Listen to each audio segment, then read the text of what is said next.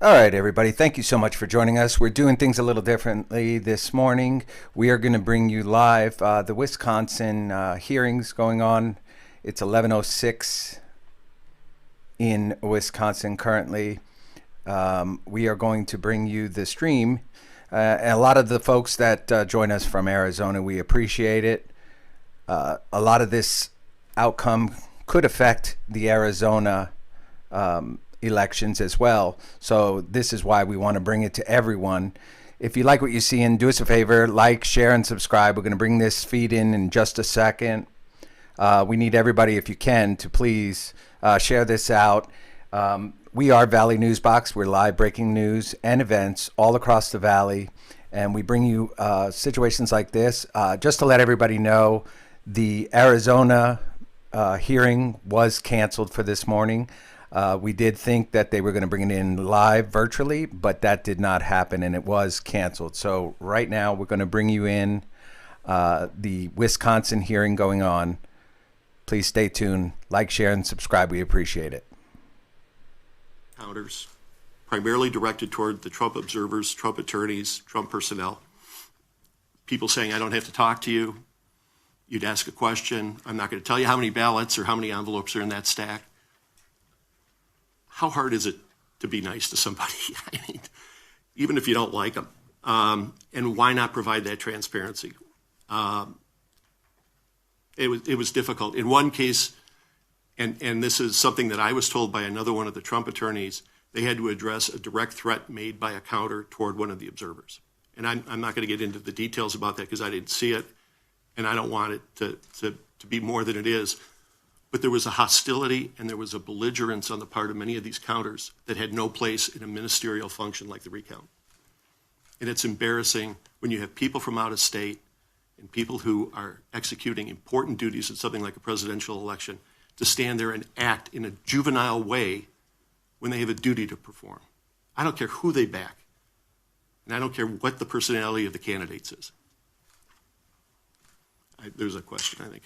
Are you done with your questions?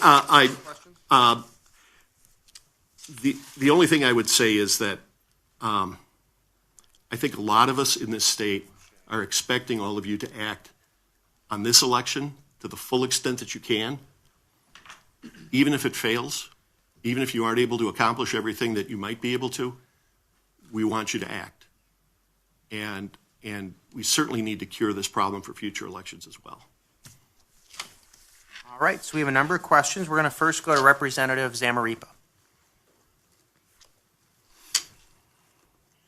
Mr. Chair, I first want to indicate that the bulk of the Democrats, as you know, on this joint committee are attending virtually, and we continually have our mics muted on us. We aren't able to unmute at all, and I want the public to know that we're being cut out of a lot of this dialogue. I am the ranking Democrat on this committee.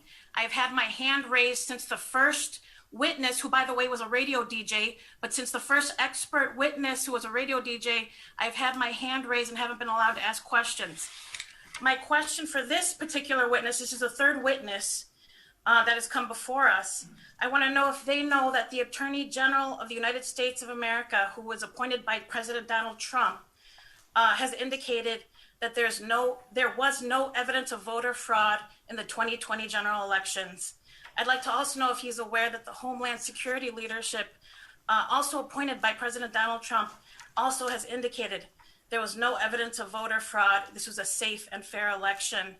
And lastly, I want to know if the witness understands that Joe Biden won the election, including the great state of Wisconsin, in a fair election process, and that our clerks, our poll workers, our voters, they did their civic duty and in the very best way possible, especially considering the COVID-19 pandemic that we are all operating under. Thank you for your questions. Go ahead. So I think there were three questions. Am I aware of the U.S. Attorney General's statements? I am, but just as the representative's colleague said, I assume his knowledge is second, third, fourth hand. So I'm not sure that he has direct knowledge that there's been no voter fraud, that he knows, or that he's not aware of any. But and perhaps the representative missed that part of my discussion. There may or may not be voter fraud. That's not necessary to affect the outcome of this election. There are votes in question that do not hinge on whether there was fraud. There are votes in question that hinge on whether the statutes that this body put forward that Michael Haas, the head of the elections counsel at the GAB, and now I think a City of Madison attorney, that he defined very clearly in his May 2018 memo that we all read, that these are statutes that have to be interpreted mandatorily. They are not subject to interpretation the way votes cast on election day at a polling place are. So I don't know about the Attorney General having firsthand knowledge, but I don't think fraud is the only reason we're all here and that the voters are upset.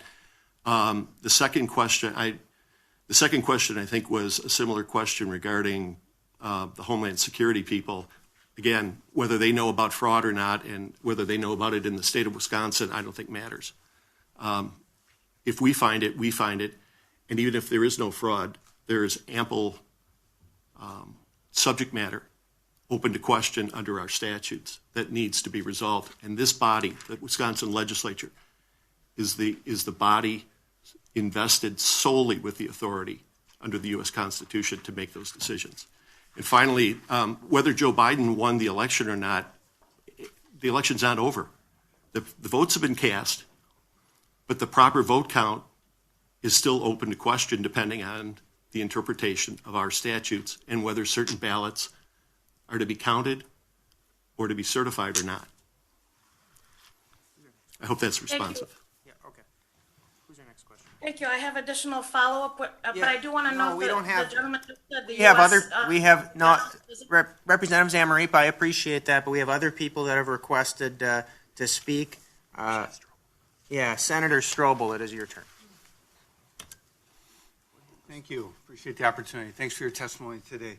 I also was at the recount, and yeah, you can call it a recount, but I really don't think there was the transparency in a way for people to really even tell what was going on. I mean, you know, you call it a recount, but in the ability to really determine is this an accurate reflection of what was actually cast? You couldn't do it at that recount. And so I use that term recount loosely, quite frankly. And just to follow up a little bit, I think what I heard Barr say, he said, and first off, I do question his intimate knowledge of what's going on in our state, but he didn't say there was no fraud. He said there wasn't substantial fraud. And I think just sitting here, anyone who would say that there was no fraud, I'd like to think there's no fraud, but there was fraud. We have specific cases, we have complaints, there was fraud. It's always a question of how much fraud. So that's what this discussion is about. And I'm willing to debate how much fraud, but I'm not willing to sit here and say there was no fraud. That I'm not going to do. I'm glad that a lot of the discussions in the testimony so far have really focused on what we can do to fix the problems we have with our election law. I think that's the most valuable thing we as legislators can take back, and our mission going forward is to fix those items. Because as we've heard here, there's just inequities across the state. And you witness those inequities firsthand, whereas what goes on in Milwaukee might be a whole lot different than what goes on in another place, or one clerk's interpretation of law, i.e. Madison or Milwaukee, might be a lot different than another clerk's interpretation. And I know I've always been big on, having fairness across the board. So my question for you is, what can we do? We understand we have statutes, and we understand we have WEC guidance. How do we reconcile those two things? Help us as legislators going forward. Maybe some suggestions as how we can deal with that problem, which really was apparent this last election cycle. Thank you. I think that, and I worked on this with regard to WEDC in its early years and throughout my tenure at WEDC on the board, in working with the legislature on statutory revisions and upgrades and updates to remove ambiguities, to add definition and clarity to the statute. I just feel that there are areas, and again, they don't depend on people committing fraud. when a police officer pulls you over and says you're speeding, he doesn't say, why are you speeding? Are you doing it intentionally? Did you get distracted? Is there a mechanical problem? No, you're over the speed limit, you get a ticket. Here, it doesn't matter why the ballots don't comply with the statute. If they don't get counted, period. And in this situation, there are issues with regard to completing the address of the witness, with regard to indefinite confinement, with regard to the application that's required before you can get an official ballot. That must be a written application. Apparently there's confusion because those statutes are being applied inconsistently across the state, apparently. At least that's what I've learned through the work I've done. And those statutes have to be clarified and those ambiguities removed. And so I think it's an upgrade of the statute that would do that. Let's go to another question. I'd remind legislators to turn on their microphones before they speak, and also remind them, please ask your question. We don't want long statements before. We just kind of have to get right to the point so that we have time for everybody. Representative Shea Sortwell, it's your turn. Thank you for coming. And some of the things you brought up that happened in Milwaukee are very troubling. One of the fantastic things that President Carter has done over the years is provide oversight, provide observers for elections across the world to provide transparency, especially in third world countries. That's where he's kind of focused, to make sure that there could be trust in the outcomes of the elections. And it sounds like to me what the testimony you're providing is that there wasn't real transparency for these observers to actually be able to do their jobs. And I'm wondering then, as we go forward and try to rebuild some of the trust that seems to have been lost from this election cycle, should we be looking at laws and bills then to protect election observers when they're not allowed to do their critically important job of providing transparency and oversight from the general public to election officials? In my role working with observers who had affidavits that they wanted prepared regarding what they saw, there was a consistent theme of I wasn't able to see what was happening. That may be because of the physical distancing issue. With a sheet of plexiglass between everybody, I'm not sure why you couldn't let somebody look closely enough. There was a huge dispute that arose because the observers could not see what they needed to see, so they began using their cell phones and either using a magnifying app or their camera app, and everyone knew that nobody was allowed to take an image, to take a picture of anything that had private voter data or information on it. At some point, you have to trust the people who are doing this as well.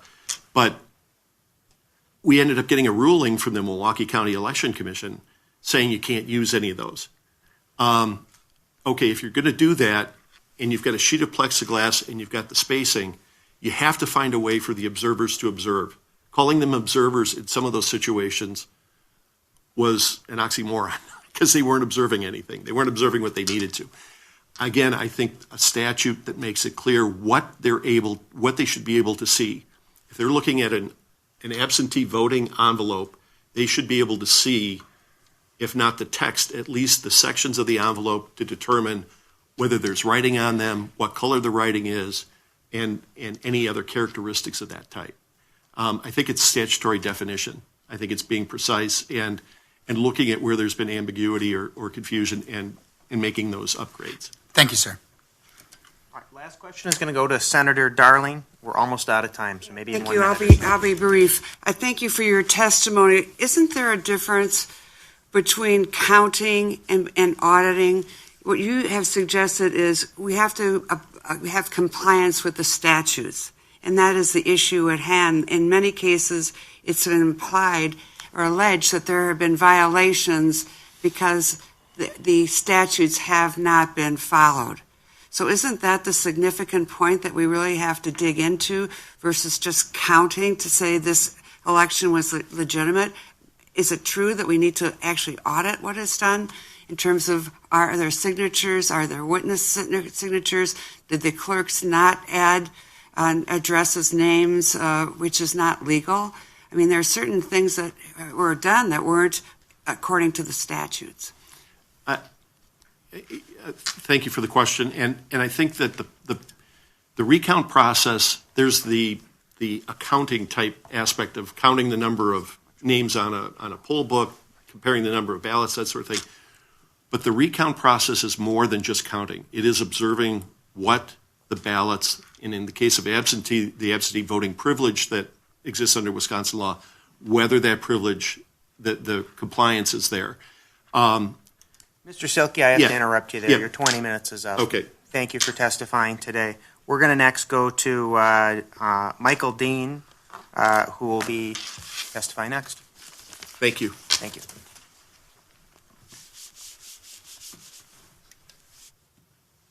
And then I understand Mr. Dean would like a Dan Eastman to come with him. We will not be giving time for both of those, just the time allotted for Mr. Dean. So just 20 minutes.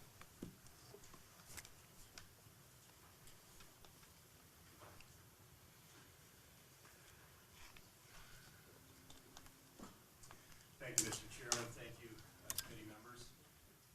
My name is Michael Dean. I'm joined by my colleague, Dan Eastman. We met during the recount process. I am an attorney, so is Mr. Eastman.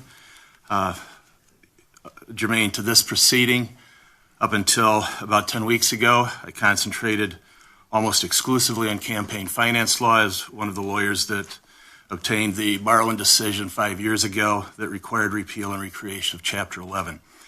For the last 10 weeks, I've been pretty much 24/7 involved in election matters. Got 4 hours of sleep last night. That was a long one. That was a long night. I was asked to appear yesterday. Mr.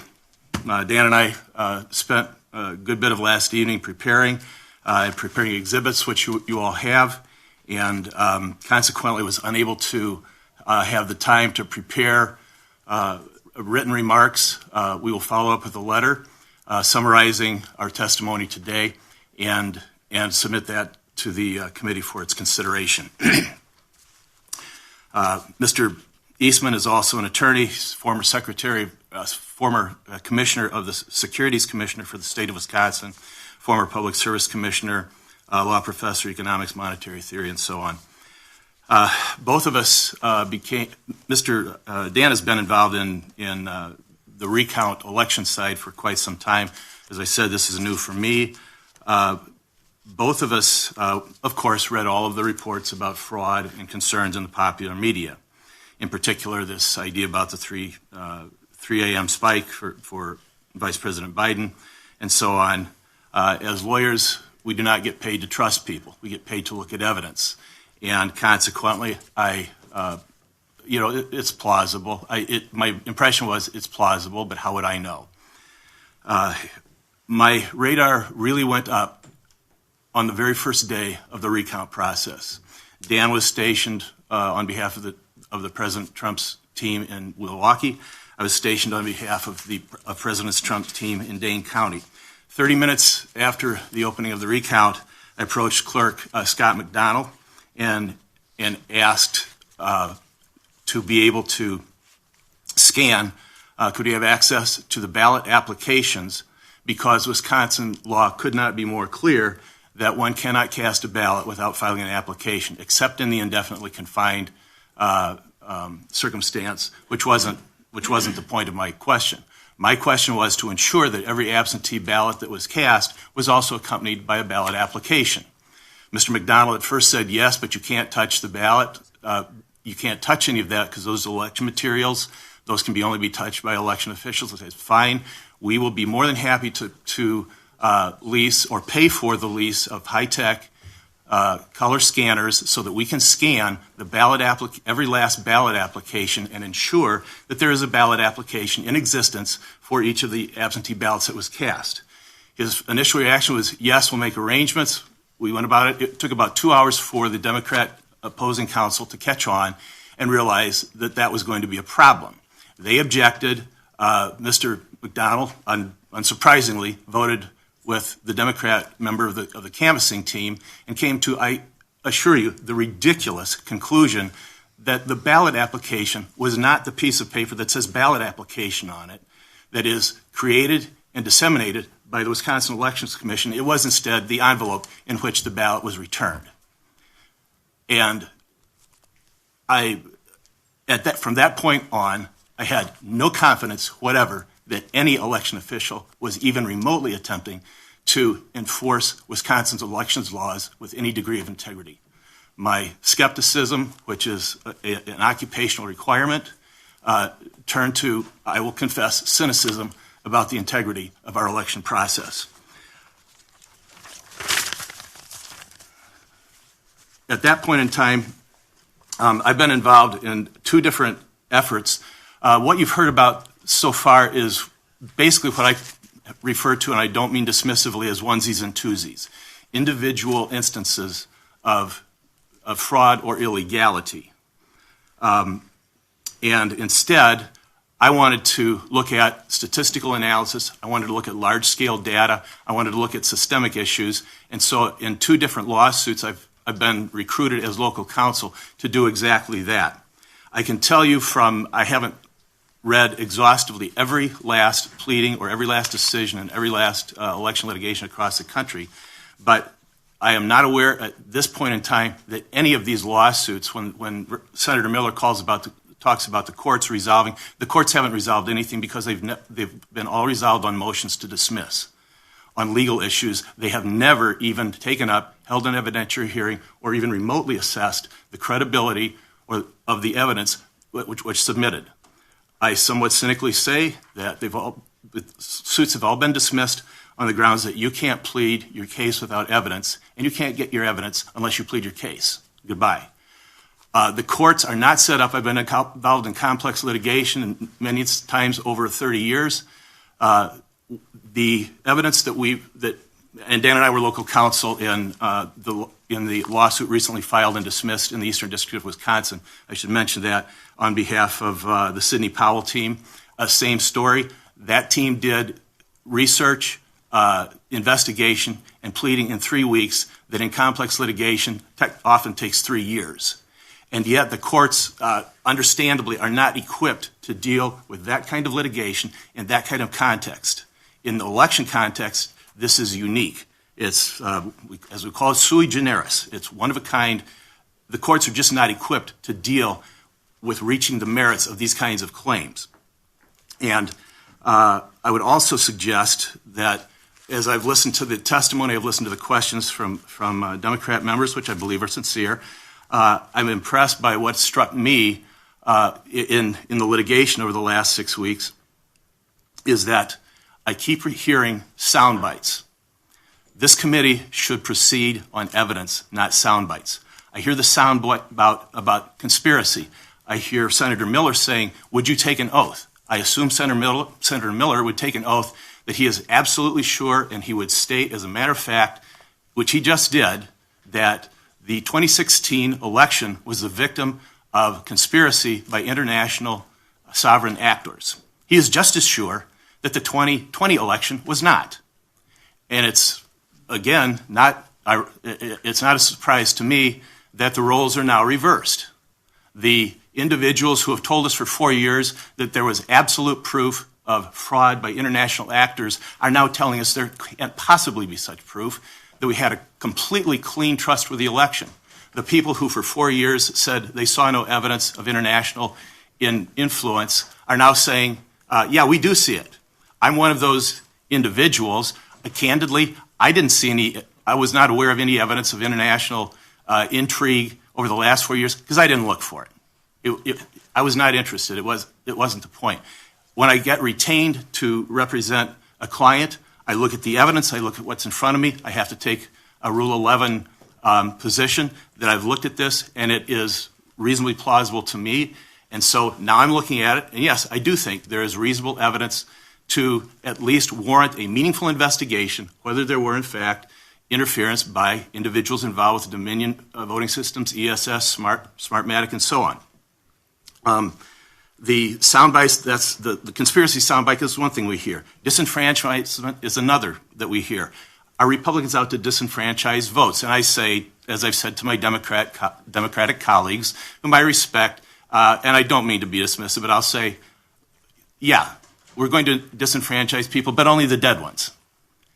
We only want to eliminate the votes of people who cast them unlawfully. And the question before this committee and every individual in Wisconsin who has any degree of integrity simply wants to ensure, are we here going to disenfranchise the voters, the lawful voters, Democratic and Republican, who did obey the law by allowing the unlawful voters to have an influence which they should not have had. Another soundbite I hear is overturning the election. The question is, are we going to overturn the election now, or was the election already overturned before and after November 3rd by improper actors? So, with all respect to Mr. Knutson, and I'm going legal, the fact is no one has ever reached the merits. Mr. Knutson makes a statement of fact that there is no fraud in Wisconsin. The elections were conducted cleanly. He can't possibly know that. He's not an election engineer. He's not a data analyst. He's not a computer analyst. He's not a program system analyst. Neither am I. And I don't know. I will not accuse anybody on the Wisconsin Elections Commission of doing anything improper, or staff. I don't know. What I do know is that the evidence that we're putting in front of you, which was submitted in federal court, raises to me a reasonable degree of concern that warrants additional factual investigation that the courts simply are not equipped to conduct. And so to that point, again, I said my interest has always been statistical analysis and systems analysis. It's not in the onesies and twosies, which I certainly respect. But Representative Knudsen was dead right when he said decentralization is critical. So is low tech. It is almost impossible to conduct fraud when you have a completely decentralized election process and you have a low tech process where every last individual shows up and fills out a paper ballot, and all of those are available literally for a hand recount. That's almost impossible to conduct. The higher tech that you get, the more susceptible that you are. And while everyone on the ground, let's say everyone on the ground that there was among election workers, among election deputies and so on, never once, ever did anything improper. That does, in one sense, that doesn't matter. You've all heard the expression attributed to Joseph Stalin. I don't think he ever said it. I think he said a variant, that it doesn't matter who casts the votes, it matters who counts the votes. And when the votes in these systems that you will read about in the evidence that we put in front of you ultimately get aggregated up, it is that level where the concern happens. So in the time I have left, I'm just going to start buzzing through, and you'll see exhibit numbers at the bottom in order. I'd say, first of all, please note and I don't have it in front of me, but there's a Wisconsin Elections Commission data sheet in front of you, I think on the top of your stack, about the kinds of evidence, the kinds of materials that should be retained in federal elections, at least for 22 months, as you conduct your legislative audit, which is certainly what I would encourage you to do. Please take special caution to make sure and demand that all of those election materials be produced. And by the way, of course, I think an election audit should be conducted in Milwaukee County, but I would invite Democrats, and I would say as on a personal note, one of my best friends from law school is Mark Thompson. We are ideologically, politically, philosophically, every way polar opposite, but we're great friends. We respect each other. We've even litigated civil rights cases together. And I truly believe that the vast majority of Wisconsinites on both sides of the issue are people of goodwill. We can't go on with this level of suspicion. And the only way to avoid the level of suspicion is to actually do what it takes to be necessary to conduct the technical systems investigation to ensure that this kind of interference could not possibly have happened, or if it did, will never happen again. So now, Can I just interject one thing? yes. I just want to interject before he starts this evidence that the legislature created the Wisconsin Elections Commission, and I have experience on commissions in the state of Wisconsin that they have quite a bit of autonomy. The WEC is in charge of assuring that the election systems used in Wisconsin are accurate and fair and correct. This evidence that Mike will demonstrate, and it's in the national news, is highly disturbing because it suggests that at a level beyond the counting machines, votes can be manipulated to manipulate the outcome, and it can't be detected in a recount.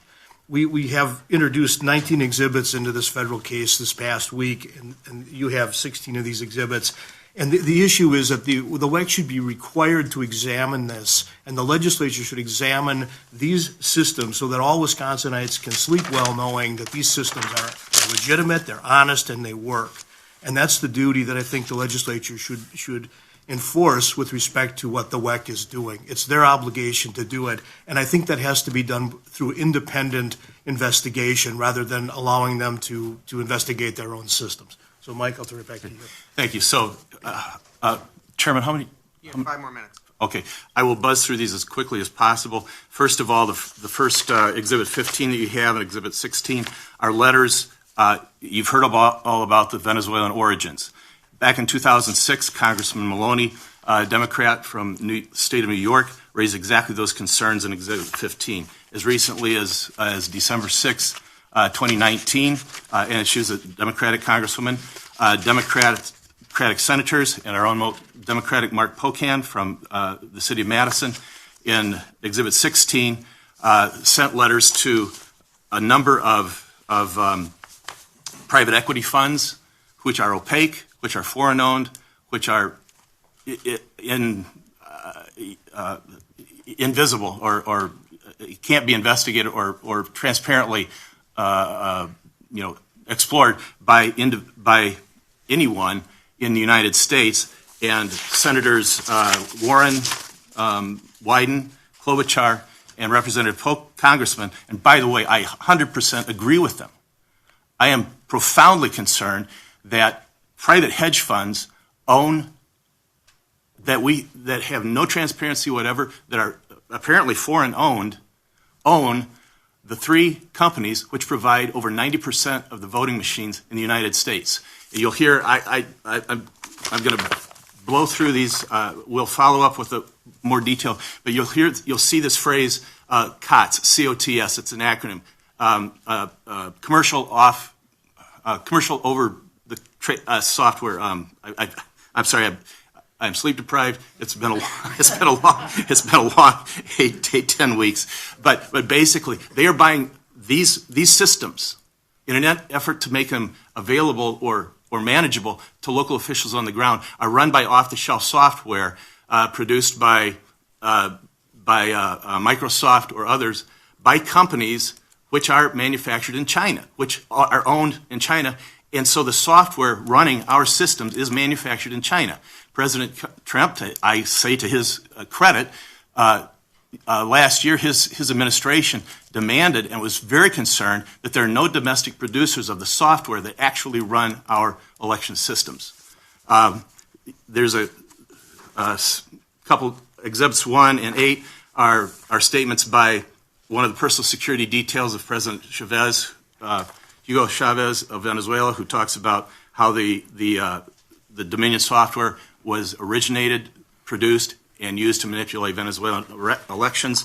Exhibit 8 is the chair of the National Electoral Council in Venezuela, who was dismissed by the Chavez regime.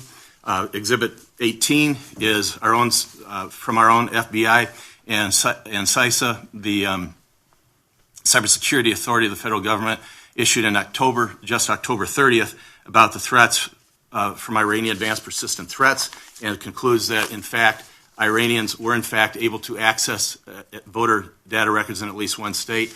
It doesn't go unnamed. Exhibit 11, the state of Texas examined and refused to allow use of the Dominion software. Exhibit 5, you only have one sheet. That's a very, very long publicly available document from WEC. I simply put that in there to document that, in fact, virtually every of these over 1,800 municipalities in the state of Wisconsin, decentralized as they may be, use software from one of these 3 foreign-owned companies. Exhibit 12 is, we call it the Spider Affidavit, not because the individual is Spider, but because Spiderfoot and Robetex were the digital forensic tools he used, among others, to create the exhibit. Let's see, was there any? I'd direct your attention to page 15. It talks about these local protocols, what the software does at the aggregation level, that at that point in time, that's where the foreign interference can come. Exhibit 13, this is particularly troubling to me. If in fact it's true, again, I can't possibly know. I wasn't there watching real-time returns. But if you look at beginning at page 13, he has a couple exhibits fixing the vote. In particular, you will note that this spike occurred not just in Wisconsin, but simultaneously in Michigan and Georgia and maybe one other jurisdiction. But when similar spikes occur in these of Biden votes occur almost simultaneously in these other jurisdictions, that raises my level of curiosity and skepticism. And consequently, again, the Elections Commission can't possibly know what actually happened real time. And I can't go into it, but we'll try to. Exhibit 14, for example, on page 1, that's the Windows Pro, the COTS problem. They can't possibly know what happened in real time. And you'll see in some of these exhibits, we'll try to follow up with our letter, that these software programs designed by ESS were in fact designed under the guise of anonymity to make it impossible to put real-time stamps, real live stream time stamps on the ballots that as they come in, so that there's no way in the software to document when a ballot was actually cast. And that's all in the name of anonymity, which, by the way, you'll see some criticism of us in the district court that we produce all these anonymous affidavits. Actually, we moved the court so that the court would be aware of who these individuals were. We asked for a motion under seal to allow the court to see the identities, to be able to vet these individual witnesses. The state, as they should have, they're being aggressive litigators, I don't fault them, but they opposed our motion to disclose the identities of these individuals to the court, then turned around and argued that our case should be dismissed because we relied on anonymous witnesses. That's what happened. Mr. Dean, your time is up. I'm out. Yep. Thank you. Thank you for testifying. We're going to go next to Ken Dragota.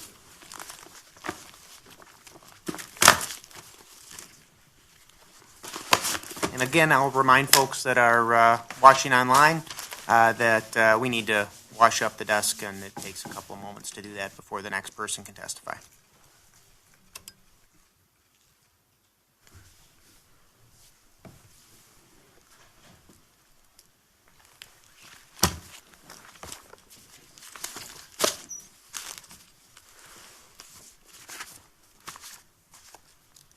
Good morning.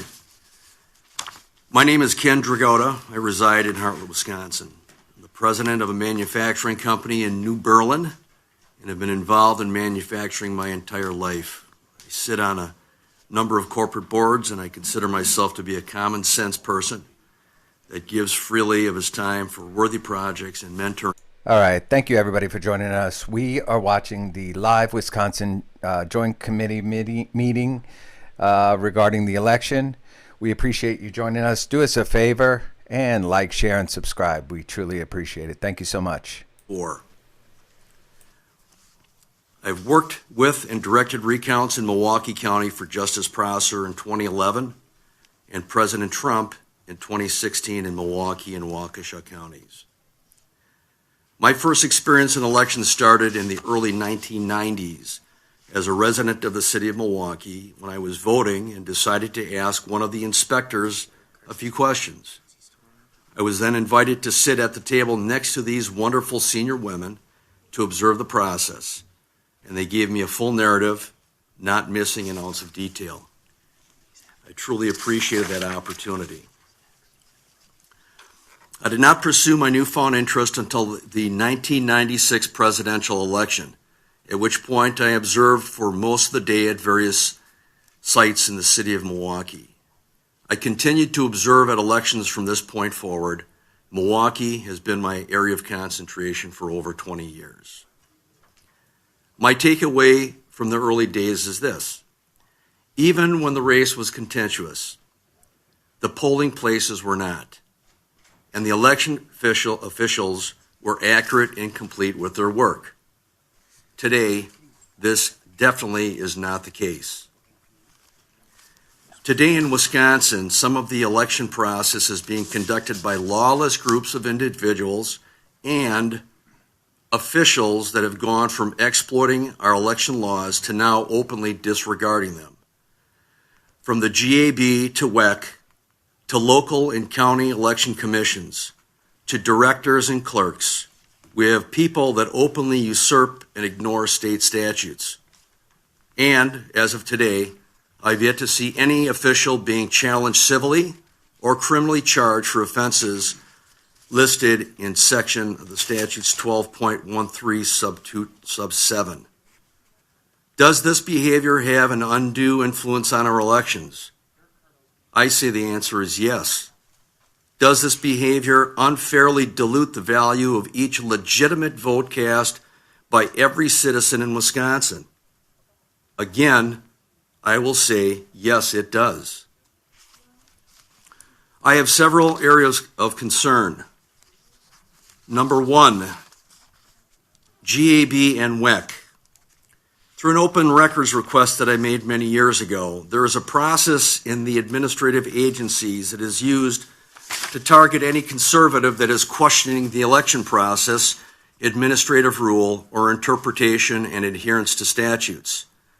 This, while the same folks go out of their way to embrace the liberal counterparts of the conservatives. I was stunned to see how liberally biased the people at GAB, now many are at WEC, with their email writings. I can only imagine what was spoken versus written.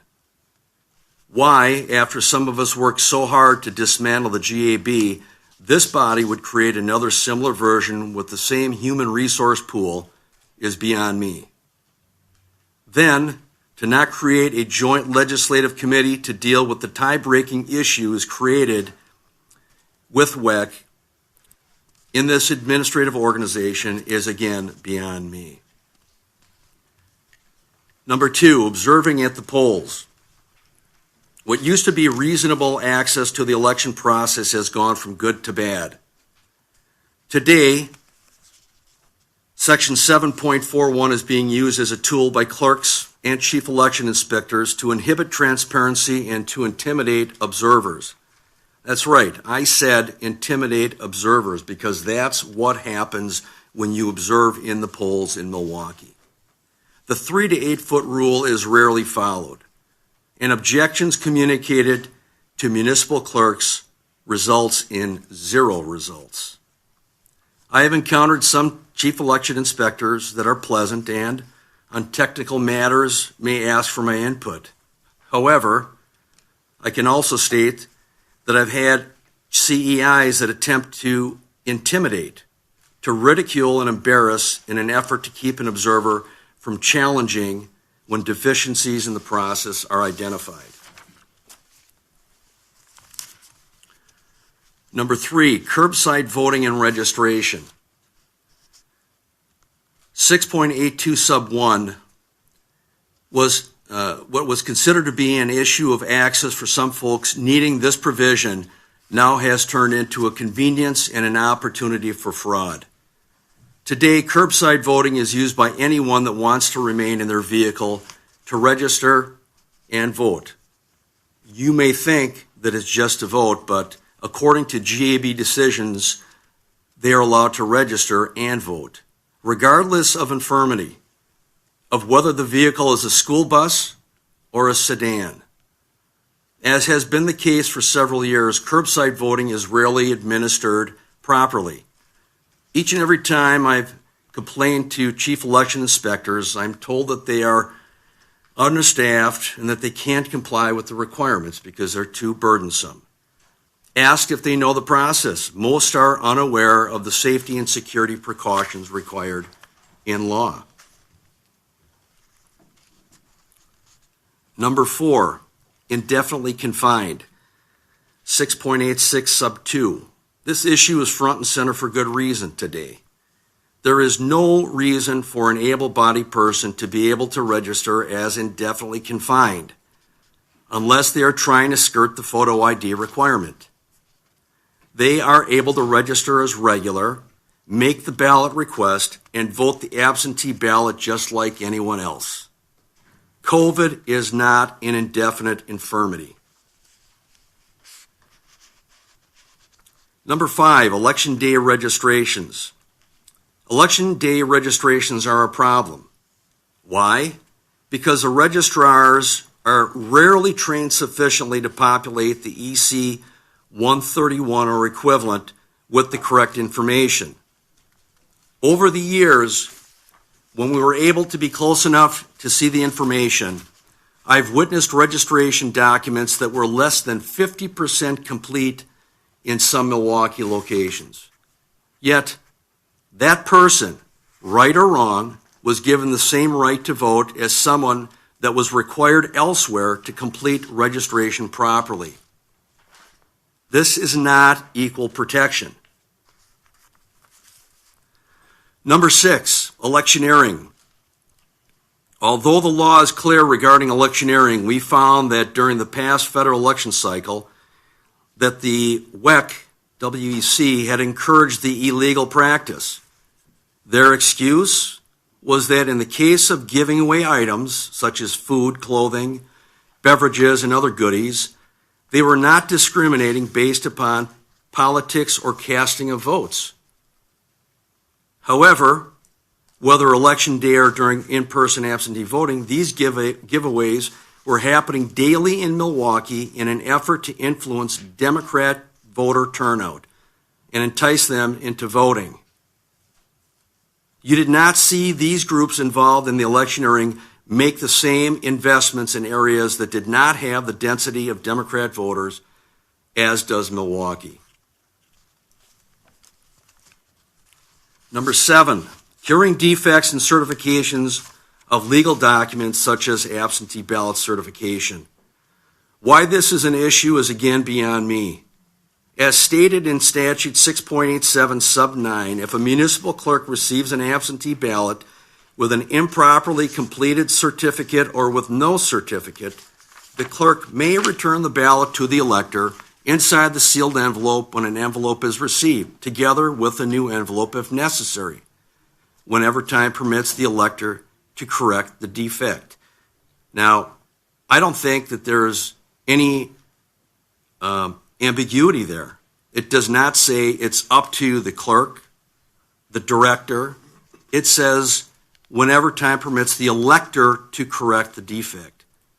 Perhaps because the statute does not identify election commission directors in its description, in addition to clerks, some may think that this does not apply and is ludicrous.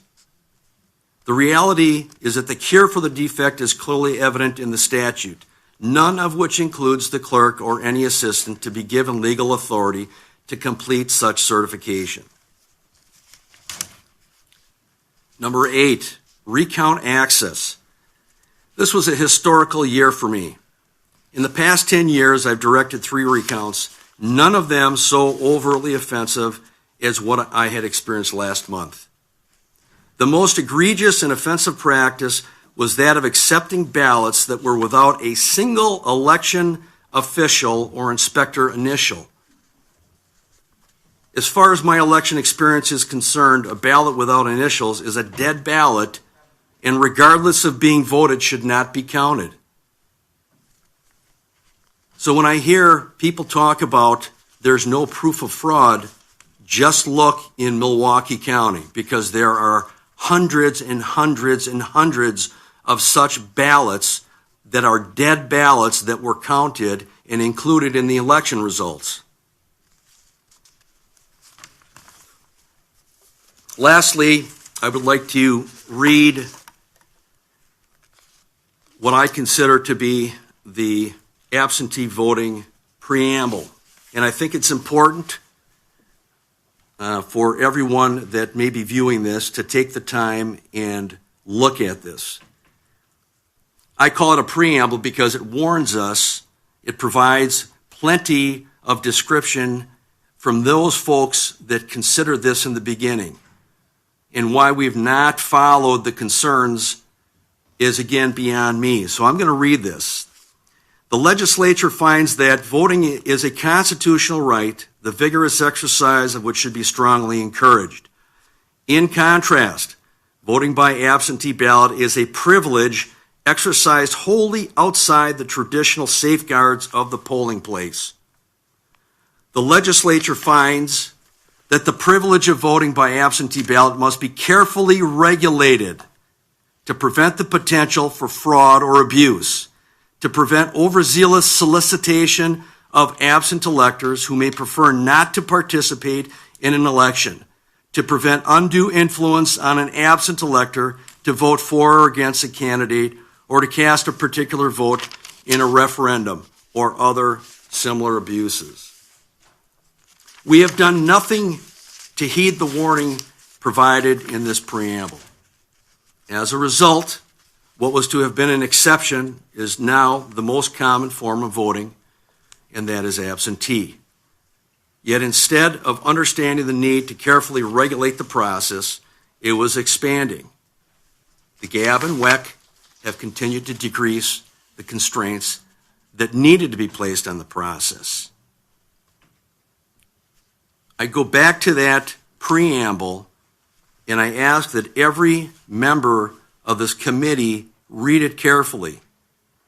What we have done, with an exception, absentee voting, which is now over 50% in some places of the voting that's occurring, is not being administered proportional to the warning provided to us in that preamble. Thank you. All right, very good. So the first question is going to go to Senator Miller.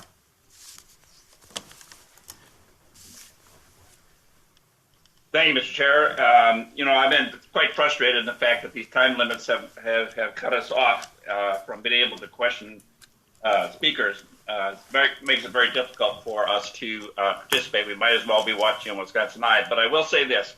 I particularly wanted to thank Commissioner Knudsen, who is the only person I see on the list, or one of two people on the list who actually have experience with the elections in Wisconsin, and who testified that the Senator Miller, please get to a question. All right. I feel there's not much left for us to be able to stay here, so I think I will watch the rest of this hearing in Wisconsin Eye, and we'll be leaving the hearing. Thank you. Okay, then we're going to go to Representative Spreitzer.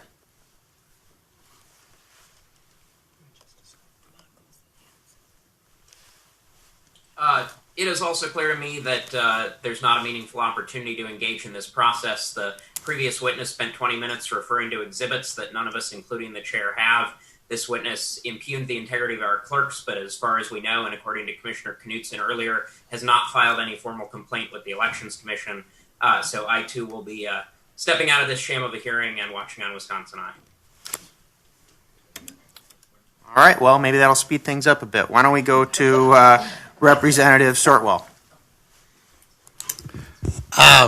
Thank you very much for your testimony, and for those who don't like the format distance-wise, maybe they should show up to work. But as far as the specific question I had for you, sir, you mentioned a whole bunch of different things that basically, from my understanding of your testimony, they're aware they're breaking the law, and kind of their excuse is they don't have enough resources. Is that, did I hear that right? They're basically claiming that they can't possibly follow the law?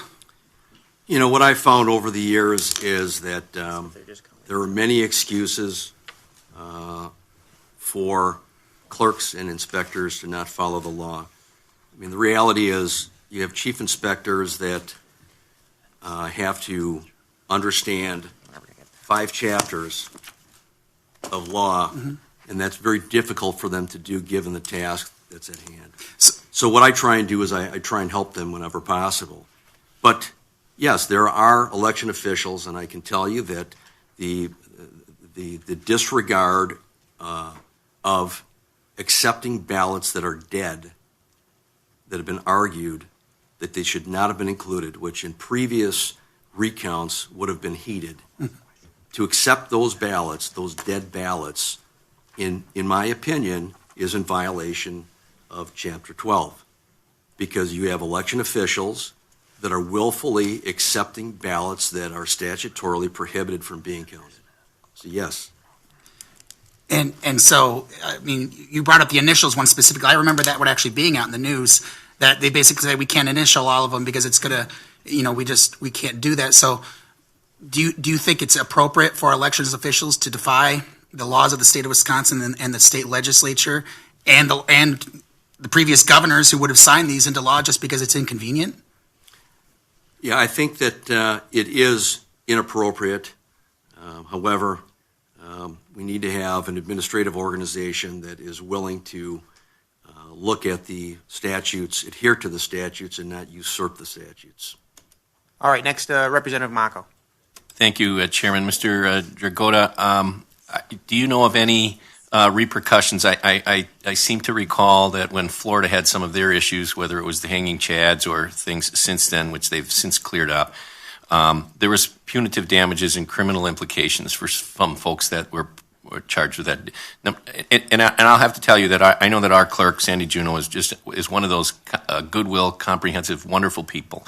And so this is not to impugn any of theirs, but most of what happened in Brown County was taken away from her and brought to central account. And so my question to you is, do we have statutes or do we need to fix statutes that would allow for some criminal implication of some type for folks that are knowingly guilty of some of this? I think one of the problems with Chapter 12 is that you have to prove intent. So whenever I hear people talking about, well, how many people have been referred for prosecution? The reality is very few. Then of those people that are referred for prosecution, you have to be able to prove intent. So if I claim that I didn't know that I couldn't vote twice, you're unable to prove intent. You're unable to prove intent in most cases, and that's why in a majority, and I would strongly suggest that this body take a look at the number of referrals from clerks for prosecution, and you may be surprised at the number of cases that are dropped because it's difficult for the prosecutors to prove intent. So that is one statute that instead of subjecting the prosecutors to prove intent, that there be an automatic penalty. All right, next we have Representative Subek.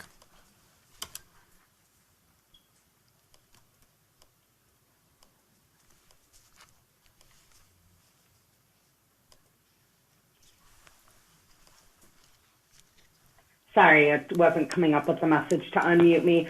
Mr. Chair, like my colleagues, I am flabbergasted by the way this hearing is being run. The idea that you're giving 20 minutes, including questioning, is utterly ridiculous. We have heard people come before us, impugn our clerks, impugn our system. There's been no opportunity to ask questions or ask for real evidence of that. So, Mr. Chair, I too will be going and watching this hearing on Wisconsin. I'm hoping that you'll call on my Democratic colleague, Representative Jocasta Zamarripa, next, as I believe she has had her hand up for since well over before the speaker finished speaking. So this hearing is a sham. You have not called the state's top election official. You are not inviting, it's a bunch of partisan invitees, and you're not even giving us a chance to question witnesses. It is utterly ridiculous. I'll be watching on Wisconsin Eye. Thank you. All right, very good. And by chance, Zamarripa is the next on our list, so we will go to Representative Zamarripa. Mr. Chair, I move to adjourn this joint committee based on the fact that nearly 4,000 Wisconsinites have died due to the COVID pandemic, and we, the legislature, have not, the Republican-led legislature has not met in 241 days to address this pandemic that is killing our people. This hearing is a sham, it's an embarrassment, and you have muted the Democrats the entire time. And let me remind you, you again started your expert testimony with a radio DJ. This hearing is a sham. Let the public know you have not let the Democrats have the floor. We are walking out. All right, Representative Zamarripa, first, I don't believe there's anything wrong with the profession of being a DJ. And second, I don't think he claimed that that was his profession. But moving on for an actual question, I hope, for Mr. Dragota, we can go to Representative Sanfilippo. Thank you very much, Mr. Chairman. So I think my concern in this whole matter is it seems that there's a pervasive law breaking that's happening, and it's not the electorate broadly per se, but it's from the officials who are entrusted to run our elections cleanly and fairly. And I think that's where my concern is. As a legislator, we got to make sure that the laws we pass are being followed. Can you kind of walk us through the process? I mean, you have extensive experience, obviously, working at the polls. Where is the breakdown in that? Because I've spoken with you in the past, and I have constituents who have worked at polls in my district that have called me with some very disturbing information. But where are we? What is the process if a poll watcher, or even just a poll worker, somebody who's working there, observes something wrong? What's the process to appeal that decision when they feel the law is being broken, and how do we get the laws to be enforced? Because I think that seems to be where this is the direction that we are maybe headed as a committee is. We pass laws. There's a process in place that if the Election Commission or anybody else feels that the laws that are in place are hampering voting matters, there's a process, a very clear process in place for them to come to the legislature and have the legislature change the laws. I think that this problem of having committee appointed board members or employees or staffers of agencies on their own deciding what laws to be followed and what laws are not going to be followed, that's where the problem is coming in, because then you have problems where you have some communities that are operating by the letter of the statutes and others are not. And now you're creating this unfairness amongst the electorate because some people are given extra chances that other people in the state are not. And what we want to do is create a fair process that is administered statewide.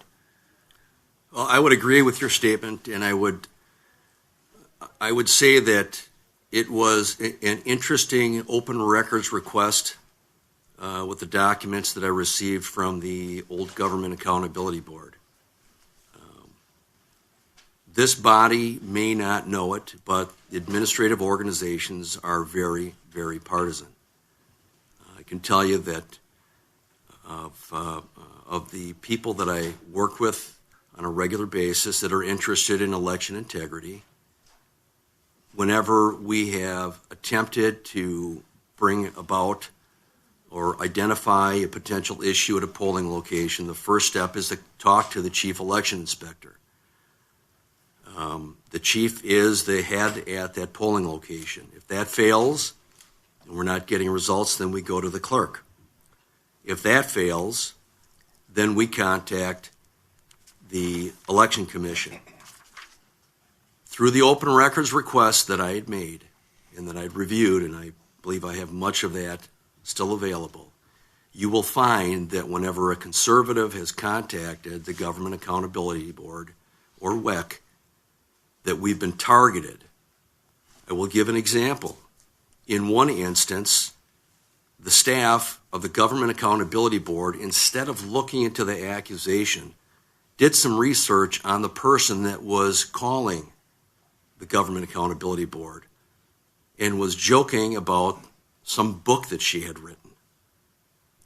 Nothing was mentioned about the accusation, what was done to resolve the claim by that person.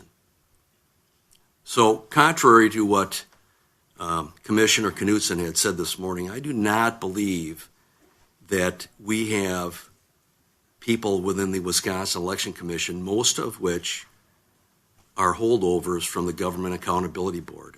I don't believe that turning over information to WEC today is going to get the results that Mr. Knutson claims will happen. I think one of the reasons why so very few people contact WEC is because they know that WEC won't do anything. WEC is part of the problem, not part of the solution. So again, I would agree that this body needs to look at limiting the authority of the administrative organizations and look at the detail necessary to administer honest and fair elections for everyone and not rely upon administrative rule making or administrative folks to do that. All right, one last question for Senator Strobel. Yes, I think it's a well-known fact that Mark Zuckerberg, the originator of Facebook. Can you talk into your microphone? It's a well-known fact about Mark Zuckerberg that he spent $6.2 million in the state of Wisconsin for get out the vote efforts in Milwaukee, Madison, Green Bay, Racine, and Kenosha. Now, when you were talking to the people in Milwaukee and it indicated that because of lack of funds or what have you, they weren't able to necessarily fulfill their duties, did they ever bring up the huge amount of cash that they received from Zuckerberg in order to assist with their voting efforts? No, none of that was ever part of the discussion. Obviously, my belief is that they just were not trained properly and that their process is designed in order to get through as many voters as is possible, regardless of what the statutes indicate. Thank you. All right, very good. Thank you for your testimony. We're going to move on to Point of order. Ethan Pease. Point Go of ahead. order, Ms. Chairman, again. We've heard a lot of this testimony disparaging our clerks and our poll workers and now civic servants who are patriots. And yet you have what we call, again, a hearing that's an investigation. Is this an investigative hearing? This is what you started with, calling this. This is a public hearing. You and called you are the this an sixth Democrat to investigative hearing. speak just during this one witness's testimony within the 20 minutes. You're the sixth Democrat to be called on. It says public hearing on that notice. It's a public hearing. You We called had a this notice. You saw it. so please tell me. That's what I'm asking you because then you stated improperly at the beginning of your statements that this was an investigative hearing. Wrong. I used the word investigate because we are investigating. That is not Well, just, we are, either it's we not are or used we as a aren't. noun. It is not used as a verb. Either we are or we aren't. This is a public hearing. And we have I'm just surprised, All Madam right, I've Chair, answered your question. Thank you very much. That you're not speaking up to defend the integrity of our clerks and our poll workers that I know you have worked with for years in your life, in your career. Okay, so may I? Speaker Voss had requested a hearing. Our notice says it's a public hearing. But in order to get through a great deal of information in regard to concerns about the electoral process, we had to set some parameters on that. I was a county clerk. I have been making notes about what I may want to address or consider or talk about. When I was a county clerk, I didn't even know the party affiliation of most of my county clerk colleagues, except for Mr. Parisi. He always made it very evident that he was a Democrat from Madison. But the rest of us had a job to do. And I recognize that most of us who ran elections and who continue to work in the electoral process do the best we can. But that's not to say that there isn't some issues which we are here to listen to today and to be open to making our system, our process better. So I don't need to be heard on every issue. I don't need to question everything people say. I'm taking notes. And I am making sure that we do follow through and address many of these concerns and find out what's fact and what is fiction. So I don't feel a need to comment on everything. And if there's parameters, then we could have allowed 15 minutes with 10 minutes questions or 10 minutes and 10 minutes, but there's no area just for questions, and we are left, for the most part, until this gentleman came up, with no time for asking questions. How are we to again, and they won't, and we aren't asking them to take an oath, and I'd ask this gentleman, would you be willing to solemnly, sincerely, truly swear, declare, and affirm that the testimony you just gave in this matter is all truth. From what I hear, you're just giving conjecture in your opinion of what you think people are actually up to. Mr. Dragotta, you don't have to answer that question. Your testimony is already concluded. Mr. Chairman, I think we should let Mr. Dragotta answer that question because this isn't hearsay. This is a guy who just testified to us that he spent 20 years working at the polling places. I don't know how many days you've worked at a polling place, Senator, but we should listen to the people who are actually there. I've worked at a central count location in my jurisdiction, and I can tell you how we've operated is within the confines of the law and sounds drastically in contradiction to what I hear is going on in Milwaukee.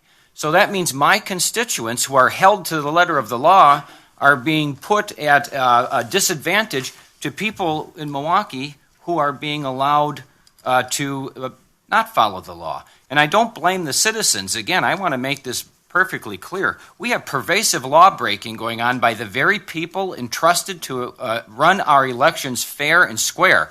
And I hope this sets your mind at ease, but I have pushed for an investigative hearing. I want people subpoenaed. I want people here testifying under oath. And I will continue to push for that because I do believe that while the vast majority of the people working our elections are honest and doing a great job, there are some very bad people out there and they need to be held accountable. From the stories that I've heard and the evidence I've seen, we have people that are engaging in malfeasance of office. And if it takes my last breath while I'm on this committee, I'm going to make sure that they're held accountable because every citizen in this state is accountable to follow the statutes and the laws of this state. And just because you're an appointed official or an elected official doesn't mean you're allowed to break those laws. And some of the things that are going on here are terrible, and we're going to get to the bottom of it. Very good. Mr. Pease.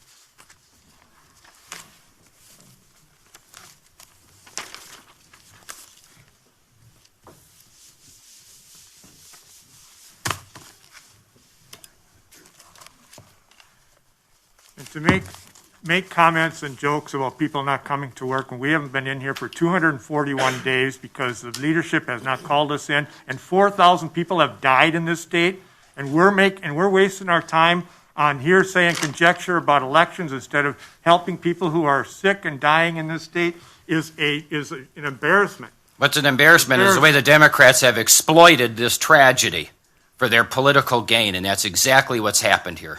Okay, I'm going to cut it off there. We have plenty of people testifying today. One of the most important reasons why we have such a fast list of people and only 20 minutes to speak is because we have so many people that are waiting to testify. We're not going to get an opportunity to hear from all of them if we keep talking outside of hearing their testimonies. This is a public hearing. The point of a public hearing is to hear from the public. Mr. Pease, please go ahead. Hello, everyone. My name is Ethan Pease. I am a Wisconsin native, was born in Madison, and grew up in Partyville, Wisconsin, graduated from high school there in 2018. Wow, thank you so much, everybody, for joining us. We are live watching the Wisconsin hearing as it could affect things in other states that are having these type of hearings. Please like, share, and subscribe. We appreciate it. And we appreciate you joining us. Located in the Stoughton Road area of Madison, if any of you are familiar. I began working there on August 26th of 2020 as a route driver and a box truck driver. This meant that my job was to pick up mail on a predetermined route that went through Cottage Grove, Windsor, and the Stoughton Road area of Madison around UMS. And then I would take this mail to UMS where it would be sorted and metered, and I would then take the sorted mail on the final box truck run to the USPS on Milwaukee Street in Madison, Wisconsin. In September or October, I began to deliver mail-in ballots from United Mailing Services to the USPS as part of my evening box truck run. I knew that I would be taking ballots because there would always be a mail cart marked for me for ballots only with a special green tag that said for ballots only. On one occasion, I forgot to retrieve the ballots from my nightly box truck run. Luckily, I had to take 2 trucks that night, so I got them on the second truck run. After that, though, I always made sure to get them because you don't want to take a box truck and have to go all the way back for one cart and then take it all the way back to the post office. It's about a mile drive. On November 2nd, 2020, I noticed that there was only one ballot in the bin for delivery to USPS. And on November 3rd, Election Day, there were no ballots in the bin for delivery to USPS. I did not think of that as strange at the time. It was Election Day. The polls were closing that day. You'd think that the ballots would kind of trickle down and be done. So you guys can imagine my surprise that when on the next day, November 4th, a senior USPS employee, whose name I do know, had asked me if I'd forgotten any ballots the night before, election night. He explained to me that an order had come down from the Wisconsin-Illinois chapter of USPS that 100,000 ballots were missing. He then told me that his post office, the one at Milwaukee Street in Madison, Wisconsin, had dispatched employees to look for the missing ballots around 4 a.m. November 4th. He said, and I quote, around 4 a.m. And that only 7 or 8 ballots were found at United Mailing Services, my work. Based on my previous experience and habit of double checking for the ballots, I believe that to be a lie immediately.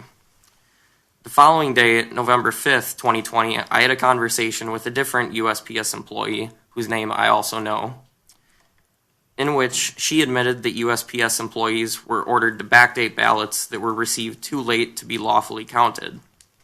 I asked this employee if I would be getting in trouble for those ballots the night before with my own boss, just kind of making sure that I was covered, because at first I did think perhaps I did miss ballots, but I couldn't have if they weren't on the cart where they're supposed to be. The employee said, no, I wouldn't, as long as they were postmarked for the 3rd. And then she hesitated for a moment and said that's why they had us do that, referring to USPS employees. I didn't bring any of this to the attention of the supervisors at the USPS at the time, due to what I perceived to be their hostility towards the president and their evident contempt of the law. I've heard those same employees make jokes about asking customers who came into the post office lobby, who did you vote for? Oh, President Trump? Okay. And then they would reference throwing the ballots directly into the trash. I'm not a Trump supporter. I'm not a Biden supporter. I voted for Joe Jorgensen this election, and I voted Libertarian in the Wisconsin governor's race in 2018, which was my first election that I could vote in. But I know that something wrong happened here, and I just want to see that something gets done about it for our state and for the people of our state, so that people can have faith in our elections. I think the American people and the people of Wisconsin have a right to know what happened. And the bottom line of this is, why was the USPS even looking for ballots on November 4th, hours after the polls closed at 8 p.m.? Thank you. All right, Ethan, is there anything that you stated in your testimony that you would have changed or said differently had we given you an oath? No. Okay. All right, Representative Sortwell, go ahead. I would like to say also that I have already signed a legally binding affidavit, so. Very good. Thank you, and thank you for your testimony, sir. It's ironic because a lot of people like to yell at libertarians that they're throwing votes away, and yet you're here today to make sure that every vote is counted and counted validly. And I want to applaud you for that. Thank you. The question I had is, you mentioned somebody earlier, and maybe this is in your sworn testimony, I haven't seen it, but you mentioned an employee of, I think you said it was of the USPS, told you that they were ordered to backdate ballots that came in after November 3rd. And I was wondering if that individual said anything about where those orders came from. Like where the ballots actually come from? No, the orders to backdate them. So did that come from a direct supervisor? Was that person aware of it coming from even higher up? Is there anything more about when that person said we were ordered to backdate them? Was there more to that? All that I was told was that it came down as an order from the Wisconsin-Illinois chapter of the USPS. So I would assume that is a top-down order. Okay. All right, that's all for now. Thank you. All right, next we have Senator Bernier. Thank you for being here. Nice to see young people engaged in the electoral process. So in Wisconsin, our law is that the ballots need to be received by the close of Election Day at 8 p.m. So if the Wisconsin-Illinois chapter of the United States Postal Service backdated ballots on the 4th, which was the day after, where were they delivered? They couldn't legally be counted anyway. Do you happen to know where they were delivered? All that I know is that when I would take the ballots to the post office, they would be loaded onto usually the 830 truck that would go to Milwaukee, and from there I do not know where it would go. Okay, so there may be no way to track where those ballots went and where they were filed, unless maybe we can get somebody from the Milwaukee Election Commission to comment on it, which may or may not work. The USPS also has extensive security cameras at all of their loading docks and their facilities, so if a proper investigation is done into this, then all of that should be able to be found. And each ballot envelope does have a tracking mechanism as well. Okay, so any unofficial, question to you, and it's more, I want to know your opinion. It seems the United States has a culture issue in regard to conservatives versus liberals, which, since you're a young person, do you think that this cancel culture thing has crept its way into the United States Postal Service, and that they feel an obligation to cancel out conservative voices versus liberal voices? From your testimony, I glean that. But you are in that culture, and I want to know your opinion on that, and if that is what seems to precipitate their behavior here. If you can just let us know what your thoughts are on that. Well, based on the jokes that they had made to me, as well as I'm very open about my political views. I'm not ashamed to admit I'm a libertarian. I consider myself independent. And I have been open with that about my coworkers at the time at UMS and USPS. People were pretty dismissive of it, and they said things like one of you said, sometimes people see that as throwing their vote away, and I've been told that millions of times. So I guess just based on that, there's definitely a contempt just between anybody's political parties. It doesn't matter if you're left, right, in the middle, libertarian. If you have different views, people look at you differently. Thank you. All right, next we have Representative Murphy.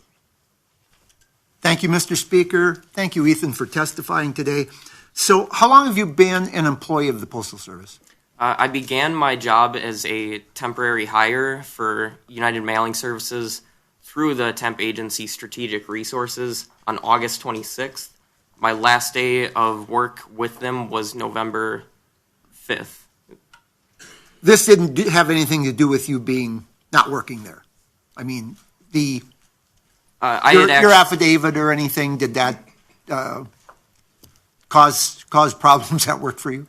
No, Okay. I've actually heard nothing from them or the temp agency when I've reached out to ask why I was terminated. Who did you file your affidavit with? Do you mean like who was it sent to? Yeah, who was it given to? I made a formal complaint with the Office of Inspector General. Okay.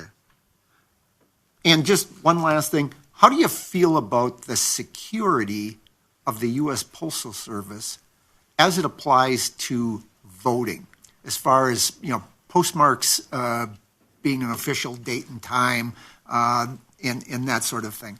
as someone who got to directly see how the ballots were moving through the system, mail-in ballots, I voted in person. I didn't want to take any chances with my ballot getting lost or just anything happening to it with the lengthy chain of custody that I've seen firsthand. So I voted here in Madison, Wisconsin. I won't say my polling place. I don't want to give away where I was living. Thank you. All right, very good. I don't see any other questions. We still have some time left. All right, but seeing no other questions, thank you for your testimony. I appreciate it very much. And we're going to go to our next person, who is Eric Cardell. And sorry, I'm going to repeat this. We're going to go to our next witness, which is Eric Cardell and Phil Klein. All right, everybody. Thank you so much again for joining us. We are in the middle of a joint public hearing in Wisconsin. Do us a favor, like, share, and subscribe. We appreciate everything. It does tremendous. We are live on YouTube, Facebook, and Twitter. We appreciate you joining us. We'll resume in just a moment. Go ahead, sir, when you're ready. Mr. Chairman, members of the committee, I thank you for the opportunity to appear before you. My name is Phil Klein. I am the director of the Amistad Project for the Thomas More Society out of Chicago, which has been concerned about election integrity for 2 years now. And additionally, I'm former Attorney General of Kansas, a former state legislator, and a former district attorney, and currently serving as assistant professor of law at Liberty University School of Law. And I appreciate your time and interest in this proceeding.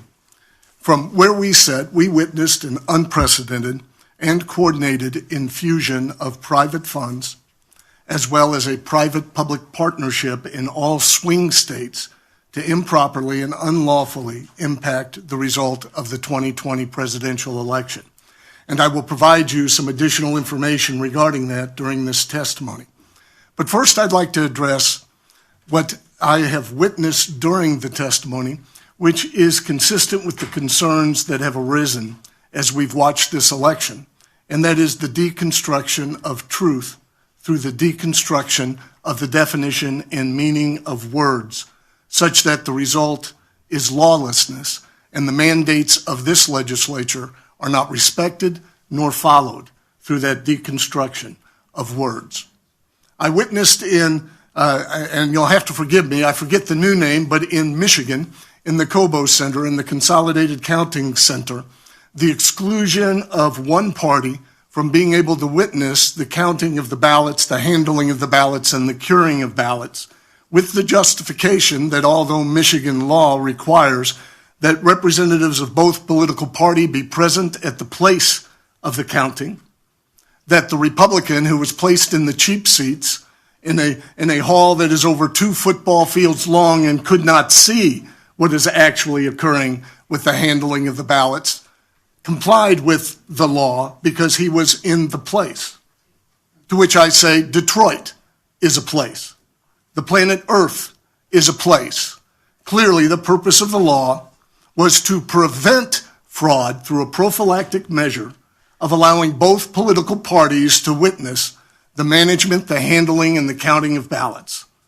In fact, the United States Agency for International Development states that it monitors foreign elections for transparency, so that all of those who have a political interest may witness the handling, the counting, and the management and receipt of ballots.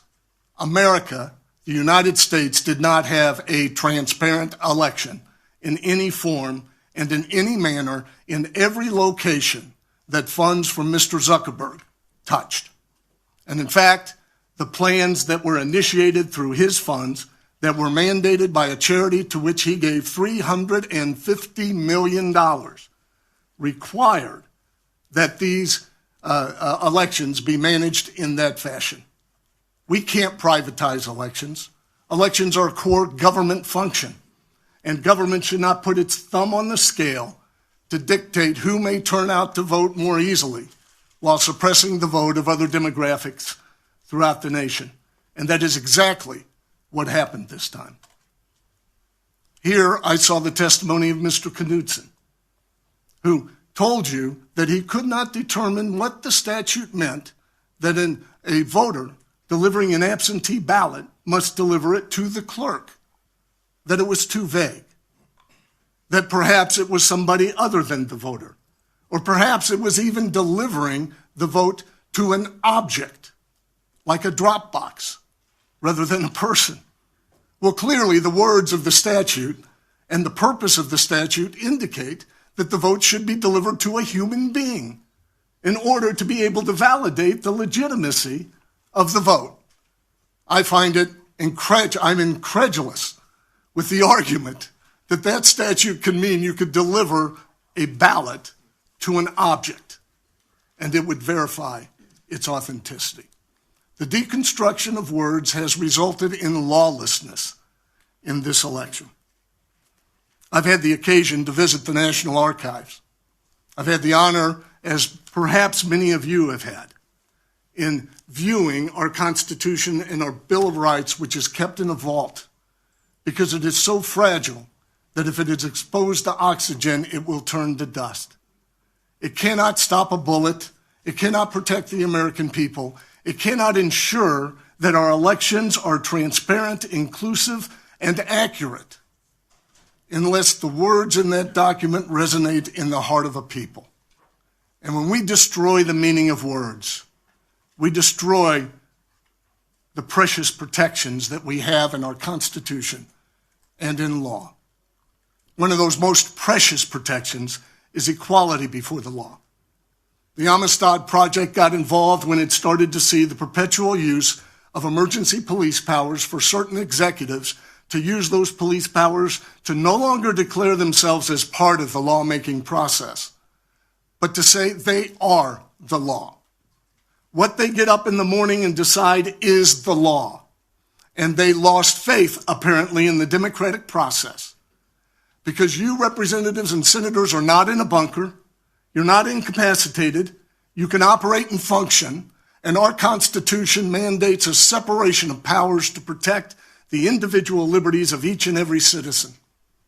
And when those powers are breached, and one person claims that they can determine what the law is, all persons suffer.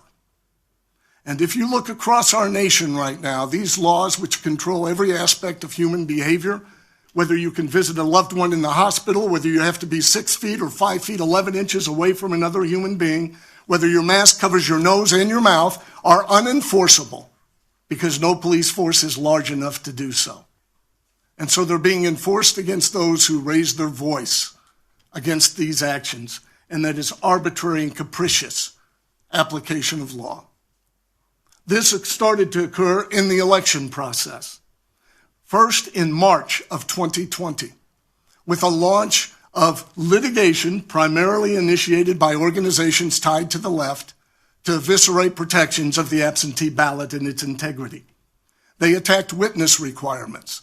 They attacked even delivering the election or the ballot to the clerk. They claimed that drop boxes were mandated by the Constitution. And soon afterwards, in March of 2020, a man by the name of David Plouffe published a book called The Citizen's Guide for Defeating Donald Trump. That guide, by the way, and David Plouffe was the former campaign manager of President Obama. At the time, he was working for Mark Zuckerberg and his wife, Priscilla Chan. And in that book, he said that this election will be determined by a block-by-block street fight to turn out the vote in Detroit, Milwaukee, and Philadelphia. Soon afterwards, and I'd ask if we can put the chart on the, this is my daughter Jacqueline. I'm here on behalf of Got Freedom, which is a C4 that she runs. So thank you for paying for this trip, Jacqueline. I appreciate it. And here is a chart. And Mr. Chairman, we will be pleased to supplement this. By the way, this is evidence. This is evidence.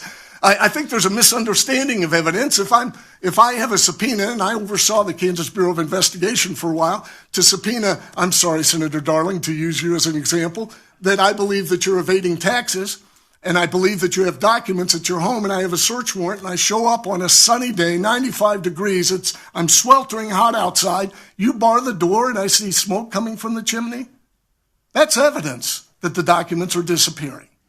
So we don't need to necessarily step in there, but it is amazing that those who have the evidence are saying, don't worry, there's no fraud here, rather than revealing the evidence to the American people. Well, this is evidence.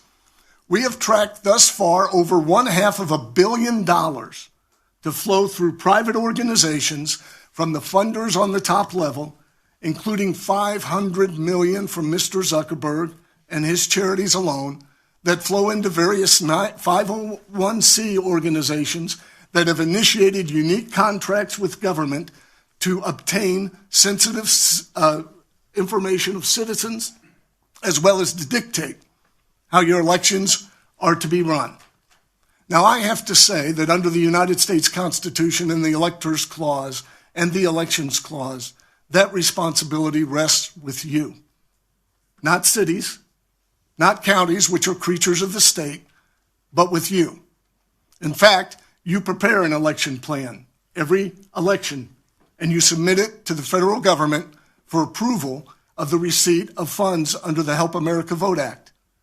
Under the federal law, you must provide that plan in a way that provides equal protection for all voters. That's the primary concern with fair elections, that every vote have equal weight.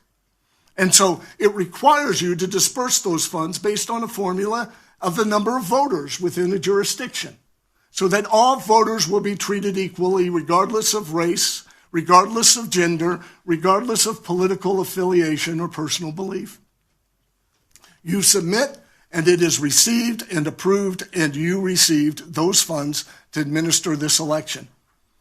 Your cities receiving Mr. Zuckerberg's funds, and I'm going to refer to it that way, because if I gave $350 million to a charity, I have a right to call it after my name.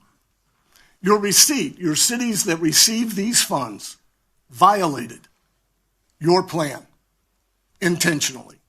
Now, I'm not here to speak about criminal law. I'll give some references to that in a minute. I'm speaking about violation of election laws, which was done willfully and intentionally.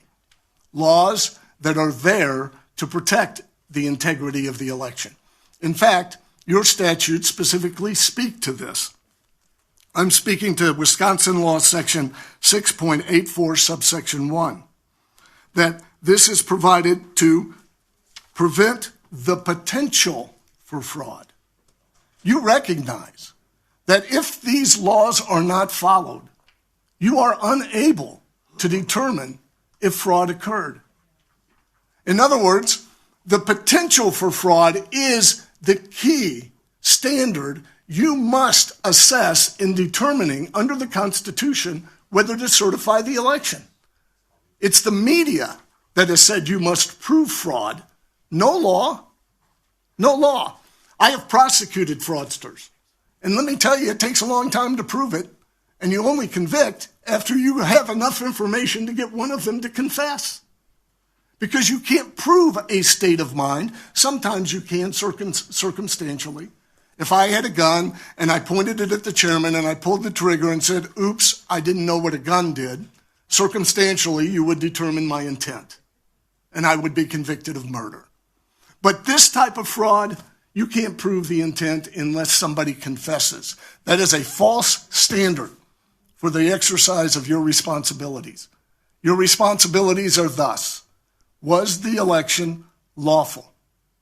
You have ample evidence, and I would say not just evidence, you have admissions by those who operated this election that they did not do it lawfully, consistent with your design, your plan, and your law. The second question is, do you have faith in the result? And if you do not, I would say your legal obligation is not to certify and either send 2 sets of electors or send no electors. And by the way, the Constitution does not mandate December 8th, nor December 14th. Those are congressional statutes. They don't override your plenary power and responsibility under the United States Constitution to get to the bottom of this matter. So, let me give you examples of the flow of Mr. Zuckerberg's money, and then I'm going to back up to some more evidence. And these are through admissions of the Center for Tech and Civic Life that he poured the money into. And there's a flaw here, by the way, a flaw in that they are a private organization, so they're not subject, like you are, to freedom of information requests, to demands for them to open up their books, or any transparency whatsoever. And so the information I am providing you is what we've been able to scratch and claw and obtain. Mr. Zuckerberg's grants.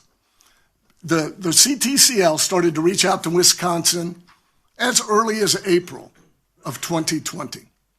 By May, they had reached out directly to the mayor of Racine, and they told him, we will give you a $100,000 grant. That at the time, based on previous 990 filings, would be about 10% of their entire annual budget. And they told him, you are to keep 60,000 of these funds.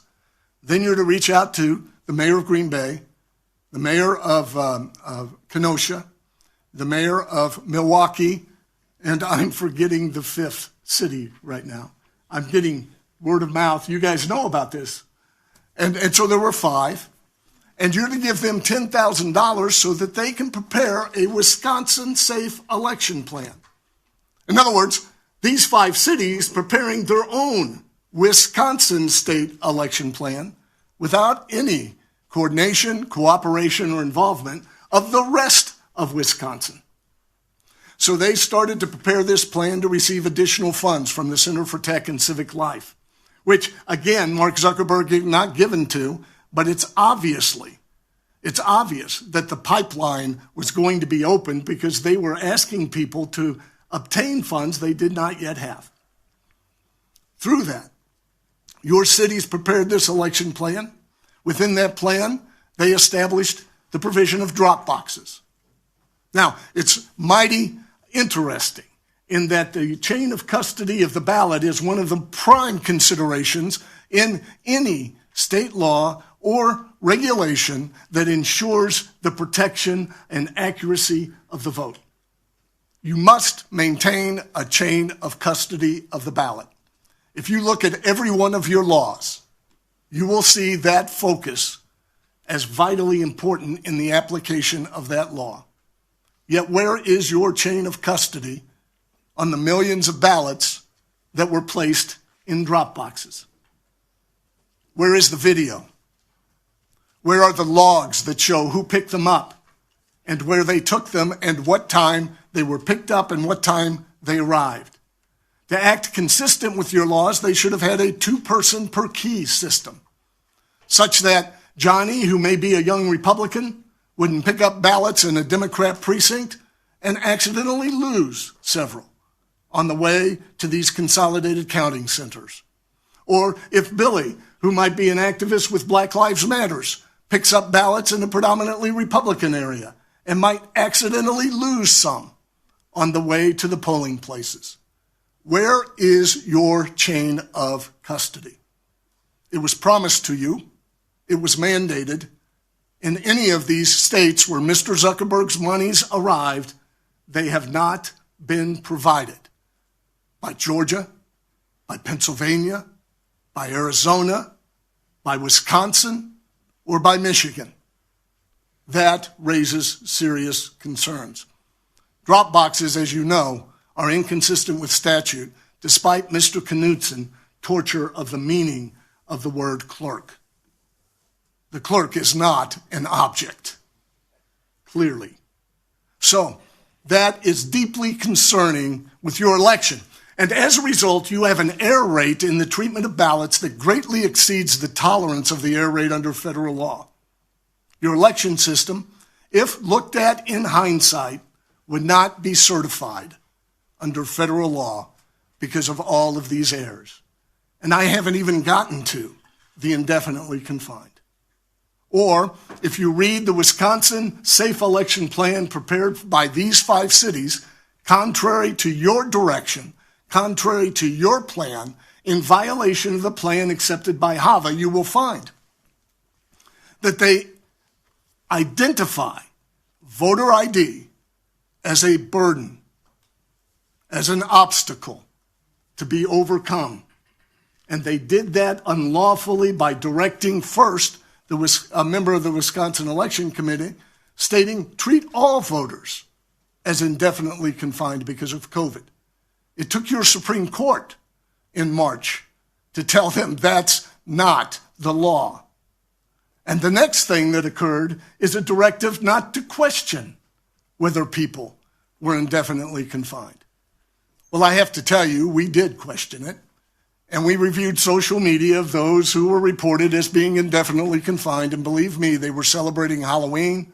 They were going out and doing things. They were not indefinitely confined. You're indefinitely confined. Absentee ballots rose. And I'm speaking, if the gentleman were to ask me to swear to it, this is the best of my memory. I'm sorry. I don't have an encyclopedic memory, but you can check it out. From about 70,000, I think, to over 250,000 in this election.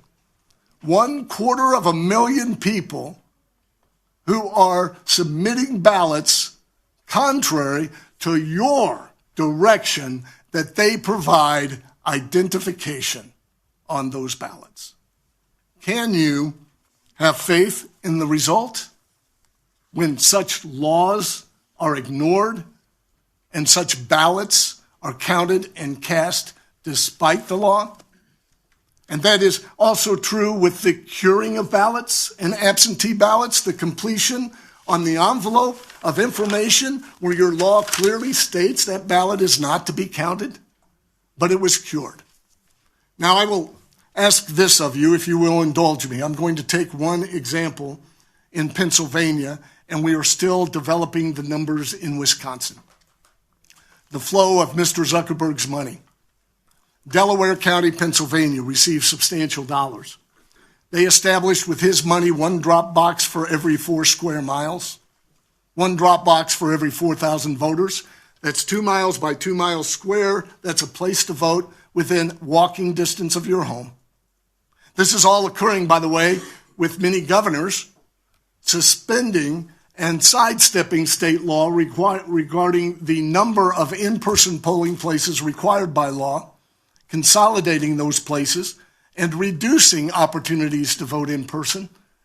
You can look at any polling throughout this election, and you will see that one party prefers to vote in person, one party prefers to vote absentee in advance. I will say this, that government putting its thumb on the scale to increase turnout of one demographic is the opposite side of the same coin as government putting its thumb on the scale to suppress one demographic from voting.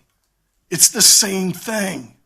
You can't treat persons or groups differently despite identity politics and cancel culture. Our rights are intrinsic, not offered by you. They're to be protected by you. And when government gets in the game through Mr. Zuckerberg's funds of treating groups of people differently, it violates a basic tenet of American law that we all should hold fast to as a protection of individual liberty. So in Delaware County, one drop box for every 4 square miles. In the 59 counties that President Trump won, one drop box for every 1,159 square miles. So in Pennsylvania, the state said, if you're in a Democrat area, we'll come pick up your ballot or walk to the corner. In the counties that Trump won, go on a weekend vacation and find Waldo. It's similar here in Wisconsin because of the infusion of these funds. And I will add this. Mr. Zuckerberg wasn't satisfied with suggesting these grants require the funds to be expended as they dictate or in the sole discretion of the Center for Tech and Civic Life. They recapture all of those funds. You had a billionaire in the counting room and America was kicked out. Those funds funded the election workers. They funded the people who boarded up the windows in Michigan. They funded the election judges in Pennsylvania, and they funded your election designed by these cities contrary to your law.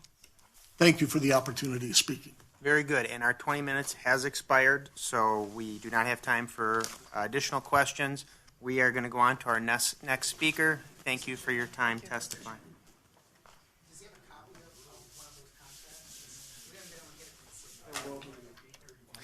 Sure, if you guys could connect, that would be great. Thank you. All right, so next we have Karen. Oh, wait a second. We have a point of order before we move on. I just have a point of order. Senator Carpenter is absolutely welcome to be here, but he's got his timer on audio, and it's going off, and it's irritating. And I have no problem with him timing and second-guessing what you're doing. That's certainly his right to do it. But he's doing it audibly, and it's driving me crazy. And can we instruct him to not have that going off like that? Why don't we just... 20 minutes is 20. He's not a member of the committee. He's not allowed to talk. Yeah, let's just... How about everybody please silent your phones under any circumstance or any other timing device or anything that you have. Just please do it over... please do whatever you're doing I silently. think he's trying to time how many signatures he can put on his papers in 20 minutes. All right, let's move on to our next witness. That is Karen Mueller. All right, everybody, thank you so much for joining us. We got some infighting, as you can hear, going on. We appreciate everybody that's sharing it out. Facebook, you're amazing. Valley Newsbox Live, breaking news and events across the Valley. We appreciate all your support. Share this out. Things are getting heated here in Wisconsin, and it's interesting to listen to. Please share this out. We enjoy it. Thank you. Tuning back in now. On Wisconsin. I'm not an election law attorney, and I claim no expertise in this area before the November 3rd election this year. I'm here to testify in the hopes that my grandchildren and great-grandchildren can live in peace and freedom. And for that reason, I want to ensure that we have free, safe, secure, and transparent elections in Wisconsin, because it is the only way that we can ensure that we have liberty in this state and in this country. It is only by having elections that we can all trust that we can keep anarchy at bay. This is, in fact, the truth that the other 18 states, led by Texas, understand, and why they are now suing the state of Wisconsin along with Pennsylvania, Georgia, and Michigan. We in Wisconsin have broken our contract with them to ensure that we follow our own election laws so that the citizens of the United States of America can together have confidence that when we hold a presidential election, that everyone, even if your candidate loses, understands that the will of the people in our constitutional republic have fairly elected that person. But before we can fix what is broken, we must recognize that there is a problem with our elections. I submit to you today that there is a threshold question before you regarding the issue that I want to talk about, which is, again, the ballot drop boxes. And that question is simply, do we have a monarchy in this state when it comes to election laws? And if so, is that what we want to keep? Because when unelected state officials can speak or write into law what they wish the law to be, then we no longer have actual laws. We have edicts, we have whims, we have dictates of the people. By the way, I must say to the person, Marlo, calling us KKK News, I must say, take a look in the mirror, sir, and look at California. If you could tell me honestly that it's going great, then I know exactly where you stand. Marlo, if you don't like it, you're more than welcome to turn away this page. Thank you so much for everybody else enjoying this stream. The use of ballot drop boxes in a Wisconsin election. As an attorney, I know that in order to research this question of legality, I needed to start with the statutes. I found nothing under absentee voting that mentioned the use of ballot drop boxes. But the more that I read the statutes, the more that I became convinced that these drop boxes were not legal under Wisconsin law. The legislature has made it very clear in the Wisconsin election statutes that voting is a fundamental right, but that absentee voting is a privilege because of the higher opportunity and the likelihood for fraud or cheating. I've heard people say that just because these ballot drop boxes were not mentioned in the statutes, that it does not mean that they could not be legal. But that assessment is incorrect because the statutes are very clear regarding absentee voting. If you don't follow the processes and procedures that are laid out in the statutes, you cannot count the ballot. So how did these ballot boxes come into existence? On August 19th, the Wisconsin Election Commission sent out a letter to all 72 county election officials. I call that document Exhibit 1. I have a copy of it right here. I apologize, I don't have a copy sent to you. This is a copy of it. It says that it is from Megan Wolf, Administrator, and Richard Rydecke, Assistant Administrator, but I don't know who actually prepared the document, so I want to make that clear. So the document encouraged the county clerks to set up ballot drop boxes in their communities. And at the subject line, it says absentee ballot drop box information. So the document encouraged not only the county clerks to set up the ballot drop boxes, but it even suggested that clerks partner with libraries in order to use their book return slots, or also with private companies that had payment drop boxes. The document informs the reader that it originated from a model guideline document from the Cybersecurity and Infrastructure Security Agency called CISA. And that document I also have right here. CISA is an agency, a sub-agency of the United States Department of Homeland Security.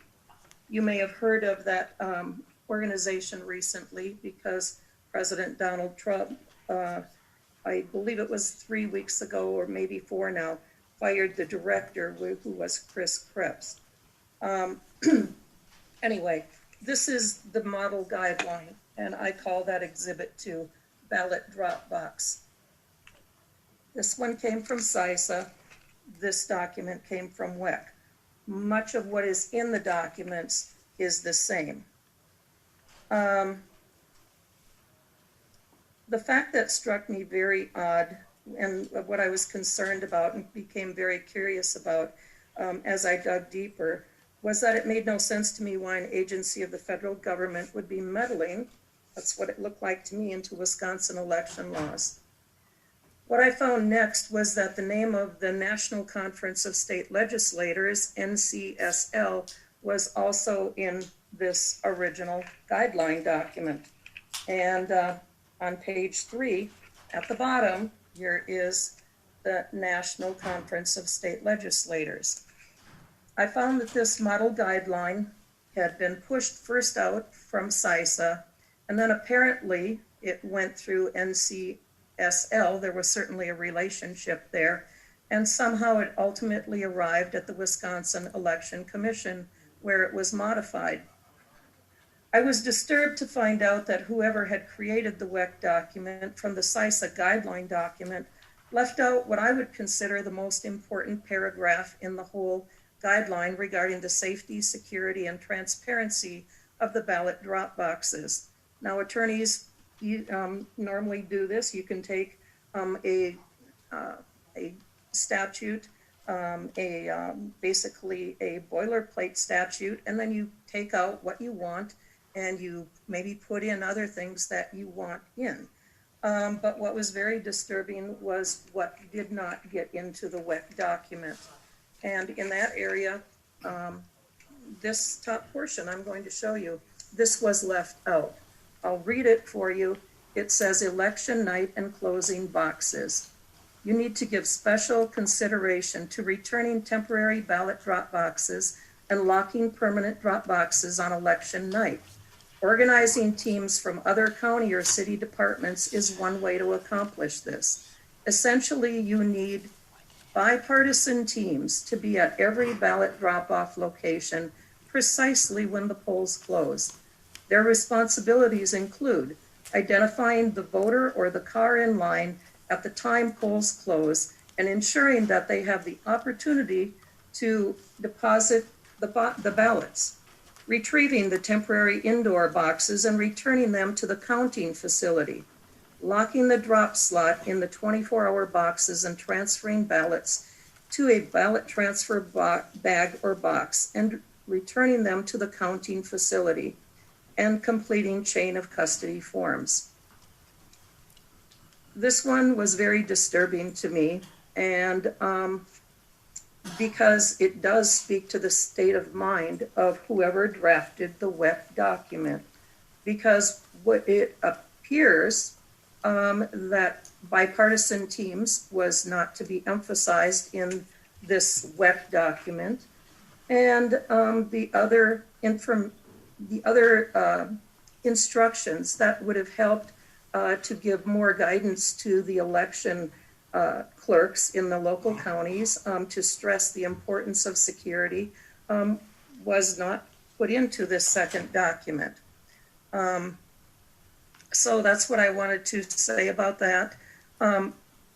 About the same time after this election that I was looking into these ballot boxes, I read Dan O'Donnell's report on other areas where WEC had allegedly ended fair elections in Wisconsin through other questionable directives. That was kind of the title of the piece that he had written that I read about. I won't go into those issues today because he has already testified and I believe he covered them. But I just wanted to point that out, that was kind of an impetus for me to keep digging and to find out what in the world was going on. But on November 27th, I decided, along with my husband, to file suit on his behalf as a voter in this election. And I filed a petition of original action with the Wisconsin Supreme Court. And what I alleged was that the over 500 ballot drop boxes that were placed throughout the state of Wisconsin were illegal because there was no legislative action that brought them into existence. You need to know that there were 15 ballot drop boxes in Milwaukee alone. 13 of them were at public libraries. But I would guess that most of you would be shocked to know that there were over 500. And I do have a document. Excuse me for a minute while I grab it. Okay, I can't grab it right now. Anyway, it's about a ½ inch thick, and it lists the locations of every one of where those ballot drop boxes was placed in the state of Wisconsin. So, in the petition for original action, I placed only questions of law before the court. And I did that because I wanted to make sure that they didn't have to get into factual determinations. And so I asked, under Wisconsin laws, are the ballot boxes legal or illegal? And if it turns out that they ruled that they were illegal, then my next question was the ballots that were placed within them illegal? But on December 2nd, the Wisconsin Supreme Court dismissed our case without stating a reason. However, the 3 dissenting justices joined in a one-line statement, and they said the court cannot continue to shirk its institutional responsibilities to the people of Wisconsin. I believe that this case is about systemic election fraud, where the federal government, for whatever reason, a rogue agency, I'm not sure what's going on, that would take a lot more investigation than I'm capable of doing, through ISA, apparently reached down through a private quasi-governmental organization of the National Conference of State Legislators, NCSL, or the National Association of Secretaries of States. And then they passed their model guidelines for absentee ballot drop boxes into the Wisconsin Election Commission, and where people within that organization basically made up a law. I don't know who did what. CISA and the people working with them at all levels of this enterprise also waged a propaganda campaign through the websites of the NCSL, NCSL and NASS. And finally, out to the media that told us to trust our election officials and not to spread disinformation and misinformation. These were phrases that are found routinely throughout the election areas of these websites. which I strongly urge you to take a look at on your own. There is nothing here that you cannot verify on your own. I am here today because I believe that the citizens of Wisconsin need to know that despite what you've heard in the media, our election processes and procedures in Wisconsin and possibly in other swing states have been critically compromised. If you wish to find out more about what happened and to examine the documents and exhibit yourself, you can either go to those websites or you can go to my public interest law firm's website, AmosCenterForJustice.org, and you can see the case I filed and the many exhibits that came from these organizations' websites. I'm also here today to talk to you briefly about the organization that was just mentioned by the last speaker, the Center for Tech and Civic Life, CTCL, which also interfered in our November elections this past summer by giving over $6.3 million to Racine, Kenosha, Green Bay, Madison, and Milwaukee. Racine alone got about $1 million. And in part, this was for the purpose of installing these absentee ballot drop boxes, which were not legal when the money was awarded or accepted. And I don't believe that they are legal to this day. You should demand that a forensic audit be done into each community to account for the way in which the money was spent. Money was also given in the form of smaller grants to many small communities across this state. It was in September that Mark Zuckerberg of Facebook and his wife gave over $300 million to the Center for Tech and Civic Life. If you look at the website of all of these organizations which I have mentioned, you will find that they cross-link to each other and all have similar messages. Again, as I said earlier, to trust your election officials, don't pass on misinformation or disinformation. It was quite a propaganda campaign. One document, Exhibit 9 in my lawsuit, was a joint effort put out by CISA and NAST, the National Association of Secretary of State. You might be shocked to know that the document includes a long list of partners, which includes all of these organizations that I've mentioned. But at the bottom, it even thanks Dominion Voting for in-kind donations.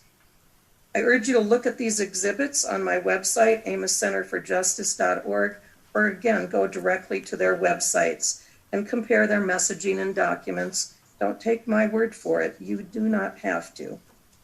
CISA, NCSL, NAS, CTCL, they worked in concert to put out one consistent message both before and after the election.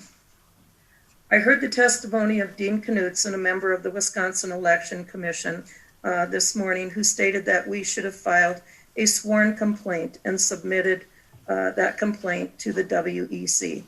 The statute he cited refers to irregularities regarding individual ballots or groups of ballots. Filing a complaint about a broad alleged illegality of the Wisconsin election laws with WEC would have been futile and would have been like asking the fox to guard the henhouse. An action at law was the only reasonable action given that the time was and is of essence. In closing, when the people that are charged with ensuring and administering that fair, safe, and transparent Wisconsin election laws don't do their job, but instead actively encourage breaking the laws that you, our duly elected representatives, have enacted, then we're in serious trouble in Wisconsin. But when a few lawmakers themselves actively wink or nod to the alleged illegal processes or procedures being given out as guidelines by the Wisconsin Election Commission, then it's time for the legislature to stand up as one body to anyone and to get to the bottom of what has been happening regarding the disregard for the rule of law. I strongly urge you to open an in-depth investigation into these matters. If you do not do so, then I am left with the conclusion that the people of Wisconsin are left with unelected kings and queens who will speak law into existence whenever they desire. Thank you for allowing me to speak, and have a nice day. All right, before you go, Karen, we do have one question from Representative Mako. Go ahead, Representative Mako. Thank you, Chairman. Thank you, Ms. Miller. I want to make sure that I understand your, I don't want to say implication, but your engagement with the NCSL group in what you're stating here. So I happen to chair both the Budget and Revenue and the SALT Task Force for NCSL and have been engaged with them for over 6 years. So as such, as chairman, I'm the guy that drives state model legislation as well as congressional resolutions as it relates to budget and revenue issues and state taxation issues throughout the country. And as you know, they're a bipartisan organization with thousands of members, both staff and legislators. So it's not inconceivable that whoever chairs the election component of NCSL, which I will look up shortly, is driving their bias in their recommendations. But is that what you're referring to, that somewhere in the NCSL organization there was state model legislation and congressional resolutions recommended that were part of the NCSL platform? Or is that your allegation? What I am alleging is that the WEC document originally originated with CISA and that the NCSL was named within this document as a reference. And so I can only conclude from that there was some level of participation. I don't have the resources to look fully into what went on, but I will read you the part just so you can understand, because I'm not trying to allege any more than I can see on the document. I don't have the resources to do that. I can only look at what was written. If you are considering the use of ballot drop boxes, you should review your existing laws and requirements and determine whether emergency changes may be necessary. A full list of state practices can be found at the National Conference of State Legislators website, listed in the additional resources section. But in addition to that, when you look at the documents, if you go back and forth through the various websites, they link back and forth to each other regarding the election law statements. Ms. Mueller, your time is up. That is what I am saying. Thank you, ma'am. Yep. Ms. Mueller, your time is up. Thank you for testifying today. Before we go on to our next witness, Senator Bernier has. I just wanted to, hello, Karen, this is Kathy Bernier.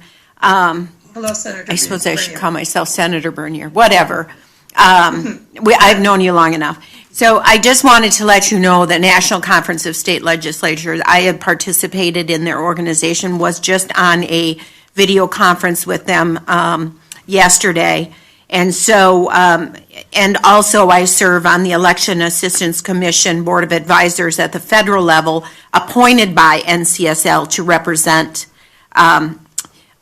us on the Board of Advisors with the EAC. So that organization is a nationwide organization that is bipartisan. Matter of fact, Speaker Voss is currently the president, or was, is, and many of us participate with them.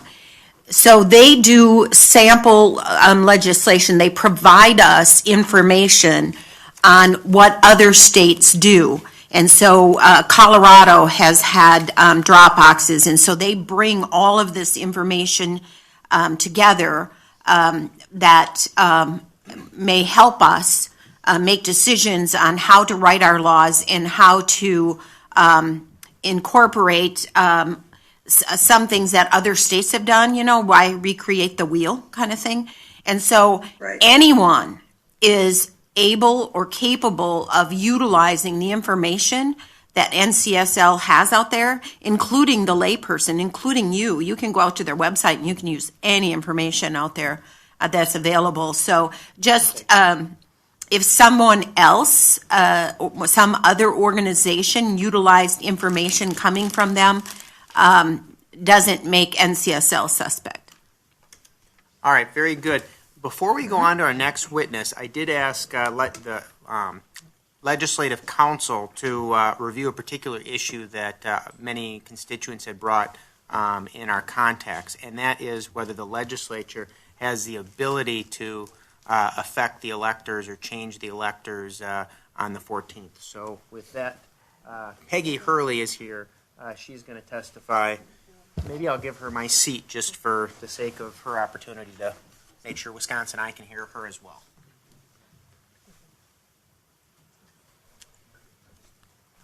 Thank you. So, Article 2, Section 1 of the United States Constitution directs that legislators should appoint electors in any manner the legislature so chooses on the date chosen by Congress on Election Day. Our state legislature did enact statutes to do that. They enacted laws to choose electors by the popular vote on Election Day. It then gave authority to the chair of the Elections Commission to conduct a final official canvass of the votes and to announce the winner in a public statement, and to the commission, the Elections Commission, to prepare a certificate showing the results, which is then signed by the governor and sent on to the federal government. So in our statutes, the manner that our legislature has chosen does not anticipate a role for the legislature to certify the slate of electors that are sent on to cast their votes at the Electoral College.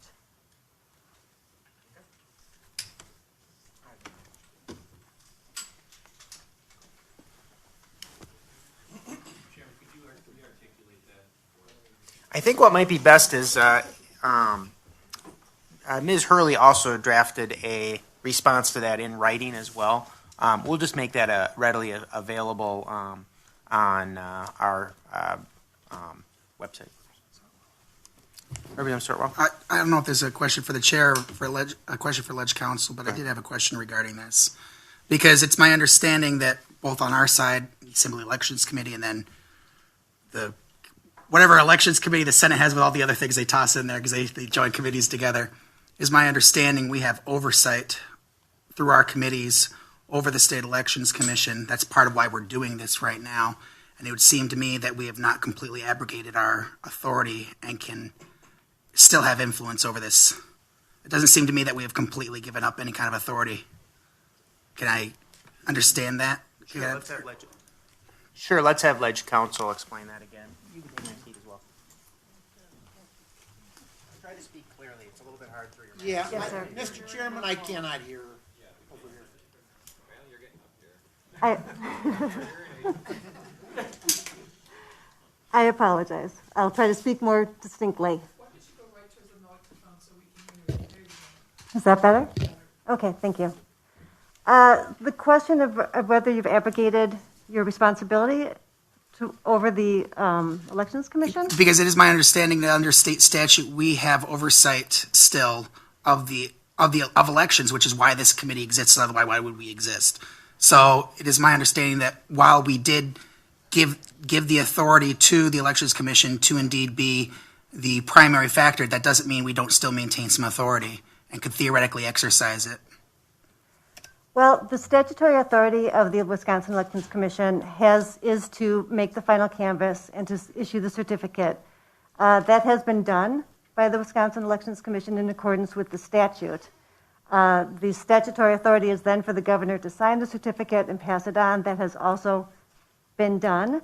So I'm not exactly sure what legislative action would be done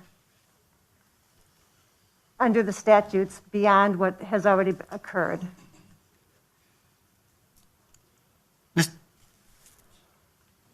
Do you have some follow-up before we go on? Senator Darling, you go first. Thank you very much. Questions to Ledge Council, too. There are two issues here, I think. I think the question being asked is, what is our authority over elections? Yes, we have committees, yes. But what authority do we actually have? It's my understanding that we do not select the electors. Or could you answer that? It's my understanding that the two parties each select, they're 5 each.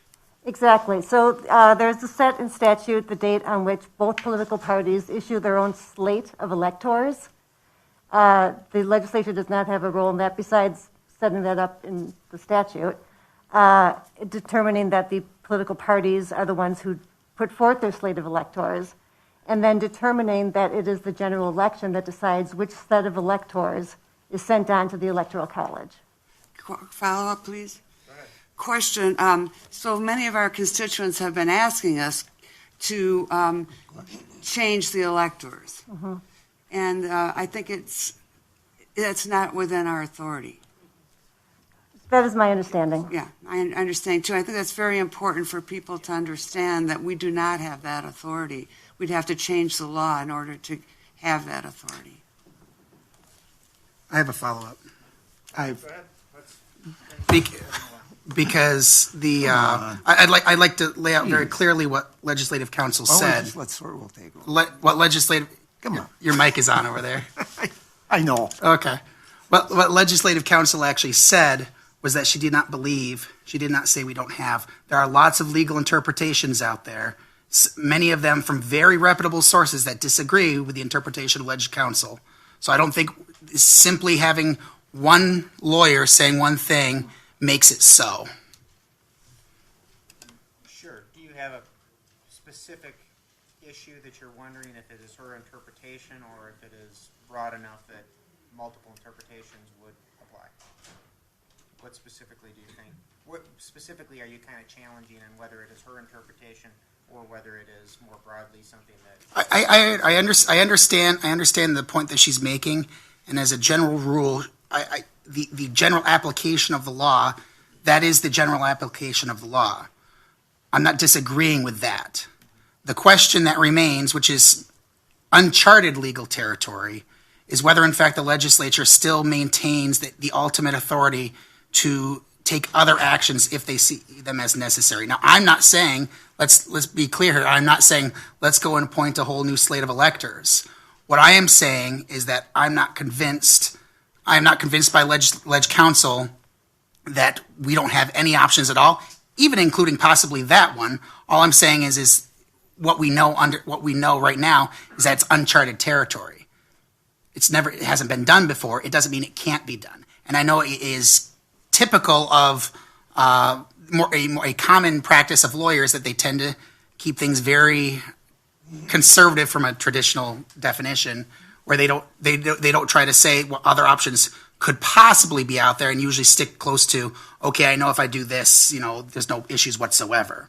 But that doesn't mean we can't explore other options that have just never been utilized before. Okay, seeing other questions, let's go on to our next witness. Oh, wait a sec, sorry. Dave, Representative Murphy. Thank you. I actually did come here to participate, not for my good health today. My question is about the certification of the election. So the chairman of the election commission certified it, sent it to the governor, and he certified it. There are allegations that from Mr. Knudsen earlier that nobody else on the commission got to vote on this, and that the chairman of that committee did that unilaterally. What is the regulation about, how that gets to be certified by the election commission? Certainly, that is found in Chapter 7, I believe it's 7.70, sub 4, I think. The chairperson of the Wisconsin Elections Commission is charged with making the final tally and adding together all of the local and then county canvases. So that individual is charged with making that determination and publicly declaring who the winner of the general election is. So the chairperson has unilateral power to certify that?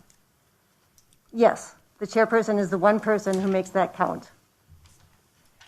Thank you. Yes. My colleague here has pointed out that there's other statutory language regarding the certificate of election. And when that is sent, it basically says that the commission shall record in its office each certified statement and determination made by the commission chairperson. For presidential electors, the commission then prepares a certificate showing the determination of the results of the canvass and the names of the persons elected, and the governor then signs it, affixes the seal, and sends it on to the federal government. All right, I have one question. When you say chairman, do you mean the chairman of the Assembly Campaign or Assembly Committee on Campaigns and Elections, or the chairman of the WEC? The chairperson of the WEC. Okay, just want to clarify. Thank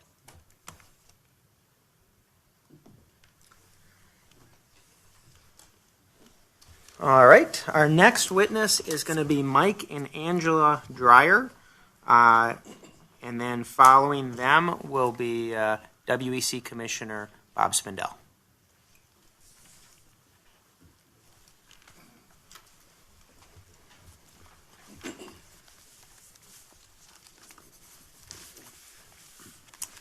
Okay.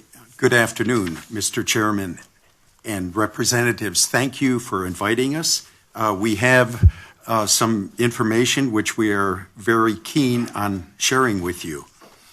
We do not live in Milwaukee County, but when we heard that there was a need for poll observers in Milwaukee, we volunteered. Specifically, my wife Angela and myself are fluent in Spanish, and so we were assigned to a South Side polling location in Milwaukee. I was somewhat naive. I thought just our mere presence in a poll would make sure that everything would be above the line. But as was shown, I was actually very naive in believing that. It was just at 7:10 on November 3rd that we heard a poll worker who was registering new voters was telling voters to vote for President Biden. And after we complained to the poll inspector about this specific poll worker, the poll worker assumed that what tipped us off was the word Biden, and so she changed her strategy and subsequently began telling newly registered voters to vote for president beginning with a B.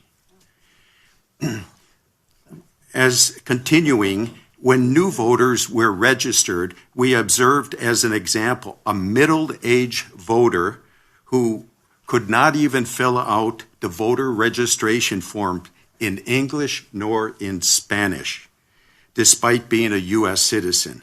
Numerous other voters had the same limitations.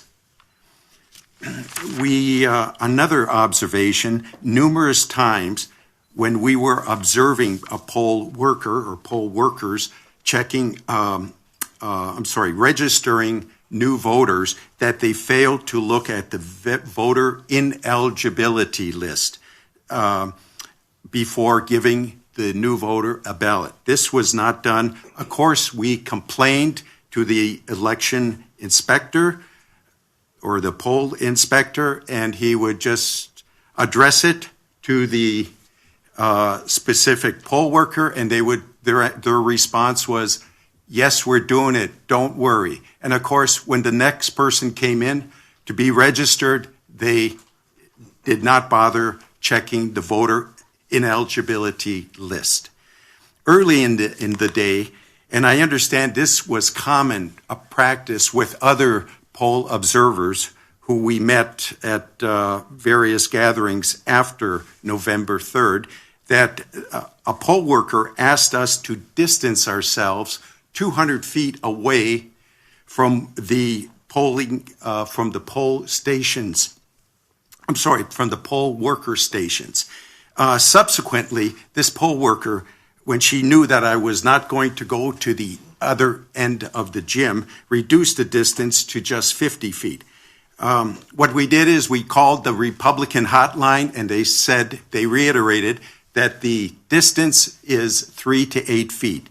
We then contacted the poll inspector, who confirmed to us that, yes, it's correct, it's 3 to 8 feet, but we have a preference for 8 feet or even further back so that you do not intimidate the voter with your presence.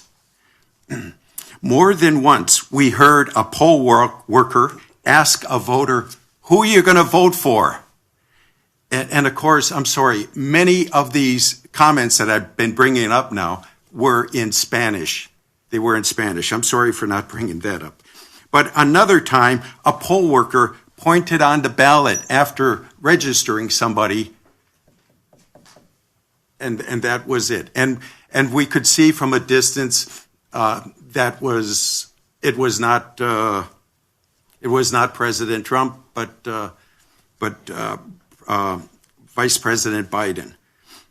And then also what was very strange to us, and again, this was in Spanish, is that there were voters coming in and they were saying, who am I going to vote for? I don't know.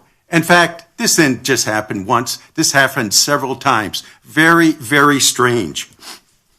And then, again, there were poll workers telling voters, bring your friends in. Come on, we can help them, whatever that meant.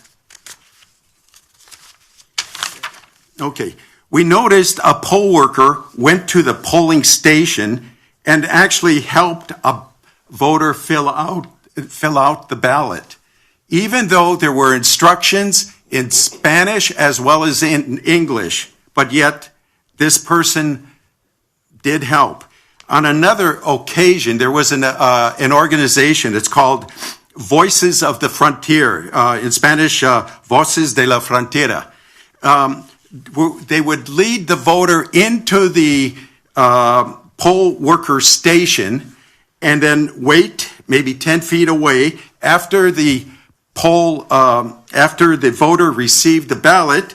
He would then accompany the voter to the voting station. And then one time I came actually fairly close and I noticed that he was actually filling out the ballot. And what does he do? He turns at me and he says, hey, you're trying to peek. What are you trying to look at this person's ballot? And then a number of poll workers also said, hey, what's going on here? What's going on here? And so we did speak with the poll inspector. I told him what I observed, and I said that there's no reason why I would be interested in looking at a voter's ballot.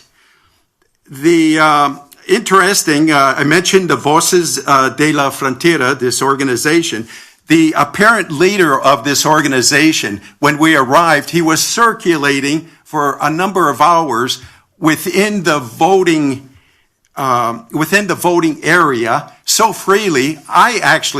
We actually thought he must be a poll worker, and we found out, of course, he was with this organization. And what I don't understand how the poll inspector could let a third party like this gentleman from Voces de la Frontera openly circulate within the general polling area. Yes, he was also outside. He was outside on the door welcoming people as they and bringing them forward. There was also Voces de la Frontera was outside within 100 feet of the entrance door, giving away free masks and water. What was interesting later on as the day progressed is that I observed that the poll inspector distributed ballots with only the president on them. How I found this out, he was distributing ballots, and I said, what are we doing? And of course, I was maybe 10 feet away. And he told me many people who come in, actually many voters who come in, they only want to vote for the president. They don't care about the aldermen, the congressmen, the judges. They just want to vote for the president. And anyway, I called this into the Republican hotline, who informed me, well, actually, those ballots are supposed to be used for people who can prove that they've been in the district for 10 days, but they could not meet the 28-day requirement as proof. And fine. And I mentioned this to an attorney who was she was circulating between 4 or 5 or 6 other polling stations. And when I told her this, she pulled the poll inspector to the side and asked him 3 times, what are we doing? These ballots are not made for people to come in and just be used when they just want to vote for a president. And after asking him 3 times, he finally agreed to remove the ballots. But unfortunately, we never saw those ballots being removed.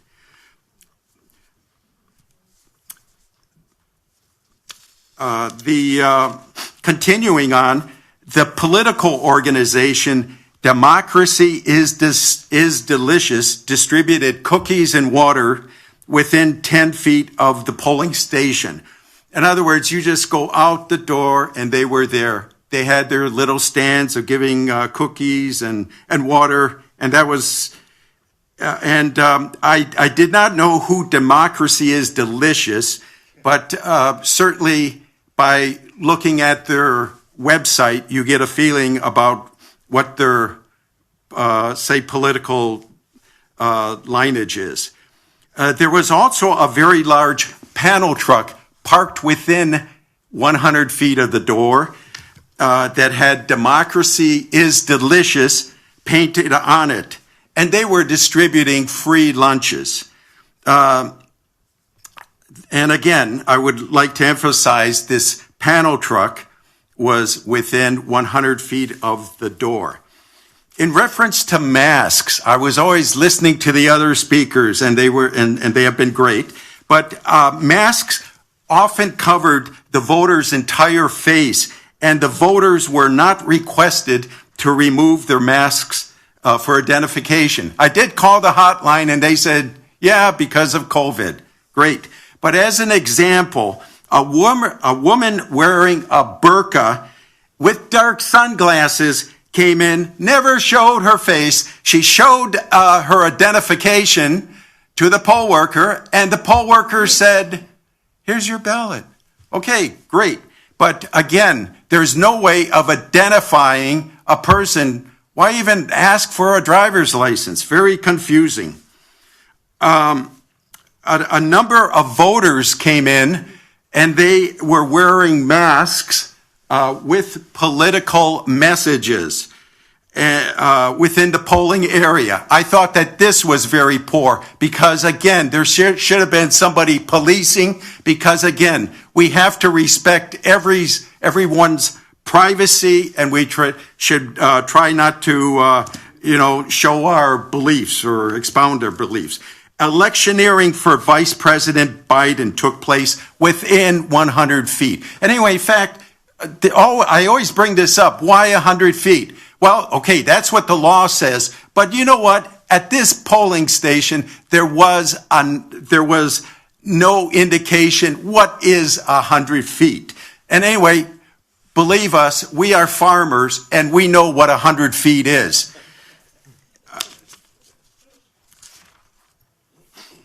A poll worker who we had many issues with,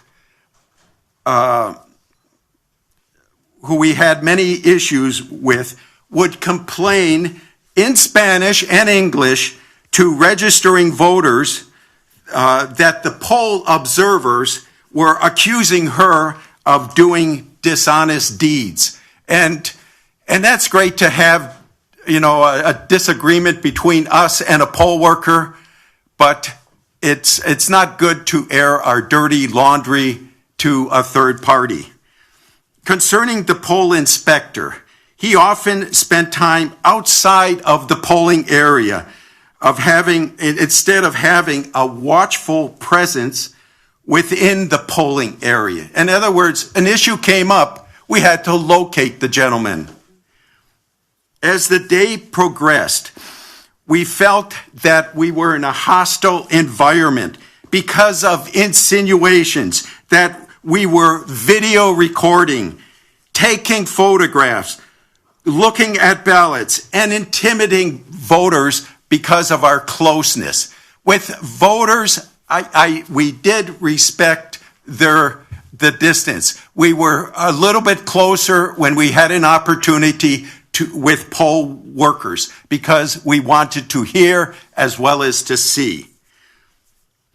In the early afternoon, the poll inspector became somewhat irate with the frequency of our complaints, in which he eventually stated, and I quote, "It is your word against the poll inspector instead of the poll worker. It's only your word against his or her word." Continuing, he gave me a stern look and said what he wanted, and I quote, is peace. So we, based on that, we continued to actually limit our interface with the poll inspector after that because we wanted to ensure our presence until the end of the day. Also,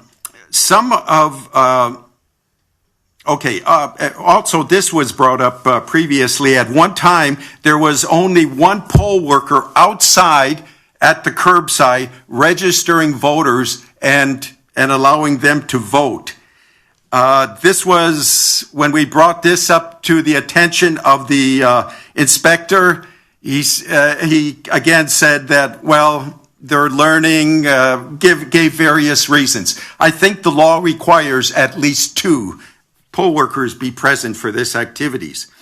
Some voters went to the ward desk, in other words, the ward that they would be voting out of, said their names when presenting identification. They said, "My name is John Smith," but they had difficulty remembering their address unless coached by the poll worker.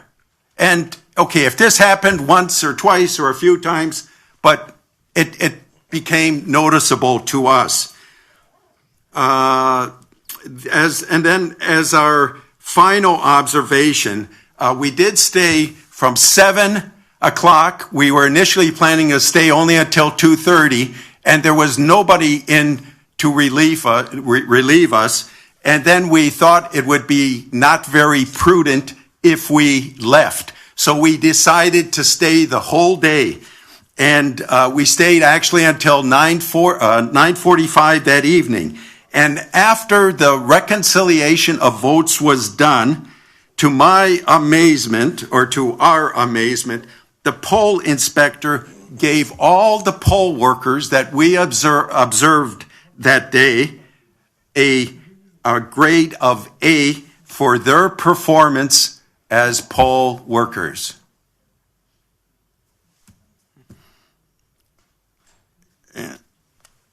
Okay, and there are actually many other issues we could bring up, but again, in the interest of limiting our observations, this is all that we have. Thank you. Thank you very much. Do we have any questions? Representative Murphy. Thank you, Mr. Chairman, and thank you for your testimony, Mr. Swindell. You mentioned ballots. Excuse me? Michael and Angela. Thank you. Michael. You mentioned ballots that had only the presidential race on them. That is correct. Okay. Now, we should be able to go back to that precinct, I would think, and there should be a paper trail if there are ballots that are different from other ballots. Correct, Mr. Chairman? Seems like it would be to me. Okay.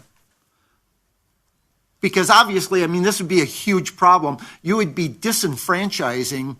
We talk about disenfranchisement of voters. It's one thing to disenfranchise them, but it's not just the presidential election. I mean, if the ballot isn't complete, I mean, we're disenfranchising people from all the offices that they are allowed to vote for. So, all right.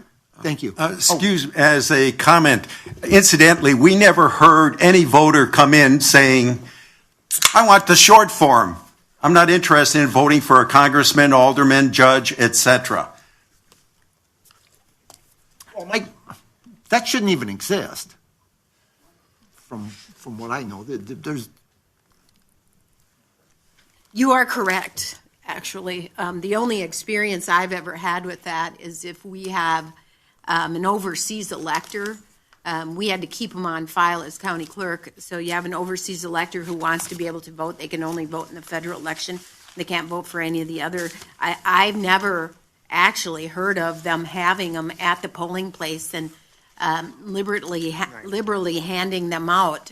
It's something we are going to have to talk to the Election Commission about, which brings me to my question to you and your wife, and thank you for doing what you did.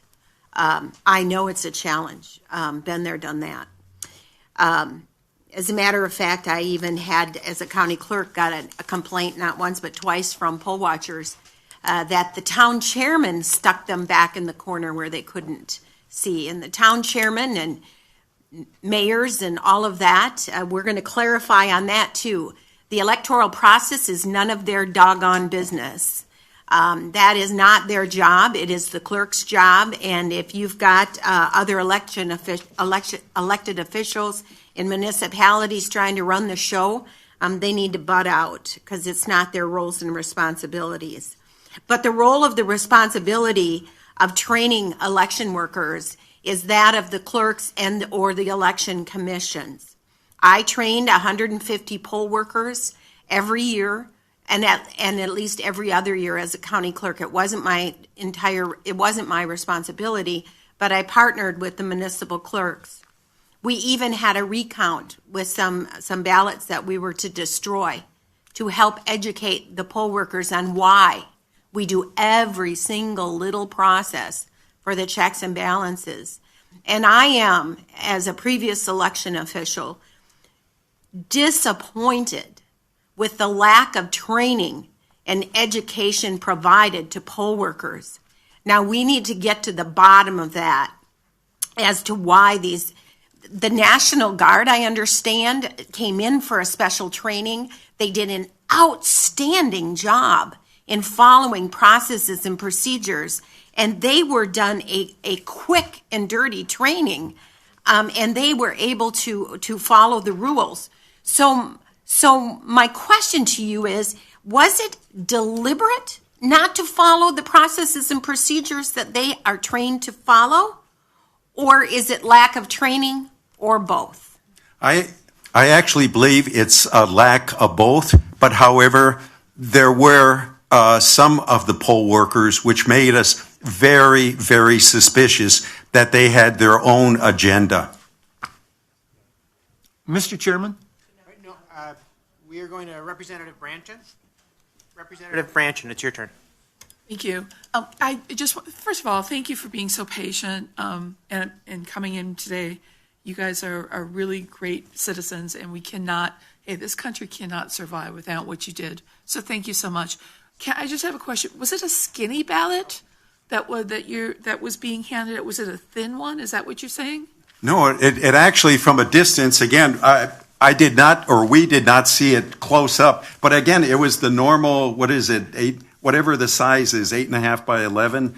Okay. That was it. But and again, I did not notice from the distance that this ballot only had the president, which allowed you to vote for the president. It was the election inspector which mentioned it to me, which brought it to my attention. Okay. Thank you very much. Okay. Next is Representative Sortwell. Last question.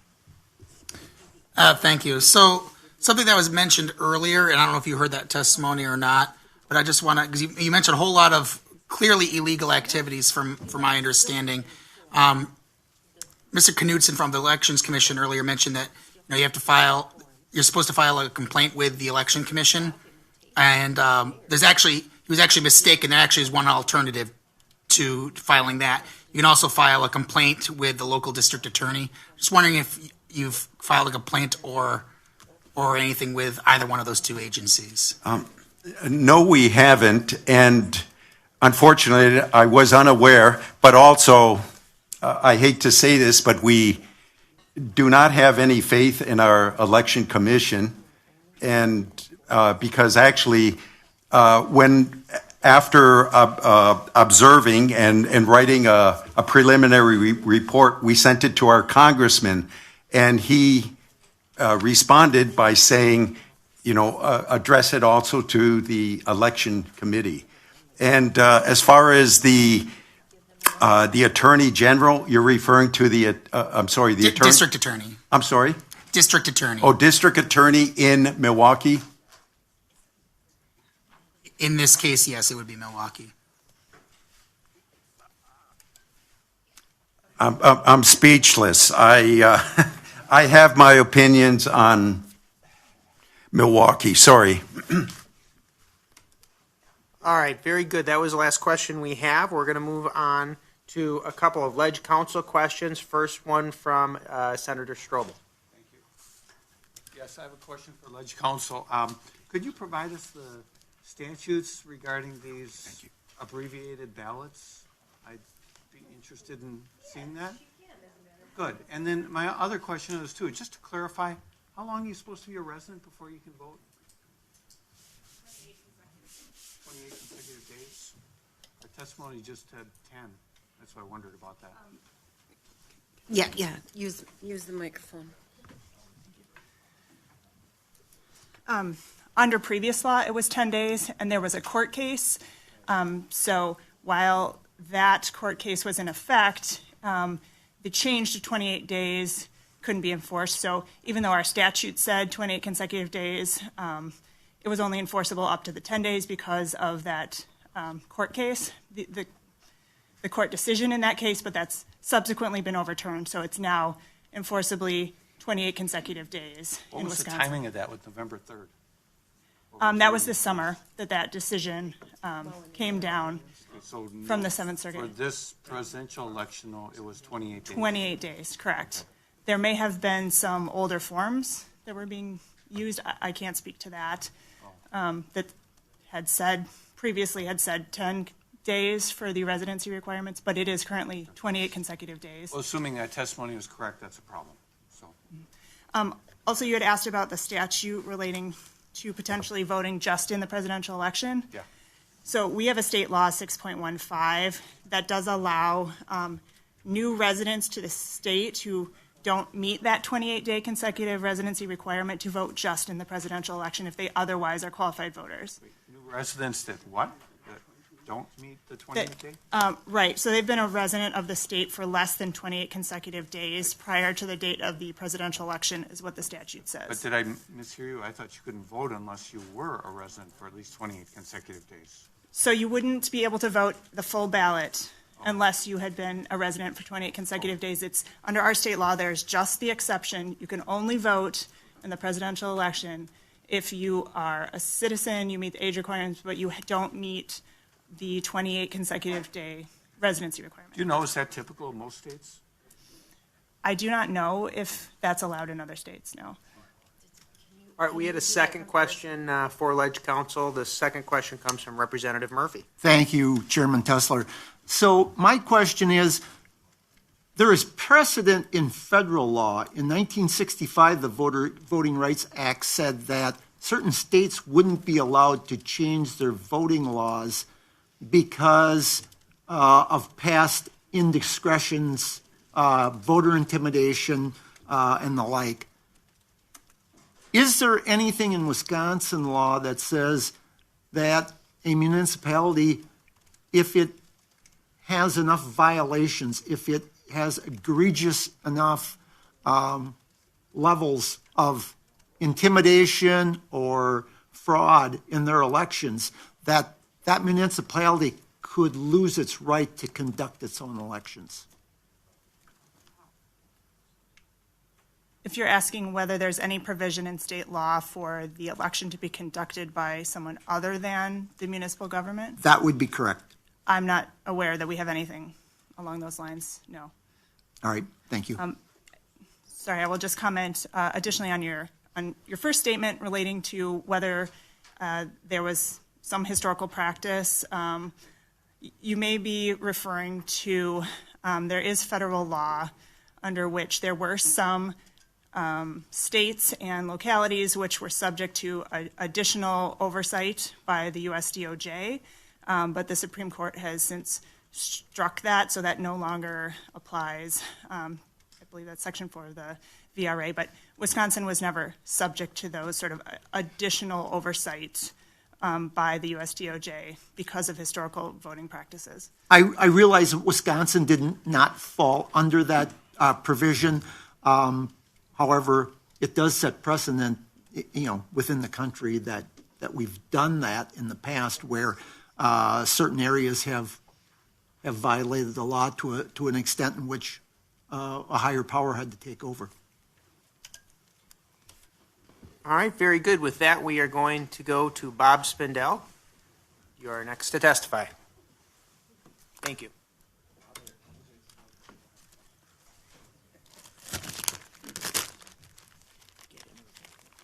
Okay. Good afternoon. I'm Bob Spindell, and while I'm currently... Okay, I'll try it again. Good afternoon. I'm Bob Spindell, and while I am currently a Wisconsin election commissioner, I'm speaking for myself and not for the commission. I was also a City of Milwaukee election commissioner for almost 20 years, and I'm also chairman of the Republican Party of Wisconsin, 4th Congressional District. I'm going to tell you today some of the causes, irregularities, fraud, Democrat tricks, which caused President Trump to lose Wisconsin by around 20,000 votes. First, let's look at the subject of fraud. I'm originally from Mayor Daley's Chicago, Illinois. My first major paper in high school was the alleged Chicago vote fraud of 1960, where Mayor Daley stole the presidential election from Richard Nixon by only about 9,000 votes. No one disputes this fraud. It happened, which most likely changed the results of the 1960 presidential election. I've been studying election fraud for almost 50 years, and in each election we and throughout the country continue to have various levels of vote and voter fraud. From the extensive case the Trump campaign is putting together, with its literally thousands of affidavits throughout the country, the irregularities, the blatant fraud, security camera footage, it appears we certainly had fraud all over the country in this 2020 election, especially in swing states. The Democrats before the election and now after the 2020 election and their willing media say, hey, there's no evidence of vote fraud. And the social media will actually censor you if you use that word. Not one eensy-teensy-meensy of voter fraud in the entire United States of America, whether it be in Philadelphia, where voter fraud has been going on for over 100 years. What about New York City? What about Detroit, Michigan? What about Madison, Wisconsin? And every other aspect and facet of human life, we know people lie, cheat, and steal. And are we supposed to believe really in something as intense as this election has been? And when the Democratic leaders believe it's okay to burn down parts of cities and loot and steal, and here in Madison it was okay to destroy the very famous and beloved State Street, they would never think to steal a vote, or as many may be necessary to win, especially with their overwhelming intensity to get rid of Trump. No, the Democrats and media tell us there is no evidence of voter fraud. Well, is there any reasonable doubt? Let me repeat that again. Is there any reasonable doubt that vote fraud or voter fraud did not occur? What about the red light some of you may have gone through on your way here this morning, assuming no camera? There is no evidence that you went through the red light. I learned from a police detective who had investigated voter fraud and wrote a 60 to 7-page report that substantiated voter fraud occurred in Milwaukee in 2008. They do it, he told me, by maintaining a level of chaos. Then everything takes care of itself by people finding ways to get those extra votes. Or, for larger groups, an informant is needed to prove fraud. From experience, we all know that once a ballot goes in the machine, things become much more difficult. For example, to just check out one complaint of voter fraud, it might take a team of investigators a half a day to a day, just for one voter. Almost always there is neither the will nor the money to pursue the possible fraud, and the fraud continues to go on and on. In the rare instance where someone is caught, usually they are never prosecuted, all one has to say is, I do not know. So everyone knows that he or she, if caught, nothing will happen. However, this time, it looks like it could be different. There is the will, and there is the money, and there is the desire to investigate possible fraud after the election is over. But what happened in Wisconsin that cost the 20,000 vote loss? What is all we are talking about? It's 20,000 votes, 3 words. It's mail-in voting. Over the 9 months or so, both in Wisconsin and throughout the country, the Dems did everything possible to change the election laws through examples, more than a dozen lawsuits in Wisconsin against the Wisconsin Election Committee. Their reasoning, the pandemic, their idea is to take away the legislative statute, mail-in ballot legislation safeguards in place to prevent fraud. Mail-in voting is much less secure than in-person voting. The system is set up where the person's check in, they show their ID, they fill out the ballot, and they vote. These safeguards are not in place for absentee ballots and allow an environment outside anyone's control for fraud to happen much more easily than in-person voting. I can fill in an absentee ballot application for someone else. I'm not even required to sign it. And that person can then have that ballot sent everywhere one wants. And I would suspect that at least one person in the entire state of Wisconsin filled out an absentee ballot application for someone, not him or herself. I myself received 3 applications for an absentee ballot from outside groups, plus the one from the Wisconsin Election Commission. These were sent to everyone by outside groups. One friend of mine received one addressed to someone she bought the house from over 20 years ago. So you ask me, what discrepancies did I see on the November 3rd election day in Milwaukee, or specific items which, in my opinion, affected the election day vote? First, let me tell you what I saw on election day. In the city of Milwaukee, and this is outside of the free food and the free items that were given out that during this election that we had the blessing of the Wisconsin Election Commission, I spent time going around to many of the polling places which I had visited many times over my past 20 years as a city of Milwaukee election commissioner. From my observations, talking with each observer and the polling place election staff, they were running extremely well, as they had been prior to the catastrophic election in April, where not only was a person absentee stopped, but 180 polling places were reduced to 5 voting centers with 20,000 votes cast at each place, undoubtedly causing major suppression for the black vote and others. Even the very liberal Brennan Center for Justice in New York said the black vote was reduced by 15 to 18%. Now, I obviously didn't go to the polling place that the gentleman just spoke about prior to what I'm saying here. But I spent very little time at Central Count. As some people have reported, it was very difficult for any observer to see anything. One strange item did happen in the city of Milwaukee. A very efficient system is set up to collect ballots from the chiefs of each polling place. Then the ballots are in assorted materials are placed in a covered truck, taken to a warehouse with a police escort. This time, there was no trucks, apparently a lack of coordination, or there was said to be a lack of coordination to rent the truck between the Election Commission and the Department of Public Works. This reminded me, for some reason, of, quote, all trucks broke down in 2000 election. That was a 5,000 vote difference between Gore and Bush, if you remember. And all the ballots were stored very unsecurely in the libraries for pickup the next day. All ballots and stuff were put into SUVs and with a police escort taken to the warehouse this year. We did have watchers at all 3 locations following these SUVs to the warehouse with the police. In terms of the recount, the city of Milwaukee rented the entire exhibition floor at the Milwaukee Convention Center. They set up 150 tables with plexiglass barriers. They set limits on the observers. Nice setup, but no one could see anything. The distance between the masked clerks counting envelopes or ballots and the masked observer with at least 6 to 7 feet with a plexiglass partition in between, and that's sitting down. And should the observer wish to stand up, it was at least 8 feet.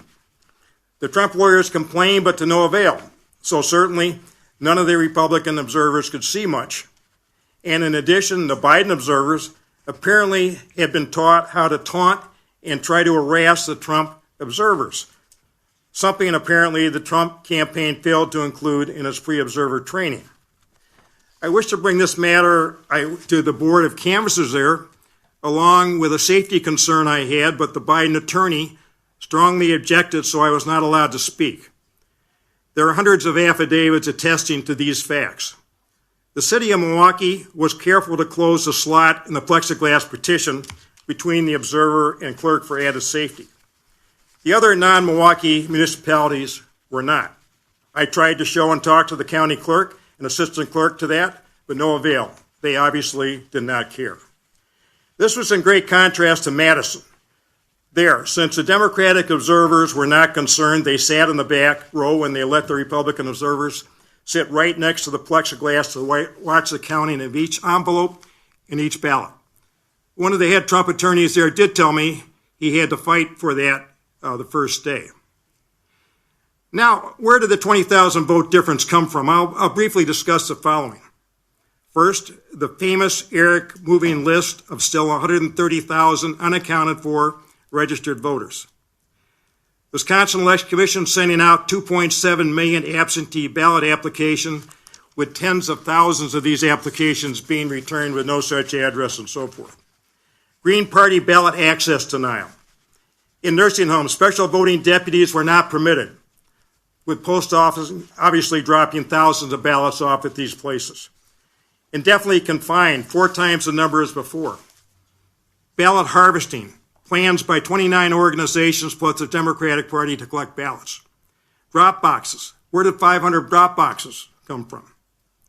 First, a July 20, 2019 list is 93 to 95% accurate, indicated 230 registered voters had moved, died, etc.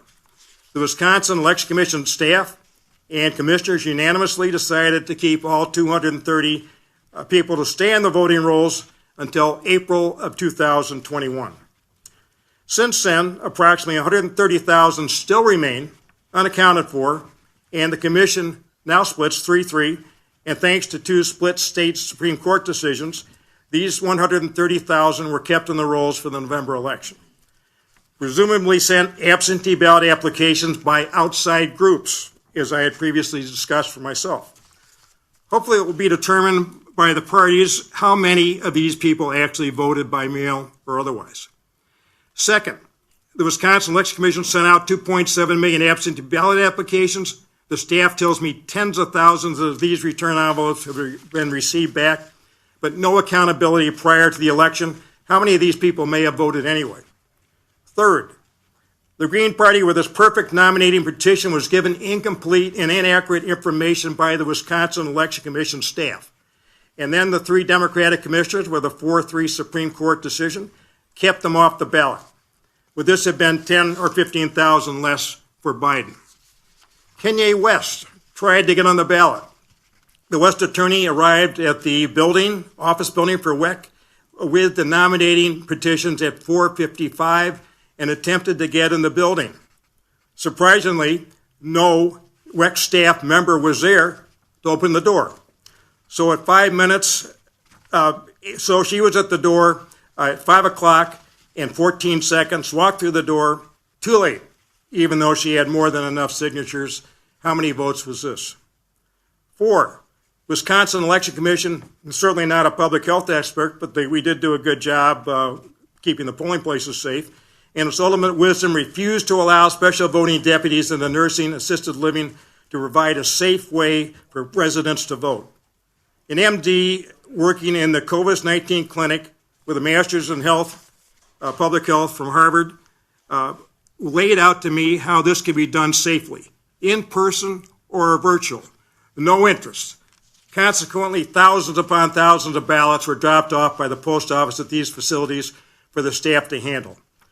I might mention that fraud in nursing homes goes back and is documented to George Washington's day.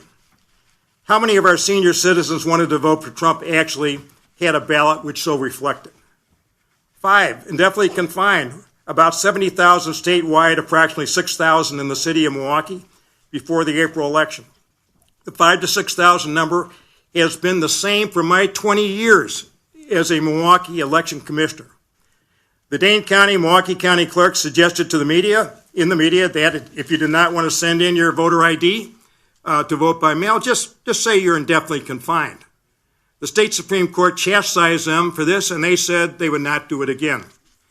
Without adequate guidance from the Wisconsin Election Commission staff for the November election, there were close to 240,000, a 3 to 4 times increase. Mail ballots will go out to these people or to that address forever as long as they vote each time. With saying that you're indefinitely confined when you are not the same as lying to an election official, which is a felony. A Legislative Reference Bureau memo dated March 26, 2020 indicates that somebody falsely claiming to be indefinitely confined could be subject to a felony for lying under oath. So who knows? It's the same as lying to an election official. 6, what about 4 years ago when the legislature said if the address of the witness for an absentee ballot is missing, the ballot must not be counted? What did this Wisconsin Election Commission say? Their guidance then was the clerk must, M-U-S-T, fill in the address with information obtained from any source, and that could be interpreted even the internet. 7, did you know that in Wisconsin, ballot harvesting is legal? Another precedent started many years ago with the Wisconsin State Board, the Government Accountability Board, and now with the Wisconsin Election Commission. Does anyone really think it was the intent of the Republican legislature to allow ballot harvesting? I received a letter from some 29 to 39 organizations asking me, please do not stop our ability to pick up ballots from our members. The Minnesota law says one can pick up 3 absentee ballots, but number 4 is a felony. Maybe we should look at that here. I'm sorry? Okay. 1 minute? Okay. I talked about the drop boxes. I still wanted to talk about that. And you can easily see how these actions of the Election Commission staff or other actions, not to mention the unseen activity that could take place with all the 2 million plus absentee ballots, is not hard to account for. But I think one thing that's going to happen is people are concerned this time. There's the resources, there's the money, there's the desire, and people demand it, that these will be followed through. So I hope to have an opportunity to present my suggestions for the legislative action to help clear up these many controversies and important problems that exist with the current Wisconsin election system the next time around. Thank you very much. All right, very good. The first question comes from Senator Bernier. Thank you, Mr. Spindell. I've had many media types contact me, Wisconsin State Journal recently, and talk about why we're concerned about voter fraud, and there isn't enough of it to be concerned about, and a lot of those arguments.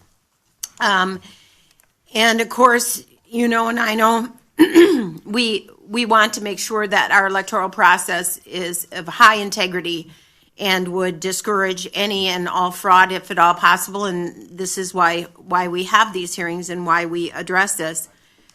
But my question is this, because I think this, and I'm going to think it out loud, and I know this isn't politically correct, so you're all going to probably gasp, but why aren't my Democrat friends as concerned about voter fraud as we are? They should be. And so the question is, do they think the voter fraud that occurs is actually done by Democrats and not done by Republicans, and therefore we shouldn't, Democrats don't want to address it. And so my question to you, as being a member of the Wisconsin Election Commission, because to be perfectly honest, I have taken an oath of office to uphold the Constitution of the United States and the Constitution of the state of Wisconsin. And if I see some law that is not being followed, it is incumbent upon me to address it, even if it's a Republican doing it. So that's my job that I take very seriously. So I want to know, during the John Doe investigation, you may realize that there was a Republican who, I believe, filled out 5 ballots during the Walker recall petition, and I am sure he was prosecuted. So that is just as wrong as if Democrats do it, and so clearly some Republicans do also commit voter fraud. But I want to know from you, are you familiar with any Democrats coming to the Wisconsin Election Commission or contacting you in regard to voter fraud concerns? No, what I've learned, and I've been involved in politics since I've been 2 years old, the Democrats have learned that in order to get any of their wonderful policies into the process and into effect, they have to win the elections.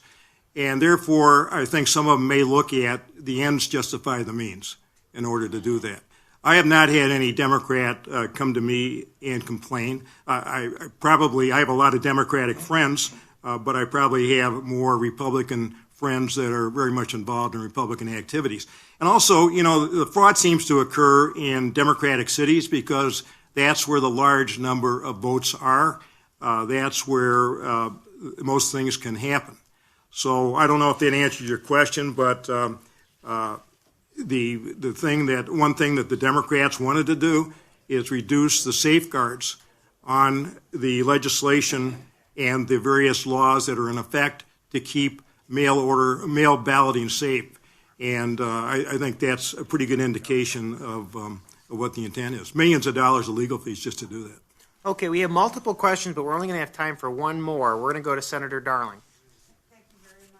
Thank you for being here, Bob. Appreciate it. Question for you. We've heard today, and we've heard many times, that the Wisconsin Election Commission chooses not to follow statutes. We've heard many cases of that today. What can be done by the commission to abide by be in compliance with the statutes? What action could you take yourselves to be legally enforcing the law? I mean, this is just unacceptable that our election commission doesn't choose to be compliant in every case. Well, I think there's a major problem, and this goes back to the Wisconsin Election Board, and I happen to be a City of Milwaukee election commissioner there, so I've been involved one way or another with the 3 boards. Back then, the GAB and whatever precedent comes up. Either the election commission members come up with some idea or the staff comes up with some idea by itself. And that is kept going forever and ever and ever. And going back to the Wisconsin State Election Board, the guidance for absentee ballots then was you can pick up as many as you want. That continued to the GAB, and that continued up to when we discussed it here at the Wisconsin Election Commission, where a 3-3 vote would keep it that way still. We must do something about getting rid of these precedents, because it gives the staff certain abilities to really overrule the wishes of the commission. So I'd say one of the main things needs to be to do that, and the second thing needs to be to limit, even more than we did, the delegation of authority to the staff. I was at the meeting in the Wisconsin State Election Board when the commissioners there gave the administrator that ability, the delegation of authority. And I said at that time to myself, boy, that's a problem. And when I had my orientation for the Wisconsin Election Commission, I asked about that, and it was still there. And we did a great deal to reduce that, but I think that needs to be reduced a great deal more so that the election commissioners actually run the organization. The 6 of us together on an issue, sometimes and oftentimes we've been able to work out a good solution to some of these things. Before I got on in October, there was 97% 6-0 vote. I've changed that. It's much less than that now, but the 6-0 votes we have now, I think, are very, very good in terms of representing both the Republican Party and the Democrat Party. But anytime that if we like the precedent there and it comes up, it needs to be changed. The three Republicans might say, "Hey, we want to keep this, so we're not going to let it get changed." And I think the staff has to look at statutes. What do the statutes say? But they also need to look at what is the legislative intent. And this is something, and I'm not sure that you could ever have a nonpartisan staff. I think that's probably impossible. And maybe there's some solutions to that. But I'm especially with the new Democratic chair in there. Seems to me that the staff is favorably inclined towards the Democrats. All right, very good. Thank you for testifying today. Much appreciated. Next, we're going to go to Bart Williams.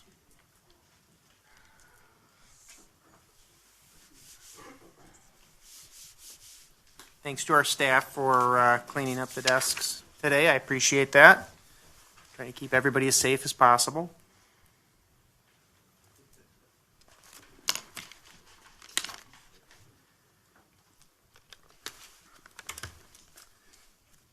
Good afternoon. Thanks for letting me testify. My name is Bart Williams, a Wisconsin resident.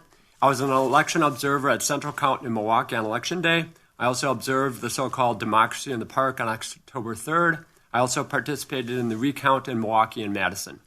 I arrived at Central Count on November 3rd, 2020 at 6 a.m., but was not allowed by a posted guard in the lobby to go to the Central Count area floor, the fourth floor, until 7 o'clock. Then I had to wait in line, present photo ID, sign in, and await instructions from the ballot processing counting leadership staff. Thus, I was not able to actually start observing until at least 7:30 a.m. I was excluded from at least the first full 30 minutes observing the ballot processing counting. And by the way, I was in the first group up the elevators, so nobody could observe, of the observers, could observe those first 30 minutes. Claire Woodall-Vaugh, Executive Director of the Milwaukee Election Commission and in charge of Central Count, and many supervisors refused to allow me to remain in an unobtrusive area of the ballot processing counting location from which I reasonably could see and hear what was occurring for the vast majority, at least 2/3 of the tables being used for ballot processing and counting. Ms. Woodall-Vaugh and many supervisors made it difficult for election observers to truly observe all ballots being processed at all times, something the public was supposed to be able to do in the name of honest, free, fair, and transparent ballot processing and counting. First, they allowed only one chair for every 4 tables, and if more than one person was at that chair, standing or sitting, a supervisor made us go to the edge of the row of tables, which was even further away. For a visual of this, imagine that the chair is Omaha, Nebraska, and you have to try to simultaneously monitor Washington State, Maine, Florida, and California. Nobody can do this. You don't have eyes in the back of your head. Remember, if somebody was at that chair, you couldn't even stand near the chair. So it was all for one person or nothing, or you were pushed to the side. Also, there was a row of tables, so there was 13 feet about between these tables, the first row of tables.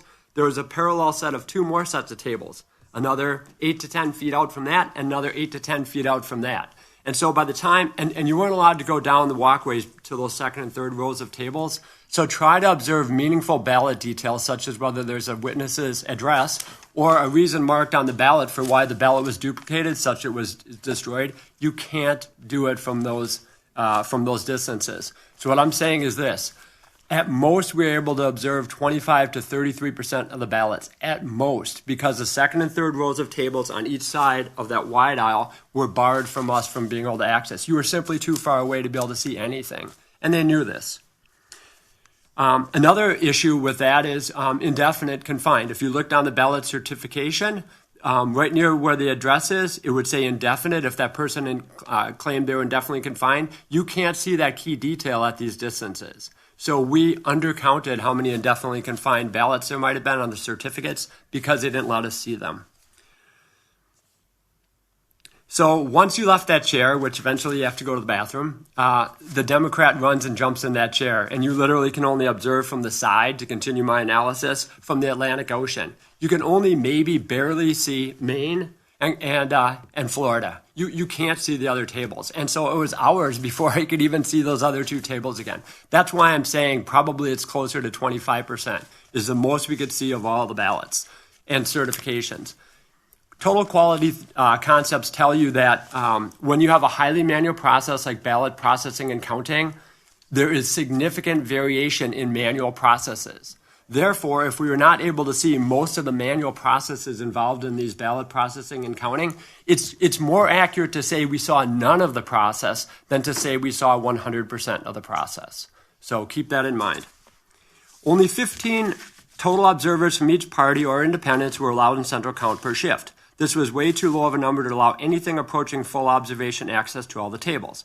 At best, we could maybe only cover or observe 20 to 25% of all the tables, of all the total tables, many, many, many dozens, with 15 observers, again, at best. The small total number of observers from each party was also a huge and, I believe, illegal access restriction. With 45 to 60 observers of each affiliation allowed in at one time, social distancing could have been maintained and transparency and lawful public access greatly increased. I hereby dispute as false any excuse by election officials to the contrary. Since ballot processing counting is a highly manual process, again, it was important that we got access to all of the process, but we didn't.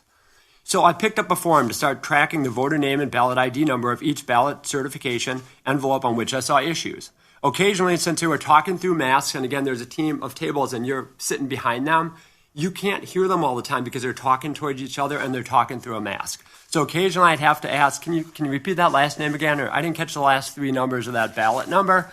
They got annoyed at me and didn't want to do it, but they did it. Well, after 5, the person got up, got a supervisor, and I was barred from ever continuing my log again because they don't want us to have specifics on actual issues that we're seeing. That, again, is a problem. I think it's an illegality.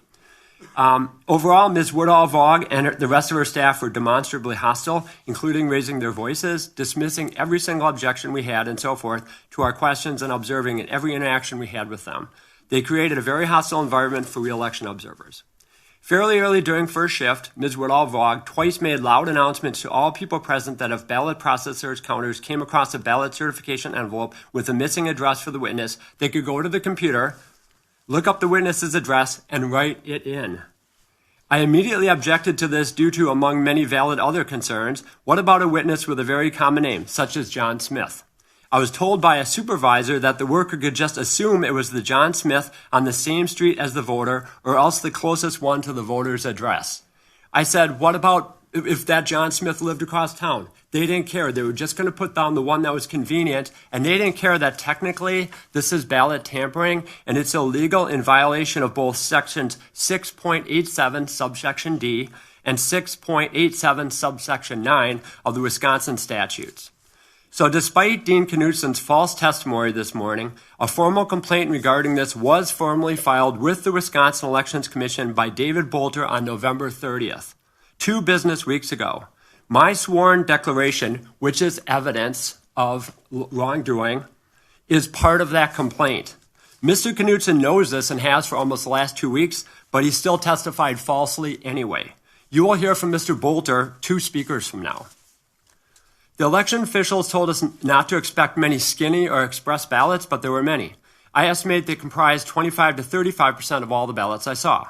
I was told by a supervisor that express ballots came from 1 or 2 places, either building, and she didn't say the other one. She said they were for people who had a hard time writing. They could use a special keyboard or machine at one of those 2 buildings to generate an express ballot. This seems very suspicious to me. Unlikely there were that many people who actually had a hard time writing. Plus, 2 supervisors acknowledged there were a lot more express ballots than they had expected. Given the newness, large number, and highly susceptible to fraud and abuse nature of these express ballots, I would hope that they were audited closely and heavily during the recount, but I suspect that they were not. As a direct result of Claire Woodall-Vaugh's and other supervisors' acts, I was unable to fulfill my responsibilities or exercise my rights to meaningful observation as an election observer at Central Count in Milwaukee on Election Day, November 3rd. I also personally witnessed the Democrats' unlawful actions in at least 3 major ways during their scam Democracy in the Park here in Madison on October 3rd. And if you want details, you can ask questions, and I'll give you those 3 specific ways that I believe the law was broken. So, overall, I most respectfully and urgently beg and plead of you, as the Wisconsin legislature and our direct representatives of we the people, to please do your sworn and sacred jobs. Ms. Bernier just mentioned it a bit ago, as our elected officials, legislators accountable to we the people, to uphold and defend not only the U.S. Constitution, but the Wisconsin Constitution as well. You must seriously question and challenge why we are not allowed to observe ballot processing and counting at Central County, Milwaukee. The reason? They were hiding their massive election law breaking and stealing the election from we the people. Please, please have courage. Do your jobs. Insist on a full forensic audit of all voting machines, especially Dominion ones, and voting records. Insist on a full forensic audit of all the ballot drop boxes and a full signature match of all absentee ballots. Properly and fully investigate the thousands of highly suspicious express ballots. Require a ballot application for every absentee ballot as required by Wisconsin law. Investigate and prosecute the tens of thousands of people who fraudulently claimed indefinitely confined, and for all those who lied, prosecute them for election fraud.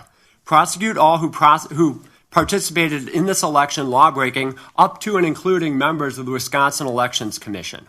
Finally, once you have fully determined the truthful, accurate, honest, and legal winner of the November 3rd, 2020 election, President Trump and Vice President Pence, please, please do your sworn and sacred duty under Article 2, Section 1 of the U.S. Constitution and select all 10 of Wisconsin's electors to the Electoral College for President Trump and Vice President Pence.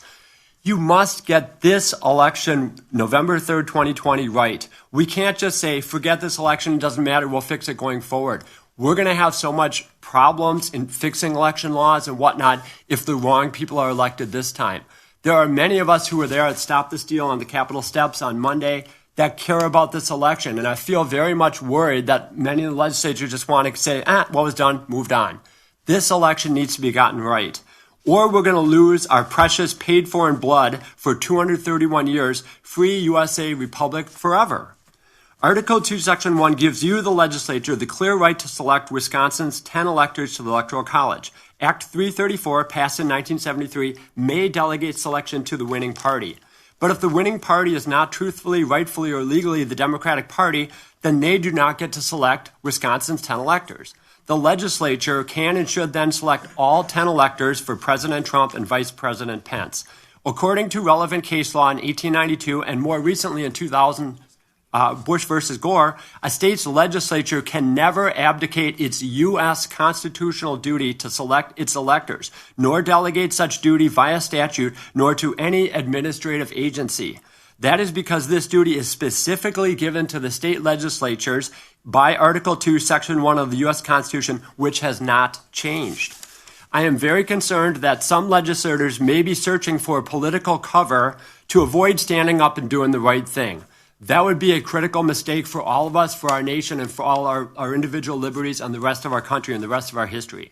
I'm asking you now, please, I'm begging you with you, please have the courage, do the right thing. You have the authority, duty, and power to select Wisconsin's 10 electors. Please stand up now for honest, fair, and legally conducted elections. Your state, your nation, and we the people need you now to get the November 3rd, 2020 election right. Please do the right thing. Everything is at stake with this election. Thank you. Very good. Our first question is going to come from Representative Mocco. Thank you, Chairman. Mr. Williams, thank you for being here.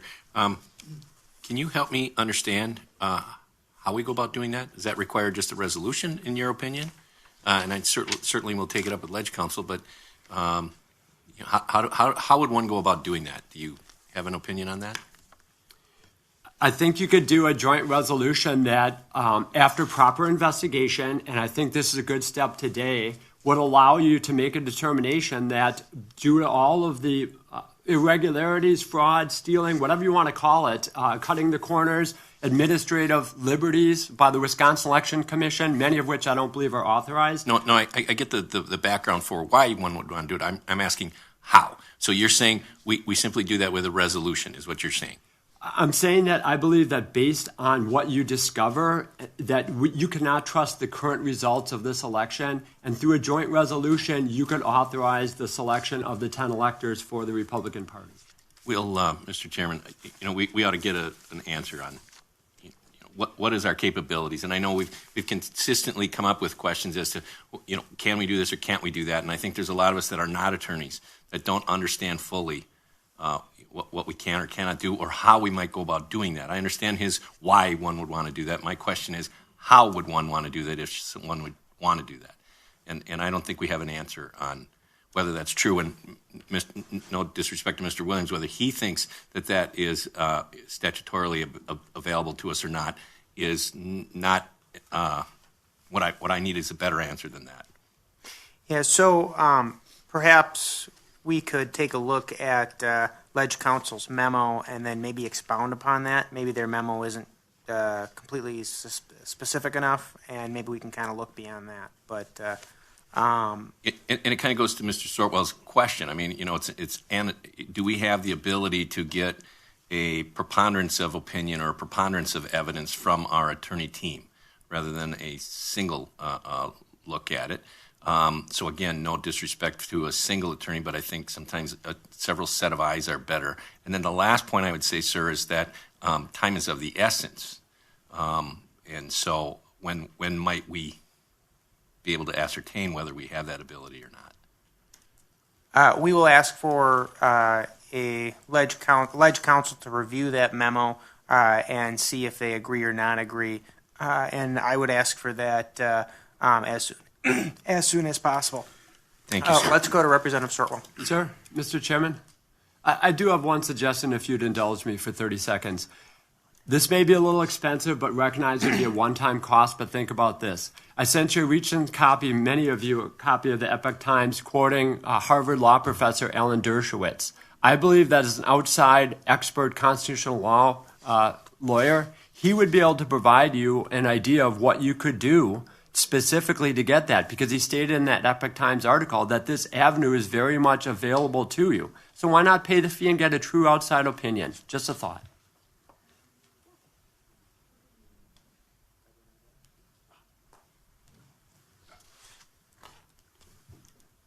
All right. Next. Yeah, Representative Sortwell is next. Thank you. Are you aware of the lesser magistrate doctrine? Okay. Because the lesser magistrate doctrine basically holds that when one level of government fails in its duty, then the other level of government is responsible then to uphold what the other one should have done in the first place. So you're aware that if one area fails, it then becomes incumbent on the other one to uphold that. Are you aware of this doctrine? I am. Okay. So when Ledge Council was talking earlier, did you hear any consideration of that long-standing American doctrine that was the foundation of the American Revolution? I heard him say a few things. It is concerning to me that that here we are this far after the election, and I understand there's lawsuits in the interim and whatnot, but that here we are, on December 11th, theoretically 3 days before before the Electoral College electors cast their vote, and we're just now uncovering some of the evidence that's key. I guess in the interim, I would suggest this: a joint resolution holds back on your electors from making their vote in the Electoral College on Monday, because you're in the discovery process of significant facts and findings of lawbreaking here. Just like the gentleman, I think it was Mr. Klein earlier, saying, look, we don't have to prove fraud. All you have to prove is that significant election laws were broken here in this election cycle. And clearly you have mountains of evidence, and I'll put my hand on the Bible in court any day and tell you what I just told you again and again and again, because I'm telling the truth. We have a lot of evidence here that things were done wrong, enough to easily change the outcome of the election. All right, next we're going to go to Senator Darling. Issue of what authority we have. We've really looked at this significantly, and it seems to me the U.S. Constitution gave the states, the legislatures, the authority to choose the electors. This legislature in Wisconsin changed our law to define that our selection of the electors would be by this group of 5 Republicans, 5 Democrats chosen by the parties, and then that would constitute the electors, and that's who would cast our votes.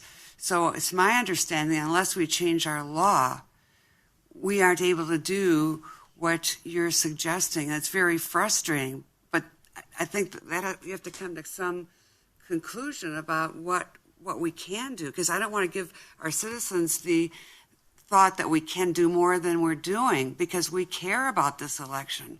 But our law is the law, and I guess one of the things I'm most concerned about is all the lack of compliance with our statutes and our laws that we have put on the books specifically to control elections, or to put in statutes into law how elections should be handled. And it seems today and other days those issues, our statutes, are not being followed. Well, I wouldn't disagree with you, but I would say a couple of things. One, it always defaults to the Constitution the U.S. Constitution is the supreme law of the land. Right. Look up Article 2, Section 1, Clause 2. The legislature clearly has the duty, authority, and a power to select its electors. If there's a statute from Wisconsin, Act 334, passed in 73, in violation with that, ultimately the U.S. Constitution, Article 2, Section 1, prevails over that. Secondly, I would argue that if you give the selecting of the electors power to the winning party, and you discover through your fraud investigation and forensic audits, of which many of us have asked for, I am 100% confident, and I'll eat my words if I'm wrong, that you'll find the winning party was truly the Republican Party, and all 10 electors should be cast for President Trump and Vice President Pence. Third of all, if you do find fraud, that's a high bar to get to. I acknowledge that. But think of when you buy a house, right? You have to fill out the real estate condition report. That's been a law since like 2005, I think.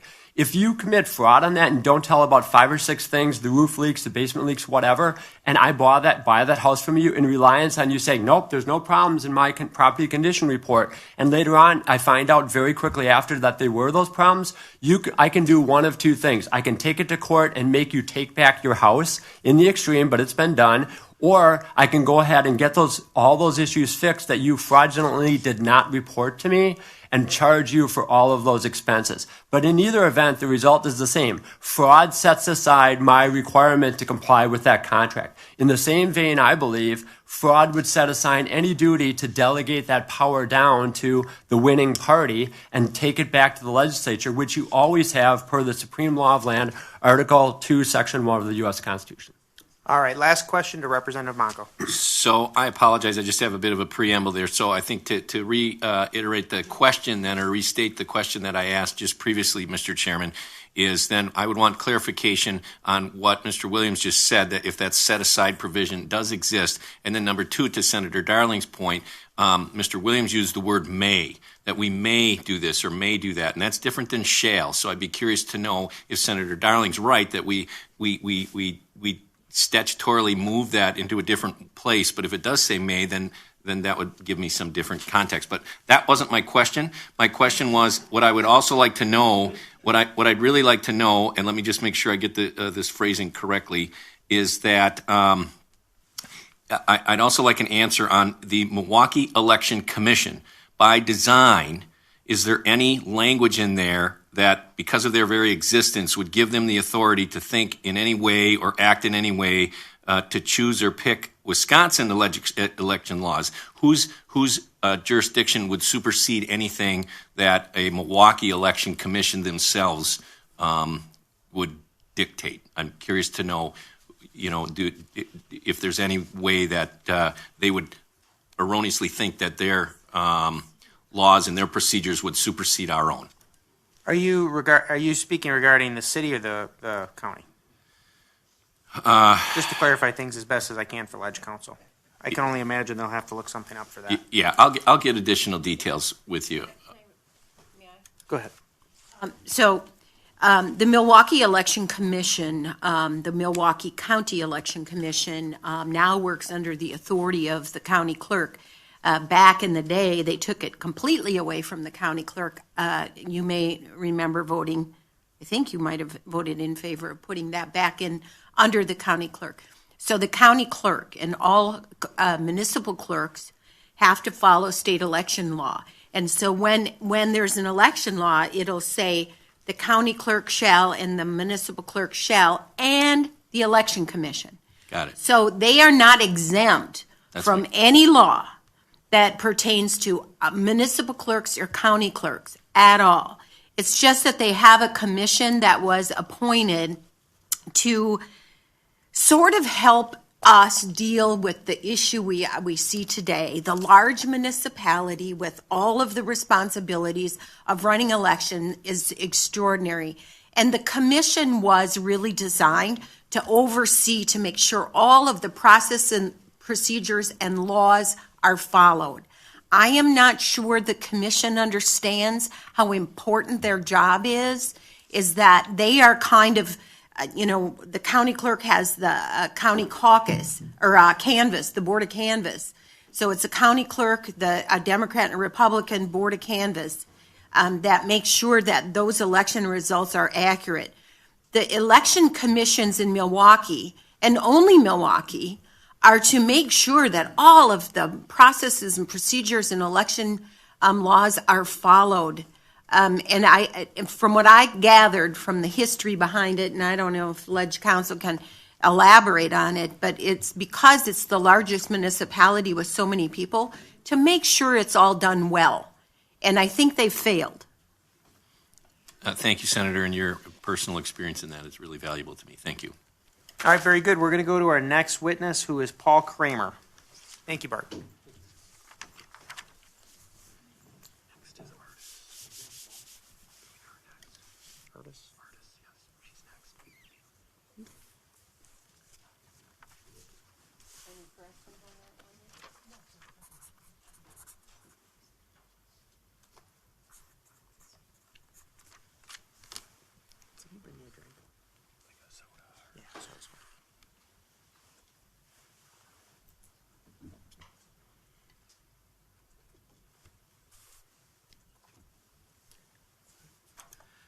My name is Dr. Paul Kramer.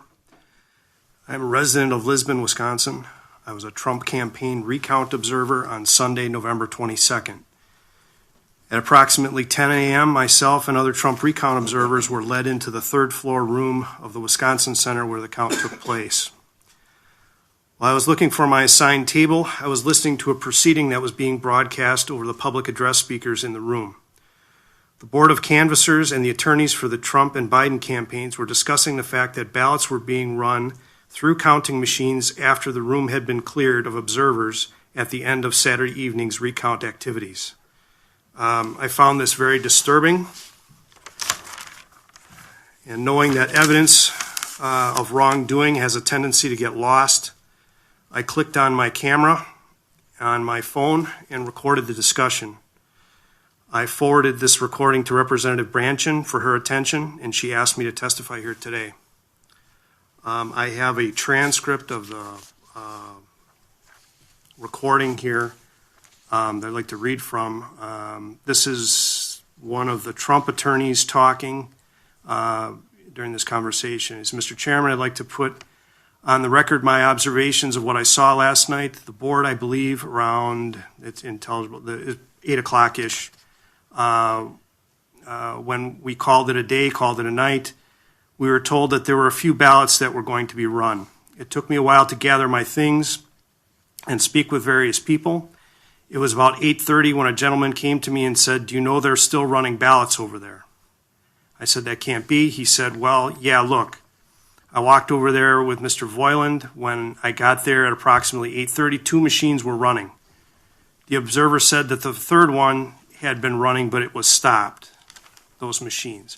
Mr. Voiland then went to try to locate someone and brought Mr. Christensen over. It was not until at least 8:35 that those machines were stopped. It wasn't a few ballots, and I understand that that was a reference to another machine at another location. I just want to put on the record that we were totally unable to observe any of that. I know the procedures. We just discussed them to be put in place.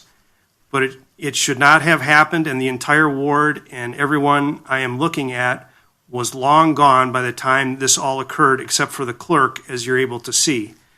And this is just an indication that we have to tighten this ship up because we are floating in perilous waters here with these kinds of things going on. That was not a few ballots that were being run. It was stacks and stacks of ballots for at least a half an hour after the chair called adjournment. And that should not have happened. Goes on to explain more I have a quote here from Christensen, the Board of Canvassers, the county clerk. He said, I would agree. It was not this much. There were stacks and stacks, and that is not acceptable. I would agree. And they go on to talk about how they remedied that. I don't really understand from this how they actually did remedy that. This discussion, along with other experiences I had to recount, gives me no confidence in the integrity of this recount. I observed many other concerning things. When we went into the Wisconsin Center, we were told we could not have backpacks, purses, or bags. When I went in there, I saw several Biden observers with large camping-style backpacks, walking through the facility. Several of them were congregating down by where the ballots were kept and stored. They would form, against social distancing guidelines, they would form a group which blocked the ability to see what was going on behind them. What went on behind there, I have no idea, but they should not have been allowed, in my opinion, to be anywhere near those places where those ballots were stored. I observed a woman on the floor counting ballots and election materials, which was very unusual since there were several empty tables in the room where she could have put those things on those tables to sort them out and also have observation. She was in an area that was difficult to see, and she had boxes kind of stacked up, so it was difficult to see what she was doing back there. She was taking the ballots and running through them, ballots and envelopes, it looked like. I couldn't tell from that distance. I asked several of the Trump attorneys, what is going on there? What is that procedure, and why is that happening? And they tried to investigate, and they got no answer as to what she was actually doing there. There were several boxes, large, that you would get reams of paper in an office setting, large boxes like that. I was told that the tabulators were the only people who were allowed to handle election materials, which meant that the election materials were put in sealed bags and bins, and they were transported around in those bins. When it came time to count them, they would take them out of the bags, count them, put them back when they were done inside the seals, and moved on. I observed a man walking, actually this happened several times, walking around with a handful of ballots throughout the center. I don't know where he was going or coming. What he did with those ballots, I was unable to see. It was a very big room and hard to see, but I saw this guy walking around with ballots. The only people who were ever told to social distance were the Trump observers. I have many instances where the people, Biden observers, were close together. The recount workers were touching each other. They were sitting next to each other. But yet the Trump ballot observers had to be, I'll defer a little bit to Mr. Spindell's testimony too. I agree with you had to be 6 feet back in a chair through plexiglass with a ballot worker going that fast, and you were supposed to be able to see what was on those ballots. It was completely impossible. The only two things that you could say to the election workers was, I object, or please slow down. They would ignore anything else that you said to them. You could not ask them a question. You couldn't say anything else. If you said, I object, most of the time they would stop. Sometimes they would continue. But if you said, I object, they were supposed to stop. You had to go get an attorney. The attorney would come over, see what the issue was. They would have that ballot set aside or whatever the issue was, and they would continue. If you said slow down, sometimes they would slow down and sometimes they wouldn't. They would just continue taking the ballots across. I can't specifically attest to this, but I talked to other people who were there on Friday and Saturday, and they were telling me before I went in there that I should expect to walk into a room full of hate, which got my attention. They said that on Friday and Saturday, there were Biden observers who would scream obscenities in your ear while you were watching them, you do your job. There was very little police presence there. There were a few sheriffs walking around, but I normally at a large event like a Bucks game or something, you would see police officers at the doors in specific areas. So if you needed a police officer, if someone had a health problem, something, you could go to those areas.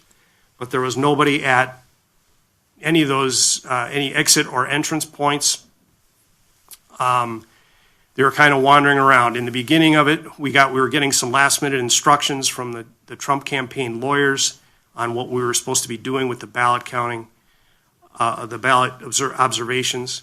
And we had to move close to try and get them. It's a noisy area. So we were moving close. Well, then someone from a Biden observer would come and scream at us that we had to move back. So it was this game of moving forward and back for several minutes of trying to lean in to try and get the instructions, get screamed at, and then we would have to back up. At one point, a woman started screaming and very loudly at some people right next to me, and there was no police there, and so some Trump attorneys had to form like a wall to kind of keep her away from us in order for us to move away and continue the job. If normally I would expect that type of behavior to be taken care of by law enforcement of some kind.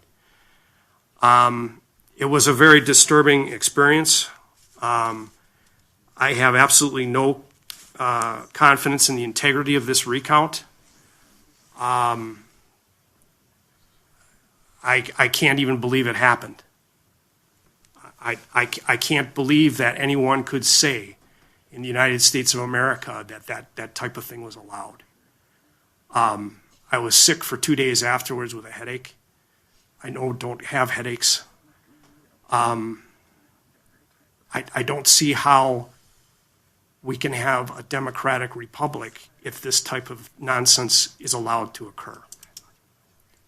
I was personally insulted by the comments in the media that said this was a smooth and fair procedure. I don't know. They were not in there. They were not in there.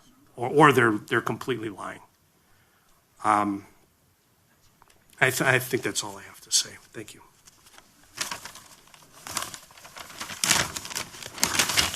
Do we have any questions? Seeing none, thank you, Dr. Kramer, for your testimony today. We've all been going for a while, so I think we're a little bit tired. We're going to go to Artis Cerny next.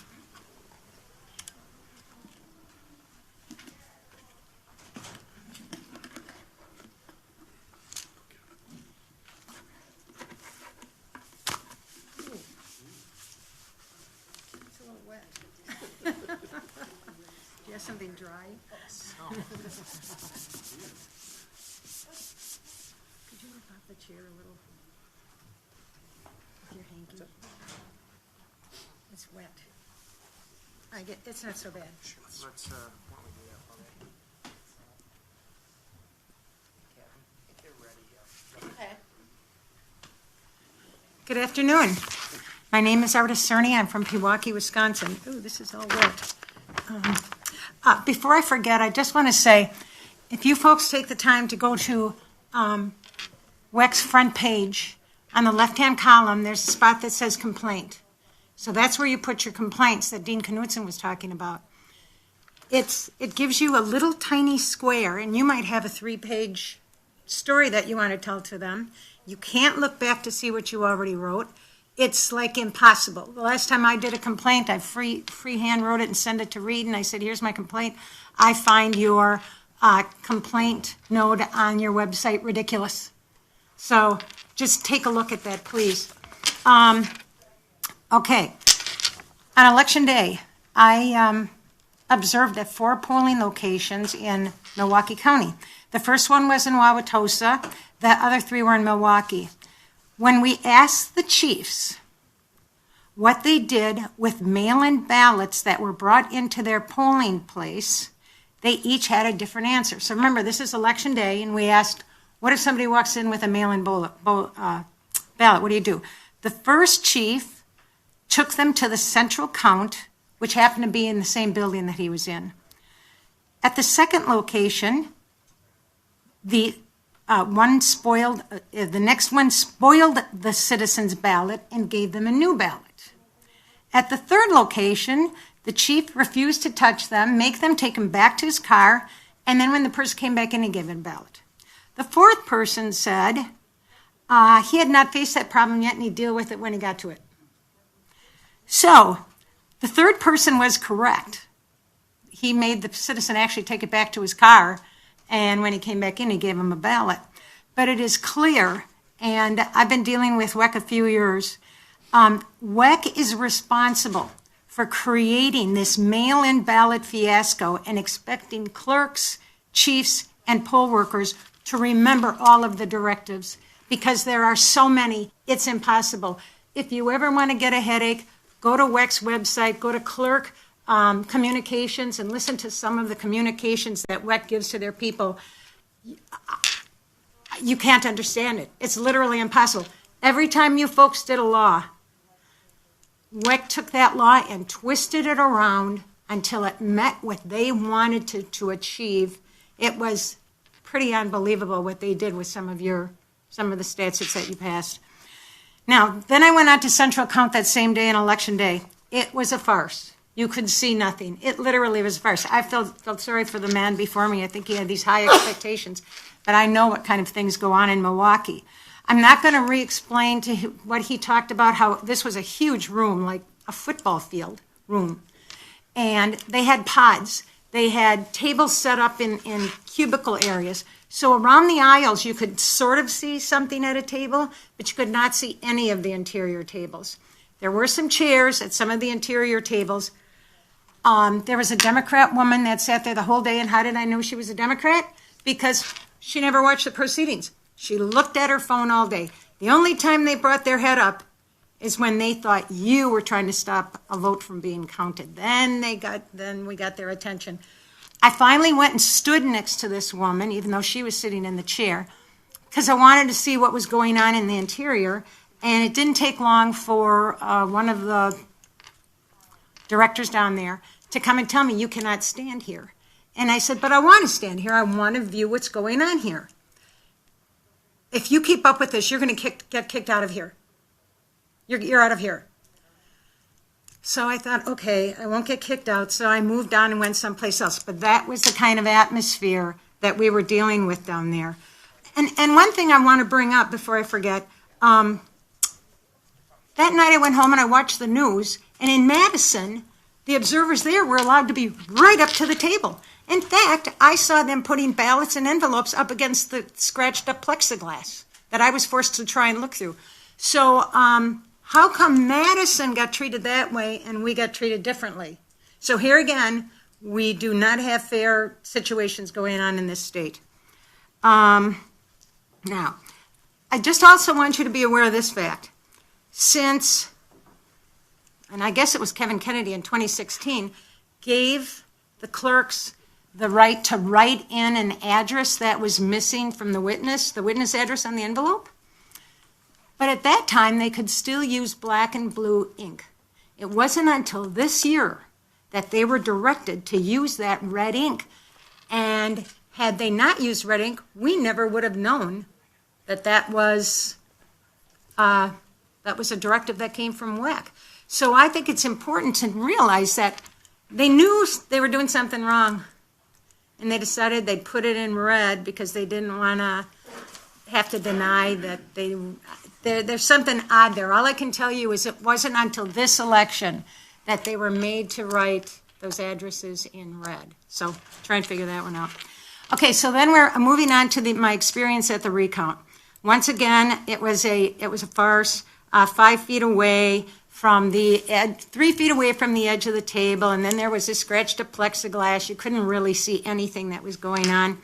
I tried positioning my chair to a better position so I could see, And that is when the bullying and the badgering started. My chair was not positioned correctly. My toes were over the yellow line. My knees were over the yellow line. There were about 5 Democrats that started picking on me, and I mean picking on me. I hardly had a chance to even observe. They just kept at it. When I initially got there, I've been going to these things for a long time. So whenever I go, I sign in as an independent because I'm not talking for the Republican Party. And if I get in trouble, I don't want it to reflect on the Republican Party. So I've always signed in as an independent. I was told that there were 3 chairs in front of the tables, and one was for an independent, and one was for a Republican, and one was for a Democrat. Okay, so I sat in the independent chair. And I took the chair, but somehow the 5 goons that were intimidating me, when they found out I was an independent, their heads exploded. Then they really got bad. Why was I talking to the Republican attorney? Why was I doing this? Why was I doing that? I tried to explain to them that as an independent, I had the right to support the candidate of my choice. That didn't mean I was apolitical. The intimidation just got worse, so I decided this is hopeless. So I left. And I thought, okay, maybe if I just go to another part of the room. So I decided to go and watch the Milwaukee Election Commission for a while, because they were making they were holding court in the middle of the room. And I thought, well, okay, I'll go up there and just sit and relax and calm down. All of a sudden, I heard my name over the loudspeaker through the whole building. I never did hear what I was being accused of, but I was so incensed. I was shocked. I approached the table. I said, my name is Ardis Cerny. You just mentioned my name. What did I do wrong?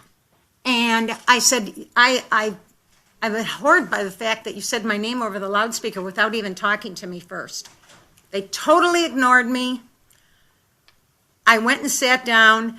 The chief judge, whatever his name is, he said, well, we've got to put a stop to this. Let's vote on removing the 3rd chair from in front of every table. So, of course, the commission is a 2-1, so the 2 people voted, and then they made a big deal about this workman coming out and getting all the 3rd chairs. Actually, it helped our guys get a little bit closer to where they could see better, so it was okay, actually. I wasn't too upset about it. The next day I did go back, but this time I was over against the far wall watching the big machines count ballots. But one of the goons was about 20 feet away. Ardis Cerny, I'm watching you. Okay, here it started all over again. Then I saw one of the other people that were giving me a hard time. What are you doing here? You got kicked out yesterday. I politely said that I did not get kicked out. I left of my own volition. All in all, the recount was a total waste of time, but it needed to be done so that the lawyers could go ahead, could move forward with doing whatever they had to do. Just got a couple of other comments. I have a couple things that I want you to be aware of. Here's another case of WEC breaking the law, okay?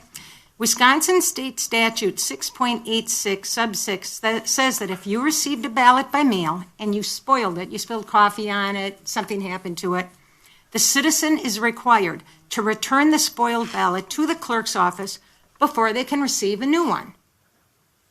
But if you take a look on WEC's website under spoiled absentee ballot guidance, there is a statement now that says you can spoil your ballot in writing by mail or email to the clerk.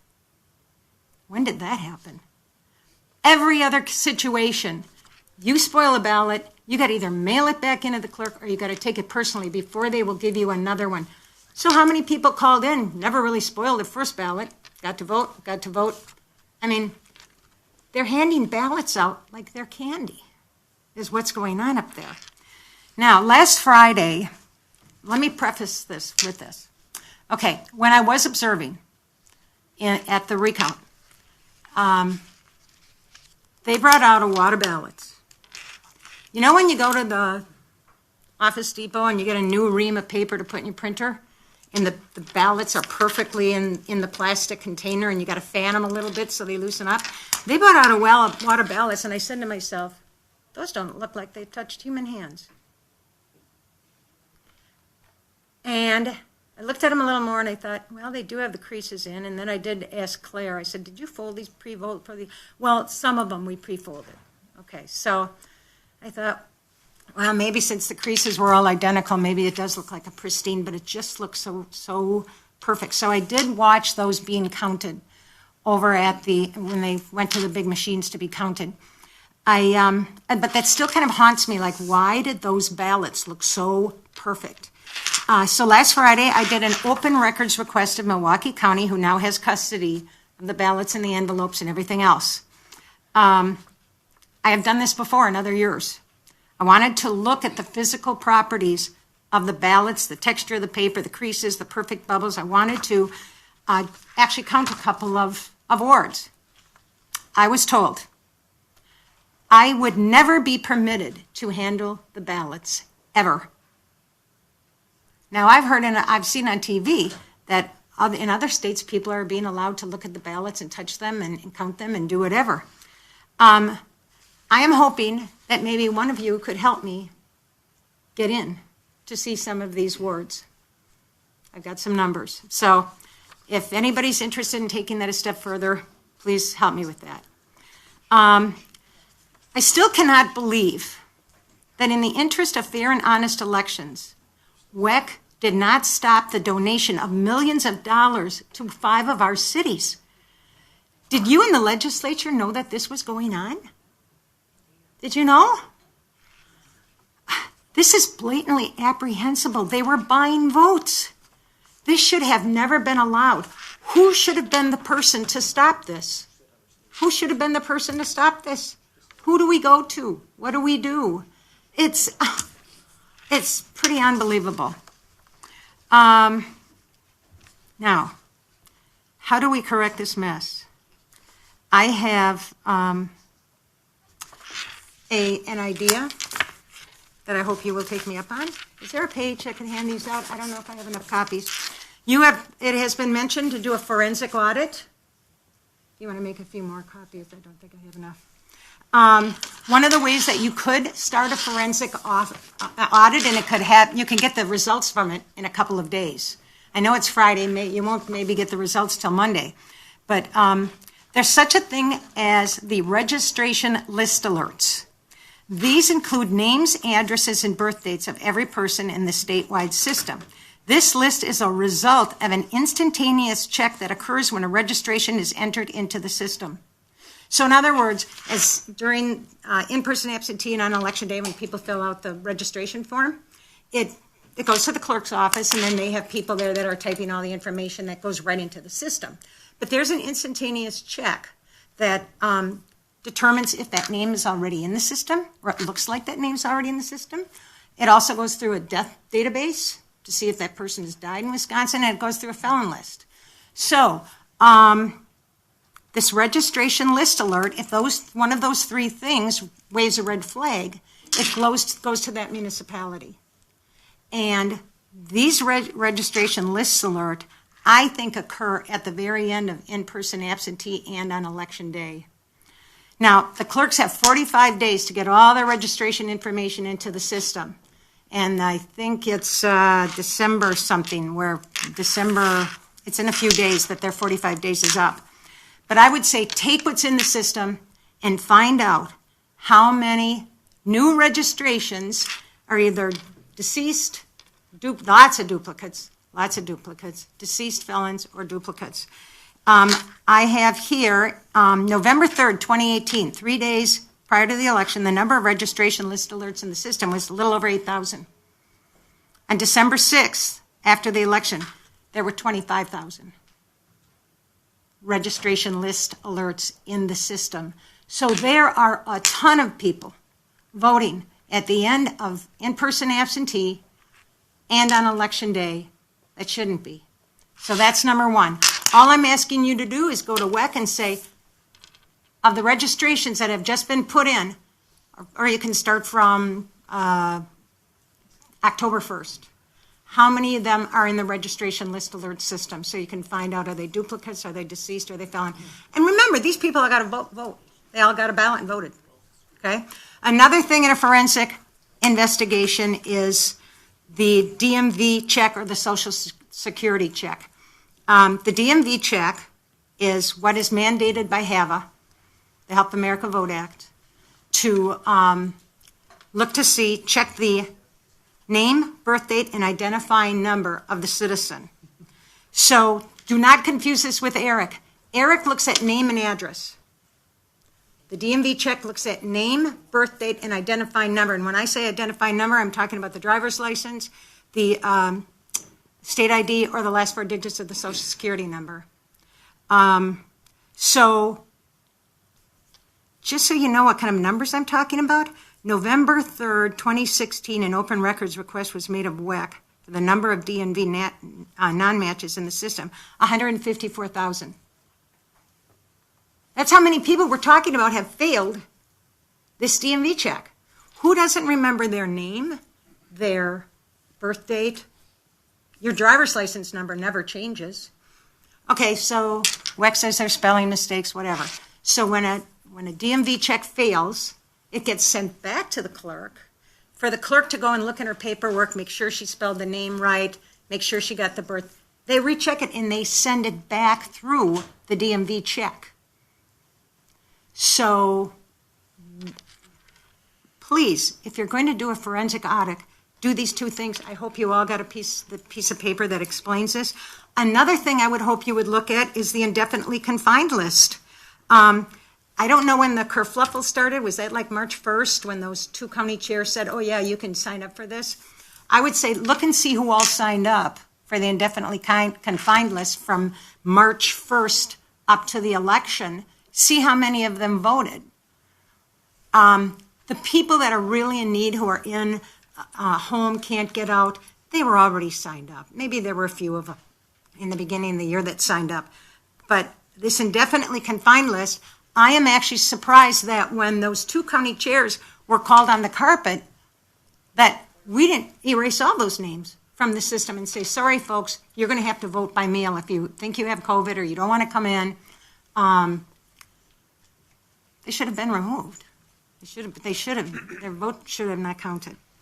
So anyway, I hope you do this forensic audit. I think it would be a good start, and it's computer runs. So all you do is give the requests to WEC, and hopefully on Monday you'll have some interesting numbers to take a look at to see, okay, how honest was this election? You know, we're looking at people who failed, their name, their birth date, and their identifying number, and then the registration list alerts are duplicates, deceased, and felon names. So, let's see. We have 1 more minute. Okay, thank you for your time and allowing me to speak. All right, let's go to Representative Sortwell. Very quickly, hopefully. Okay, thank you. No, I just had one really brief question because, of course, a lot of the restrictions that were in place for the observers in Milwaukee, were put in place arguably, for COVID or whatever, even though, as you pointed out, Madison was not doing the same thing. So, and then you brought up the fact that even if you had a knee over the line or the toe over the line, they started harassing you. So I guess my question is, are you aware of how much more severe knee-transmitted COVID is? I said to them, I don't think my knees are going to get COVID. I did say that to them. All right, Representative Murphy. Thank you, Mr. Speaker. Ma'am, I wanted to ask this question earlier, and maybe there were other people testifying that could answer this better than you, but I didn't always have an opportunity. And the question I want to ask is, there was an overvote in many districts, many precincts in Milwaukee, 200% of the people voting, sometimes more. Do you have a feel for, how this transpired?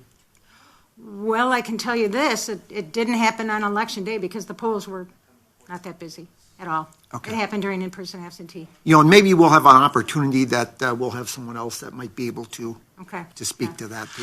The polls were not Thanks busy anyway. on election day. Sure. All right, very good. Thank you for your testimony. Next, we're going to talk to David Bolter.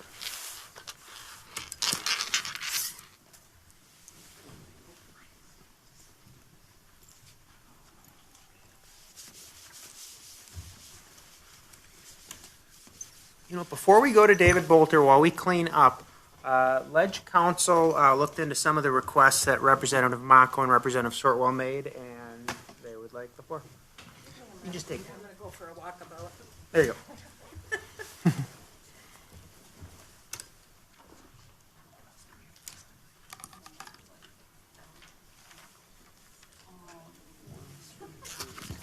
So we were asked to give an additional opinion on whether the legislature has a role in selecting the presidential electors.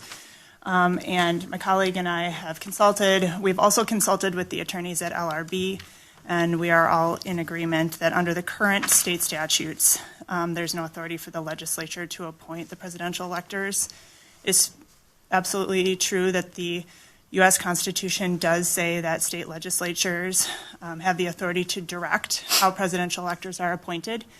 And in Wisconsin, the way that the legislature has chosen to do that is to enact laws saying that the presidential electors will be selected. There will be a slate of electors chosen by each political party, and then the outcome of the popular vote will determine which slate of electors will serve and cast the electoral votes of Wisconsin. All right. You may proceed. Mr. Speaker, Madam Chairperson, committee members, I'm David Bolter. I am a retired 32-year Army colonel that have served this country both in regular Army and Army Reserve.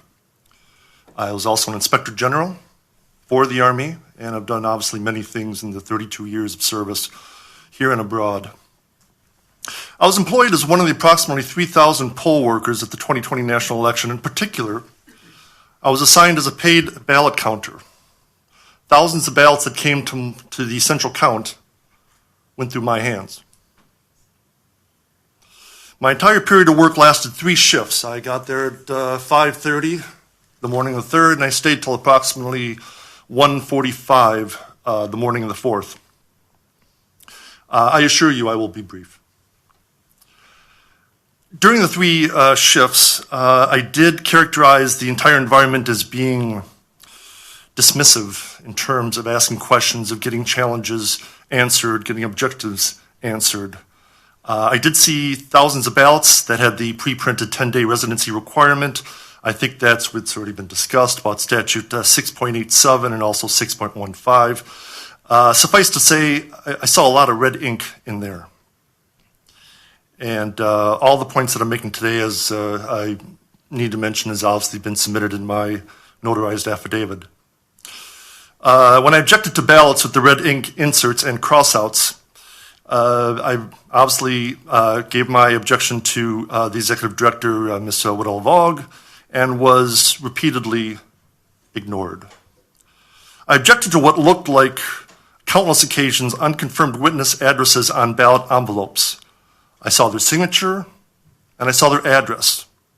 Sometimes different ink, sometimes different handwriting all together. That's big. I saw many ballot envelopes that had no signature in the witness signature line, but the signature was obviously placed someplace else. When I did place the objections several times, Ms. Woodall-Vog basically announced to the entire 4th floor that if there is a second signature anywhere on the envelope, that was considered admissible. Many of the ballot envelopes I received were already opened or unsealed on arrival. I stated my objections as well, which were basically cast aside. I'm guesstimating upwards of 15 to possibly upwards of 20% were in that state. I contend that the election observers were required to, as mentioned before by obviously Mr. Williams and other people here today, that they were up 15 to 20 feet away. A lot of them had binoculars. I don't think that really is the intent of the observer role that day, but that's where it was. They were all had the orange cones away from the pod tables, and there was no way that they could have 100% accurate proof of being able to do their job, period. At approximately 1 in the morning, an announcement was made that a truck or trucks full of ballots were arriving shortly. While I did not physically witness the arrival of the trucks, this activity was similar, as we've heard in days to follow, systematic fraud claims in other states. In summary, the idea of systematic corruption is still a matter of debate. It's not yet factual in the sense of an established illegality. That can only happen in a criminal court. But for the sake of the Republic, the ideas of the nation which I fought for 3 decades, both here and abroad, and the voice of the American people to elect their leaders, I hope it does. That concludes my presentation, subject to questions. Very good. Well, first, thank you for your service to our country. Second, do we have any other questions?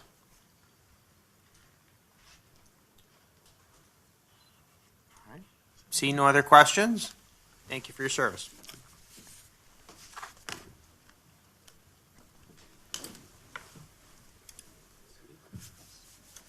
All right, next we're going to hear from Cindy Boble.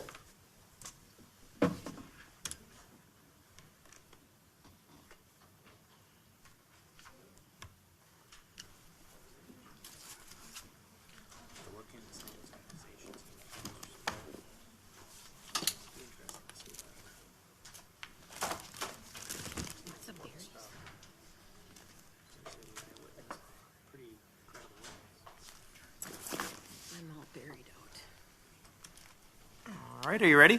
Sure. All right, go ahead when you're ready. As he stated, my name is Cindy Babel. It's pronounced many ways. First off, I want to give you a little background. I am retired. For over 40 years, I worked in the commercial insurance industry and was trained and employed to analyze, assess, and view information.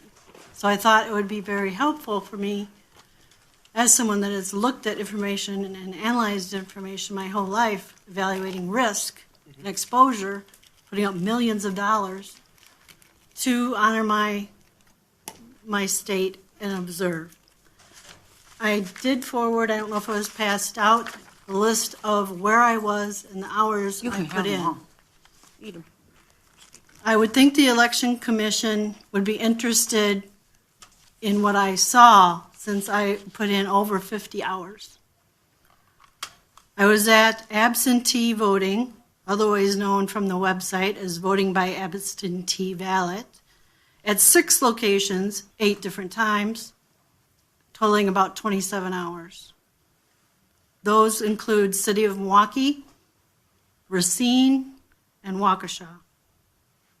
On Election Day, I spent over 9 hours in Wauwatosa at City Hall, where there was 2 polling places and central count.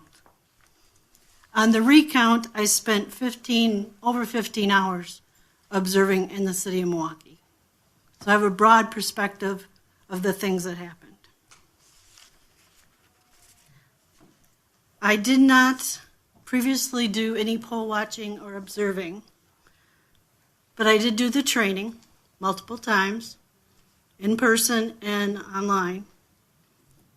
And being in the commercial insurance industry, which is probably just slightly below the legal industry as far as details and procedures, I felt pretty confident. After the first 2 or 3 places that I was at, I was astounded that every single location, and this preceded, did everything differently. I've heard many elected officials say, well, it's all the same at all the locations. You have a paper ballot and you can just count them. It is extremely different at every location I was at, excluding recount, which is a different situation. And I can go through, during absentee voting, City of Milwaukee Cannon Park Pavilion used electronic, or some people refer to them as skinny ballots, I think. Waukesha used paper ballots. Zablasky Library, I hope I'm not slaughtering that name, used electronic or skinny ballots. This is all pre-election day. Festival Hall in Racine, paper ballots. Bayview Library on Kinnickinnick, electronic skinny ballots. Festival Hall, again, paper, and Broadway, City Hall in Milwaukee, electronic skinny ballots. Every single place did registration, ballots, signatures, gluing the envelopes differently. Some places they used Elmer's glue to glue the envelopes. Some of us can remember back to our childhood. I like the smell of glue. I remember Elmer's glue can very easily be opened.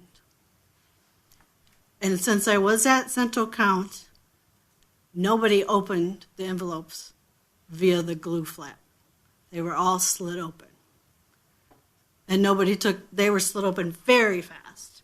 So if anything had been adjusted, I'm not saying it was, but no one would ever see it.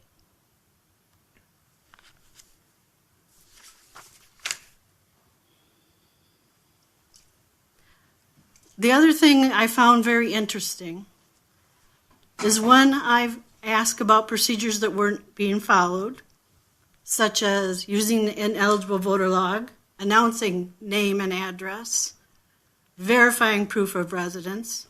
A lot of these things were loose, to be kind. When I would bring something to the attention of someone pre-election day, I was told, mainly in the city of Milwaukee and Racine, and I'm going to quote, and it was almost verbatim per word at each location. Remind you, that's 6 different locations, 6 different days, 6 different times.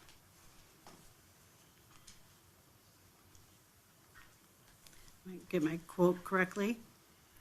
We do not have to follow those procedures now. That is only done on election day. I said, well, I looked at my guidelines, and it says they're supposed to announce their name and address, and you're supposed to look at the ineligible log. They told me they did not have to. I looked up the statute, which I'm very familiar with, being an ex-workers' compensation underwriter who deals with the statute of the state for workers' compensation frequently. And if you are ever tired, you can read statutes, and that puts you right to sleep, especially insurance ones. So I pulled out the exact statute area, which was section 6.79, subchapter 2A, which said you had to announce your name and address. She said she would call the officials in the city of Milwaukee and confirm. She never got back to me on that. I then asked her, this is in Kinnickinnick and Bayview Library. I then said, no one is checking ineligible voter log. She said, we don't have to. Again, the verbatim, we only do that on election day. She did, to her credit, Louisa, the chief inspector, did check with the voter election people in the city of Milwaukee. She came back to me and told me, again, quote, they forgot to bring me the ineligible log. Now, remind you, I was there on October 29th. That was a long time after they'd been processing votes without the log. I did stay there 2 to 3 more hours.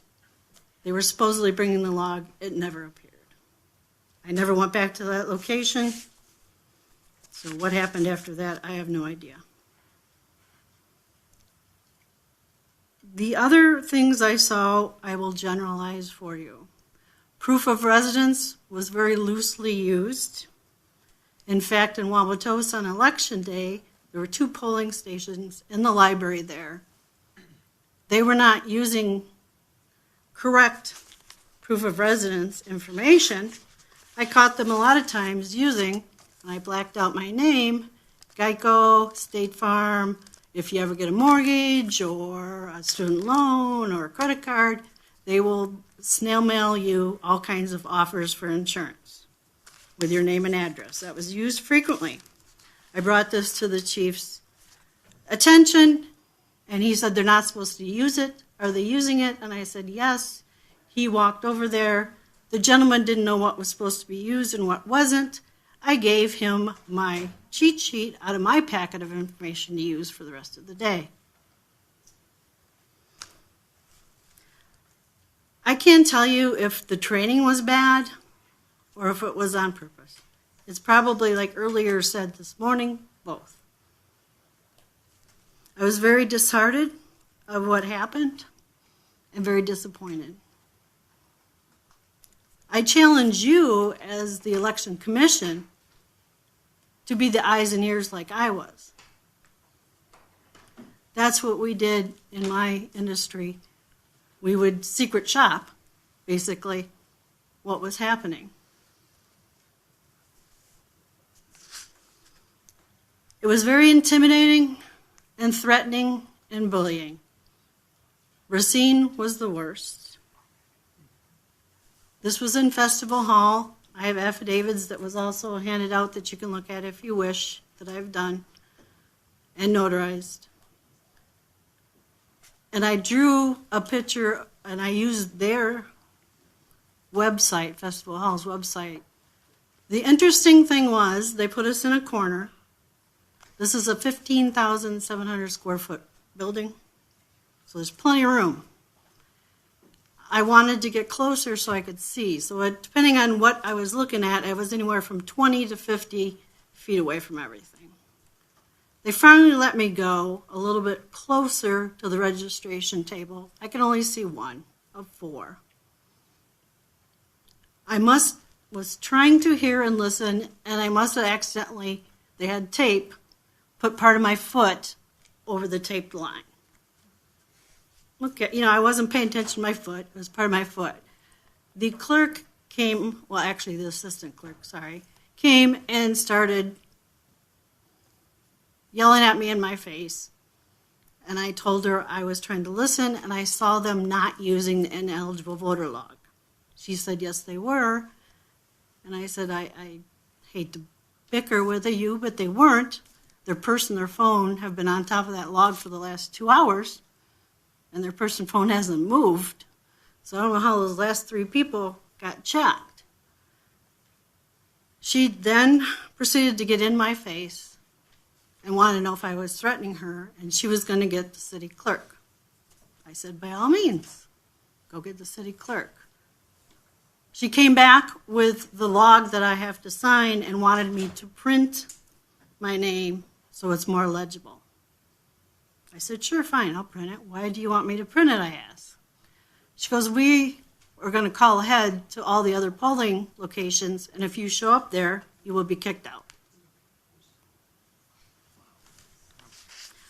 I don't know if you saw me sit down. I'm only 5 foot tall. Maybe in my prime I could have tackled somebody, but probably not now.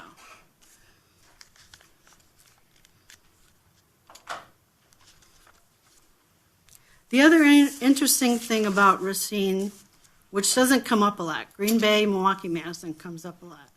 The interesting thing about Racine, I was there twice, and appropriately so, once on Halloween. They had moved the whole city hall of Racine down to this festival hall, curtained it off. And there was another observer with me kind of asking the city clerk, Tara, not sure how she pronounces it, why they moved the whole city hall down there. And I said, perchance is your city hall under construction? Because I was just at Waukesha a few days ago. It's under construction. It's kind of a mess. No, it's not under construction. It's just easier for us to have city hall down here while we're doing the early voting. I said, so if I needed a dog license or a building permit or pay my taxes or my fine, I would have to come down here. She said yes. I was there, you can total up the hours, 2 different days. I kind of got lost in the parking lot, so I did circle the building. There was no signage for City Hall affairs whatsoever, any doors or in the parking lot, and I never saw one person go back there and do any city business. I also was not allowed to use the restroom, which would have been behind that curtain. I was told to go find another place to go to the bathroom somewhere in the city. Yes. Because they didn't want me to go back there and see. I was also made to sit at Cannon Park on the 24th and 25th for several hours. I was there from 10 to 4 the first day in front of an open door at 34 degrees the whole day. The second day, they made me sit in the same spot.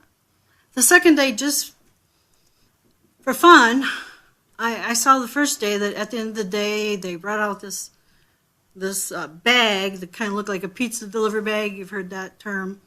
Some were red, some were blue. Took all the ballots out. 2 people took them out, put them in this bag.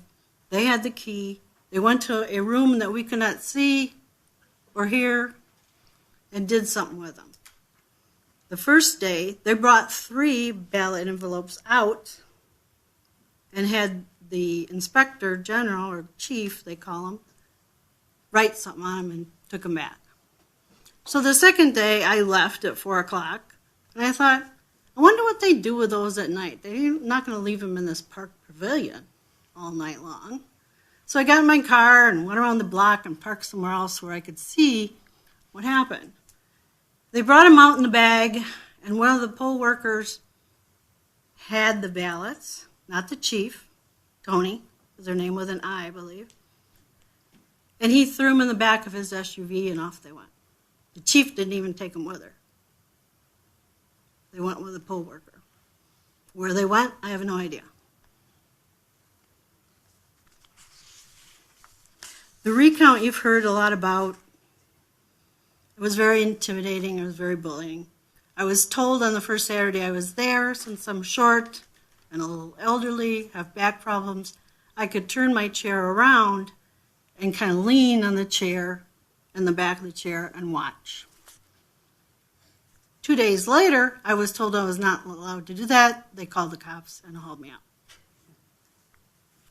So I think because Tony recognized me the day before, because I was at the table next to her, and wanted me out of there.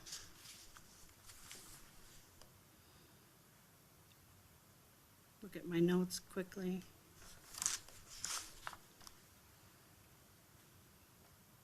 There's a lot I could go over with you in the essence of time, and you're all probably getting tired.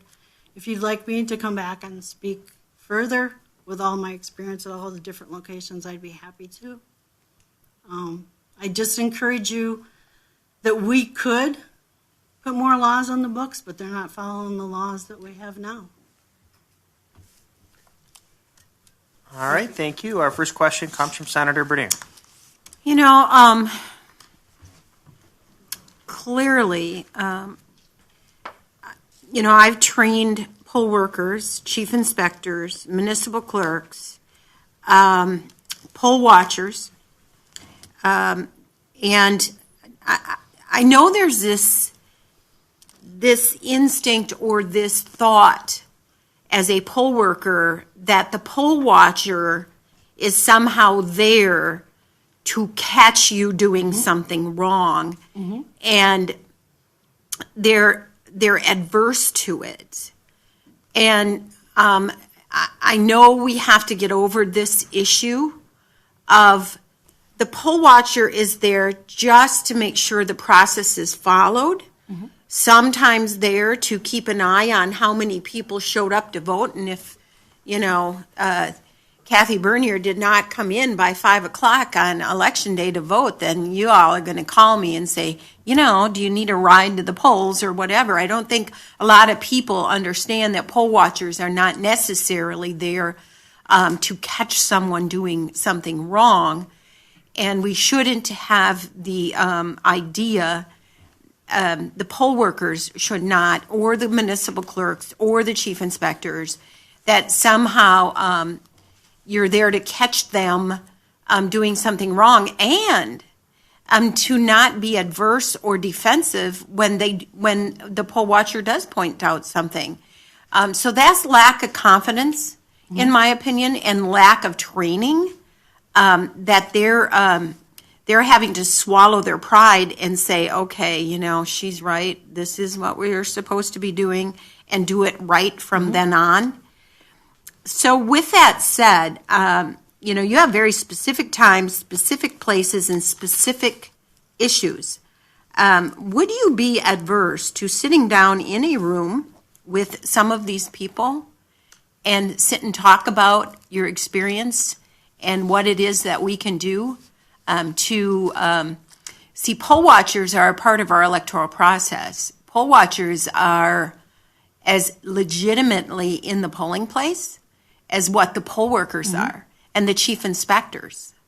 And I think we've got to get that message across through legislation and or through the Wisconsin Election Commission and the county clerks and the municipal clerks that the poll workers need to recognize that you, the poll watcher, are just as important as they are to the electoral process. And so, I'm hoping that we can get back to you, find out if some of these election officials would like to sit down and have a conversation about how you were treated and why you were treated that way. Now, that might be visions of grandeur, but it is the holiday season, and I'm optimistic that we can get over this issue some way, shape, or form. And so make sure that, I don't know, do we have your name, your address, your phone number, whatever? Yeah. And Ron that, and William have it. okay, and that we can get back to you, because I would love to facilitate an honest to goodness discussion, a respectful discussion.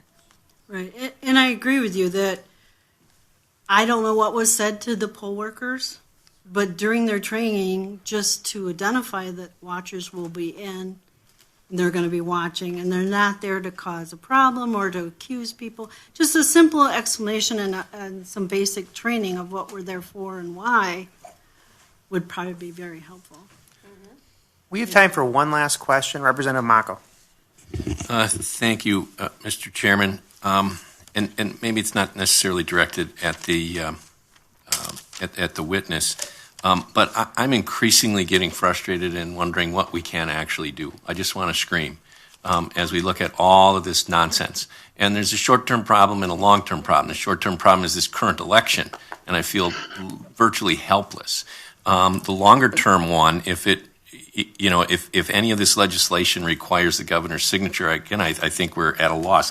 I've got no less, as you are doing, Senator Bernier. I'm making a list, and I'm up to 15 different pieces of legislation already, and it's disgusting to me. I'm also vice chair of the audit committee. I'm wondering if that helps. I'm just looking, is there any value in us talking to the joint chairs of that committee and doing a full-blown audit? Again, doesn't help us today, doesn't help us in the next few weeks, but I'm increasingly frustrated at hearing testimony from this witness and all of these witnesses who I find profoundly credible to take their time to come down here and put up with this. And I'm just frustrated as a representative. I certainly, like many of you, are doing this job because out of the stewardship sense of responsibility that I have. People say, you must have always wanted to do this. I go, no, I don't even know I need to do it now. I'd much rather be sitting down in Florida. But but I feel responsibility that we've got to get up here and do things. And I think it's quality business people and everybody in this room that is lending that credibility. And so, again, I hope that we get some guidance. And I apologize, sir. I know I'm not asking a question, but I'm sitting here getting more frustrated by the minute, the more of this stuff that I hear, wondering, well, what can we do? And so, again, going forward, obviously it'll be legislation. I hope you guys, whatever you put together, I'll sponsor that. And then the second thing is, can we do an audit? What do we do moving forward? So that's just the profound frustration that I'm having over here. Very good. Since that was a little bit more based on things not necessarily connected to this particular person providing testimony, I'll give you an extra minute. Representative Murphy had a question. So from all the testimony that we've received, it seems like there's an unprecedented level of bullying going on in these polling places. Now, you're a new poll observer. You haven't done this before. Not in previous years. And to me, this is where part of the issue comes in. I believe we had a lot of new poll workers this year and a lot of new poll observers.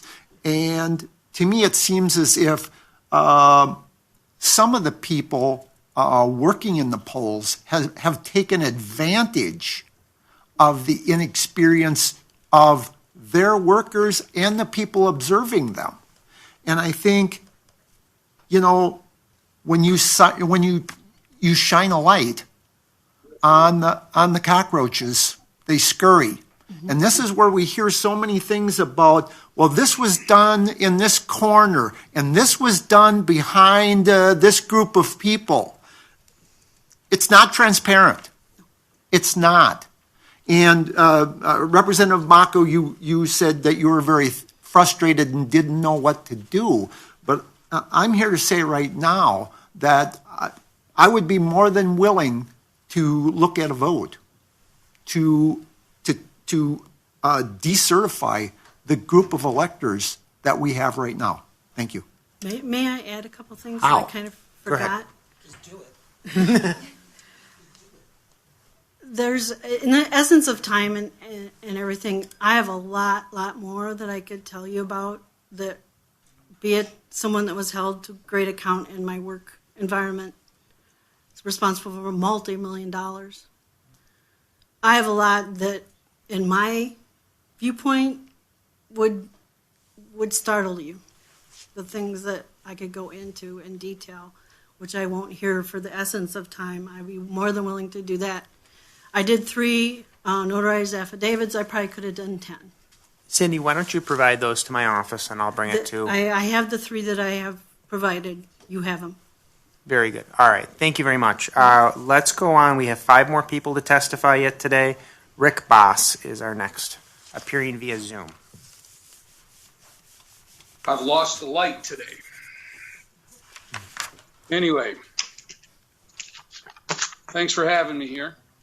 I have the privilege of being the vice chair of the vaunted Milwaukee County Election Commission.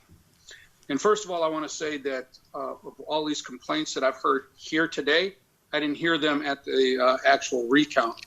That would have been a good thing to do, seeing I was there the entire time. I do thank you for having me here. I assume it's because I'm on the commission, but it should be more importantly that I'm here because I'm a citizen. I'm going to give you a little bit of the background on why this is important to me. My parents, like a lot of other people back in the 60s, were involved in civil rights. They met on a picket line while they were working against education discrimination. They also worked against Wisconsin's unfair housing. And most importantly, as it relates to this conversation, they worked to preserve what we as Americans and Wisconsinites need to make sure that the Republic works, is to protect our votes. I remember as a small child going with my mother into the voting booth. I remember being taught that the vote wasn't a right, it was a sacred privilege and a responsibility that needed to be exercised.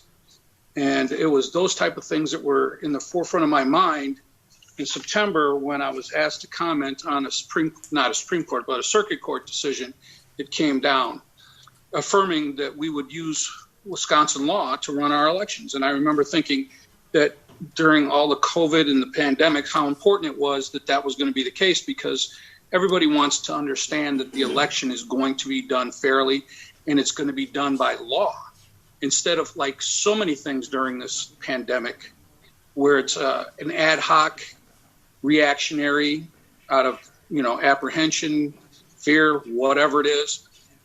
It's not the time when you're scared and when you're under fire to create new systems. And for whatever reason, as a nation, we allowed this to take place. And for whatever reason, the state of Wisconsin, through administrative auspices, allowed this to take place. The circuit court made the right decision.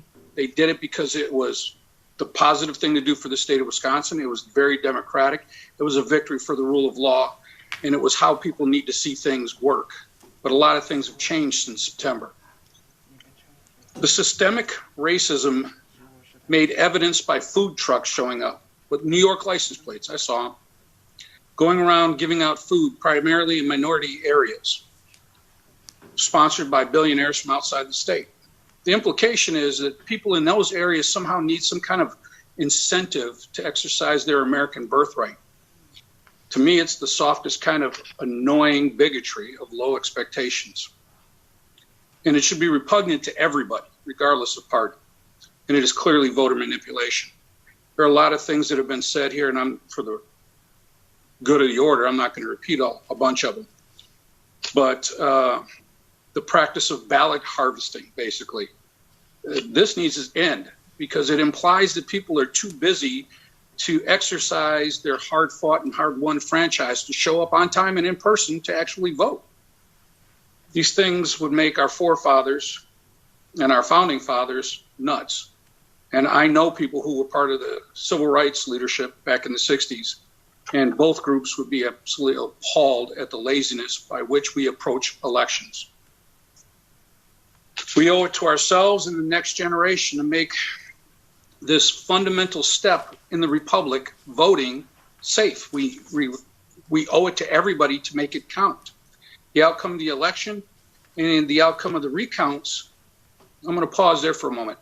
A lot of people expect a lot of things out of a recount.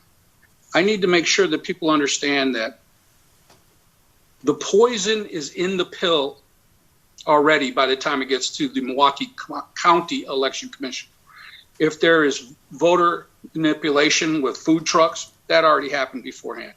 If there is mass production of ballots, that happened before it showed up. Those things need to be systemically moved out of the way before there's a recount, because a recount is just going to do that. It's going to recount whatever mess is put in there. But when we do have a recount, all materials need to be available. We have partisan commissions and we're going to have split votes. Most people expect that there's signature matching in Wisconsin, and there's not. That's something this body can address. Citizens should be allowed to inspect the entire process. They need to be able to see what is going on. Because after all, the vote that we're trying to protect, the vote that we're trying to confirm, is the collective decision of us as a family. And it is what allows us as a republic to go forward. And it is what makes our government legitimate. And if any portion of our vote is tampered with through systemic or individual fraud or neglect or misrepresentation or overreach by administrative authorities, we all suffer.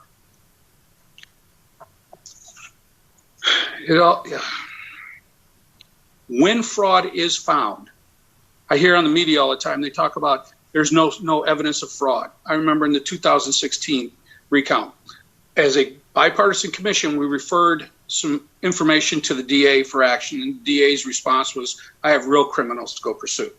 So it's kind of a self-fulfilling prophecy that the media pretends that there's no evidence, but when you can't get a DA to pursue something that is taking away the freedom and franchise from so many people because there's real criminals, there is gaming of the system, there is fraud. And until the DAs step up and do things to make sure that those people are prosecuted, we're not going to get anywhere. If the election and the recount highlight the administrative guidance that somehow becomes super strong, it supersedes the statutes. Excuse me, I've been waiting for 7 hours to testify, now I'm all tongue-tied. Anyway, administrative guidance can't supersede statute. That is the sum and substance of what's going on here. Administrative guidance kept people off the ballot that should have been on. All the time when I hear different cases to decide who's going to be on a ballot or whatever, voter intent is always what's used as somehow the super glue to get things stuck to whatever anybody wants. But voter intent obviously would have allowed the Green Party to be on the ballot, but it wasn't. So this administrative guidance and oversight needs to be brought back into check, and that's something that the body can do. A lot of people want to know all the boogeymen that I saw during the election. Did I see ballots that weren't safeguarded and didn't have initials? Absolutely. Did I witness thousands of cured ballots? Absolutely. As a matter of fact, I went through a great deal of effort to make sure that they were siloed off so that they were easily counted, along with the indefinitely confined. Did I witness thousands of ballots being siloed off because they were cured? Yes. And so did anybody else who wanted to tune in, because despite everyone's complaining about how it happened in Milwaukee, and it was different than Madison. At least it was on television and you could see it and make note if anybody cared to watch, because often our democracy goes unseen because it's a little boring, drying to some. To me, it's fascinating, and connects us all the way back to the Plains of Marathon, when a free people decided that they would not be subject. We owe it to ourselves to continue that tradition. Too many people have fought and died for it. Do we have ballots that were cast by people who claim to be indefinitely confined, who clearly weren't indefinitely confined? I absolutely believe that. I do believe it was to get around the photo ID. And does that cause people to have less confidence in their election? Absolutely. Because the people of Wisconsin voted to have photo ID. And there should be no excuse for getting around it. Every generation is called upon to do what is necessary to defend the republic. Right now, the simple ability to vote and have one person, one vote be the order of the day is now that battle.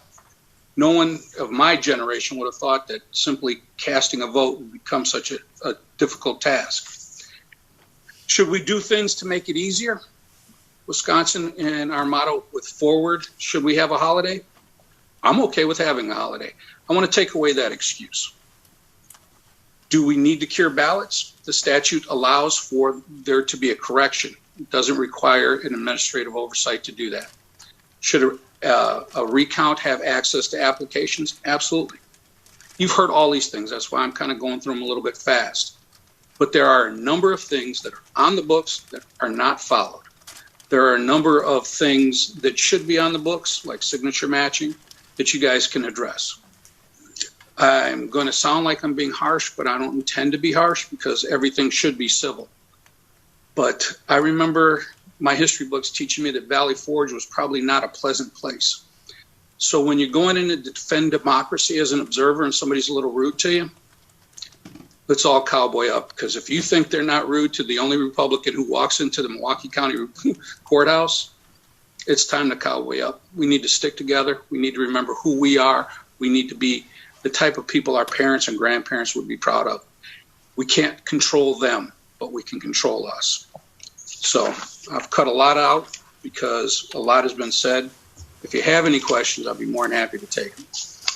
Rick, thank you for your patience waiting to testify today. I really greatly appreciate that. I know you had to wait a long time, and that's excellent. We have a question from Representative Sortwell. Thank you for your testimony, sir, and I appreciate the final comment that you happened to make about, we need to make sure we're doing our jobs even when there are people trying to assault our democratic process, which is absolutely what's happening when they're treating observers that way.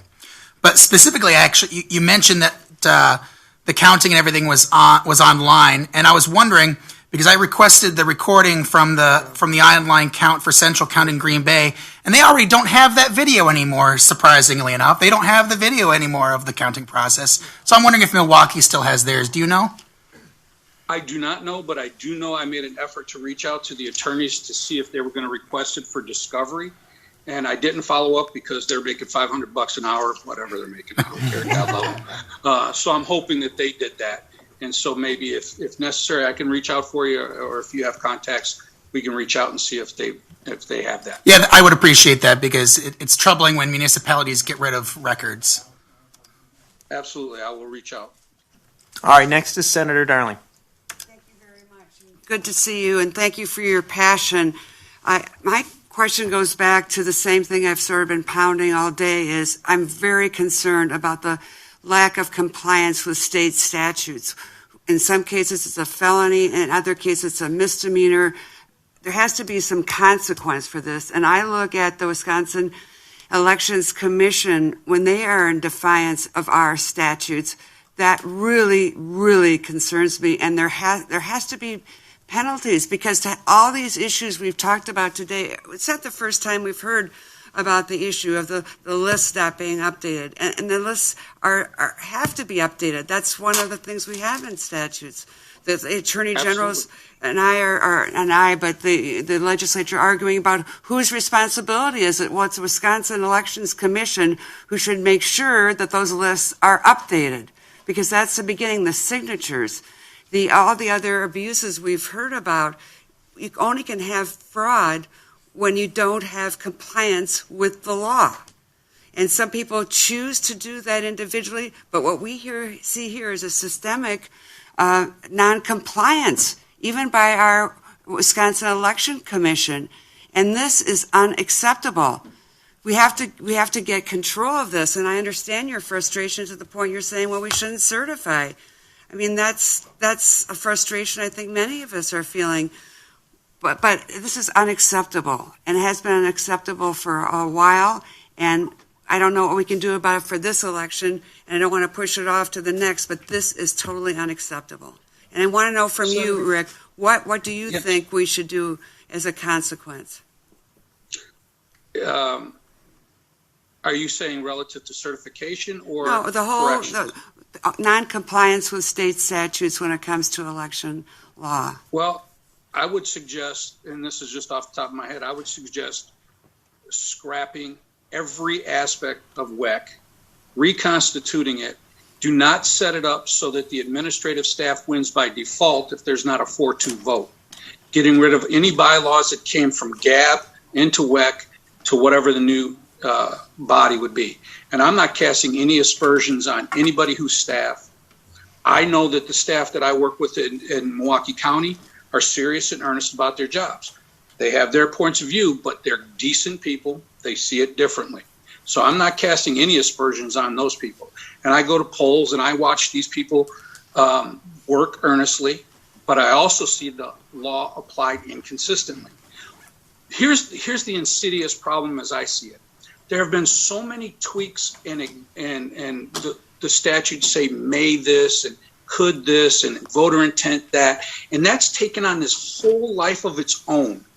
And then as we've gotten lazy, because to me, when you're trying to not vote in person just because it's convenient, that's lazy. Once we've gotten away from having a family conversation once every 4 years for president and showing up and casting a simple vote, the systems that we use in Milwaukee County would make that information, we have an archived paper ballot, we have an image of it, and we have the tally sheets. If everyone was primarily voting in person, we would have a lot more confidence in Milwaukee. I can't talk about Dominion or anywhere else in the state. We would have a lot more confidence in our election, and we would have the results in a timely manner. So you don't see these spikes at 3 o'clock in the morning that everybody wants me to explain while I was sleeping. And yes, it was central count most likely, okay? There's not always a boogeyman, but the problems are so rolled into, it's okay to do red ink. It's okay to fix the address. It's okay to do this, when in fact it's not. The state legislature, in my opinion, needs to put its foot down, add a couple of sentences that says, you will not correct, whatever it takes. You've got a whole bunch of folks that sleep underneath the Capitol that come up with how the words need to be. But everybody on their face understands what needs to happen. It needs to be one person, one vote. That's it. We need to stop trying to find ways to allow people to sneak in the back door. We need to purge our voting rolls. And I know we're not supposed to say purge. Clean them up. Every election, I get people's mail at my house, only during elections, who have not lived at my house in 20 years. And I guarantee it happens all across the state. I see traffic in places that don't normally have traffic because I hear rumors that they're in there, making up ballots. I don't get into any of that until I see it. Because I know for a fact, if we just adhere to the laws that we have now, we can safeguard our election. The Green Party's on the ballot, those people aren't offended. You don't go around curing ballots, then the people who followed the rules don't have to be offended because their vote counted. If somebody professed to be indefinitely confined when they're not, then they stole the ability for somebody else. Play by the rules. And administrative agencies do not trump the elected deliberative body that the people of Wisconsin have put in place. And if you want the extra 2 cents, of course, I'm partisan. I think we should go ahead and appoint our own electors. All right. Hey, I'm boring. All right. I don't see any other questions. Thank you. I really appreciate you waiting. I know it's been a long day, and you've been in the queue for a long time. Our next witness is going to be Lisa Van Wyck. You can go ahead when you're ready.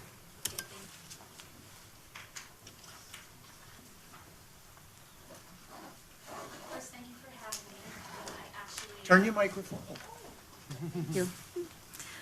First, thank you for having me. I actually just found out late last night that I was asked to come today, so I hope that what I share with you today helps you in this process. My name is Lisa Van Wyk, and I participated in the Milwaukee recount on Friday, November 20th, and Saturday, November 21st. And I'm going to give you a little bit of my background so you understand in context who I am and why I chose to do so. I was actually born in Pompano Beach, Florida, Fort Lauderdale, Florida, and moved up to Wisconsin when I was 19 years old. And that was probably the best thing that ever happened to me. I grew up in Pompano Beach, went to a small Christian school, and came from a very poor background and humble means. My mother was born in Haiti, and she, in her story, my father was born in Puerto Rico. They met in New York, but before that, she actually moved to New York looking for a better life. She went from dancing, being popular, dancing professionally in Haiti, to sleeping on kitchen floors to make a better life, actually, for herself here. And over the years, she would send back little bits of money to bring the rest of her family here to the States. When I came here, I had gone through a lot of trauma during my time in Florida. So the state of Wisconsin really, truly, I feel like, is my home. I love it. And there are wonderful people here. And over time, I had graduated moved from Miami, Florida, graduated from University of Wisconsin Oshkosh, graduated with a now master's degree in microbiology, with a BS in biology and chemistry. I taught high school biology and chemistry at Appleton, in the Appleton area school district at Appleton North High School before I had children and got married. And then when they were toddlers, I actually started working for my husband in the construction industry, and for 10 years, I actually became the chief information officer and dealt with the technology there for his company. When then I founded Inspire 365 LLC, which is now named Blaze Sports and Fitness. And I have run that company from scratch, from the ground up, for the last 8 years. And Blaze gives back to the community. We train champions for life is our mission. We work with youth through professional athletes, helping them be their best and doing everything we can to help them to find their way in life and lead a better life. And I just have to tell you, this year has been, best word for it is probably atrocious. I think that we have issues with our leadership. There have been decisions that have been made this year that have shattered people's lives. There are still, I work with youth and I work with adults who are still confined to their homes. There's 15,000 youth in the community of Appleton alone that have not touched their hallways of their schools. There are people in my office daily who cry, who are dealing with bullying, with the issues that they are dealing with their homes. And yet, just today, I got a text saying that there was a decision made at UW-Madison saying that those students, if they go back to school, if they don't test twice a week and show and put it in an app, they will be suspended. So, as John Maxwell, the father of leadership, says, we are leadership sad right now, and it's making me mad because there are too many representatives, too many people wanting to be right than do right. And I just want to let you know that for me, it's not about being a Republican or a Democrat. It's about doing the right thing. So when I saw a lot of decisions happening this year that were hurting people, And when I saw a lot of words being said about fraud that was taking place, even in our state, I knew that after the election, I had to go to Milwaukee and participate and see for myself what truly was happening. And I feel like for today, I'm coming as we the people. It's not for a party, it's about being a voice for the people who are being suppressed. We are here to make sure that there is integrity in this process and that the laws are being followed. Because if there is no integrity in the process and the laws are broken, it is an illegitimate event. It is farce. It is a farce and it is a fake event. And when we can't trust our system and we can't trust the people and our so-called democratically elected officials or the people who are running these events, we are no better than countries ruled by dictators, where a small group of people have all the power and we have no right and we have no voice. There was a gentleman by the name of Dean Knudsen who spoke earlier today, and I was appalled that he just came out and said, there's no fraud. Let's put a little pause on that for a second, because we throw that word around all the time. But what does it actually mean? Webster said it. It's wrongful or criminal deception intended to result in financial or personal gain. It's wrong or criminal deception. The wrong happens before the crime is proven in court. So I'm tired of hearing that there is no fraud. It's clear, sitting here today, listening to all of these people, honest citizens giving their testimonies, that they were wronged. Secondly, he said, the laws weren't changed, but we know that rules were implemented that superseded the laws. Why have laws if we don't follow them? Thirdly, he also said that there's 0 sworn complaints that were filed to the Wisconsin Election Commission. So this is new for me. I come in to do a job to be a poll observer, recount observer. I don't know all the rules. I did go through the training. And I was appalled at what I experienced, which I'll explain in a second. But to say that, oh, there's 0, I didn't know that there's a place to actually place my complaint.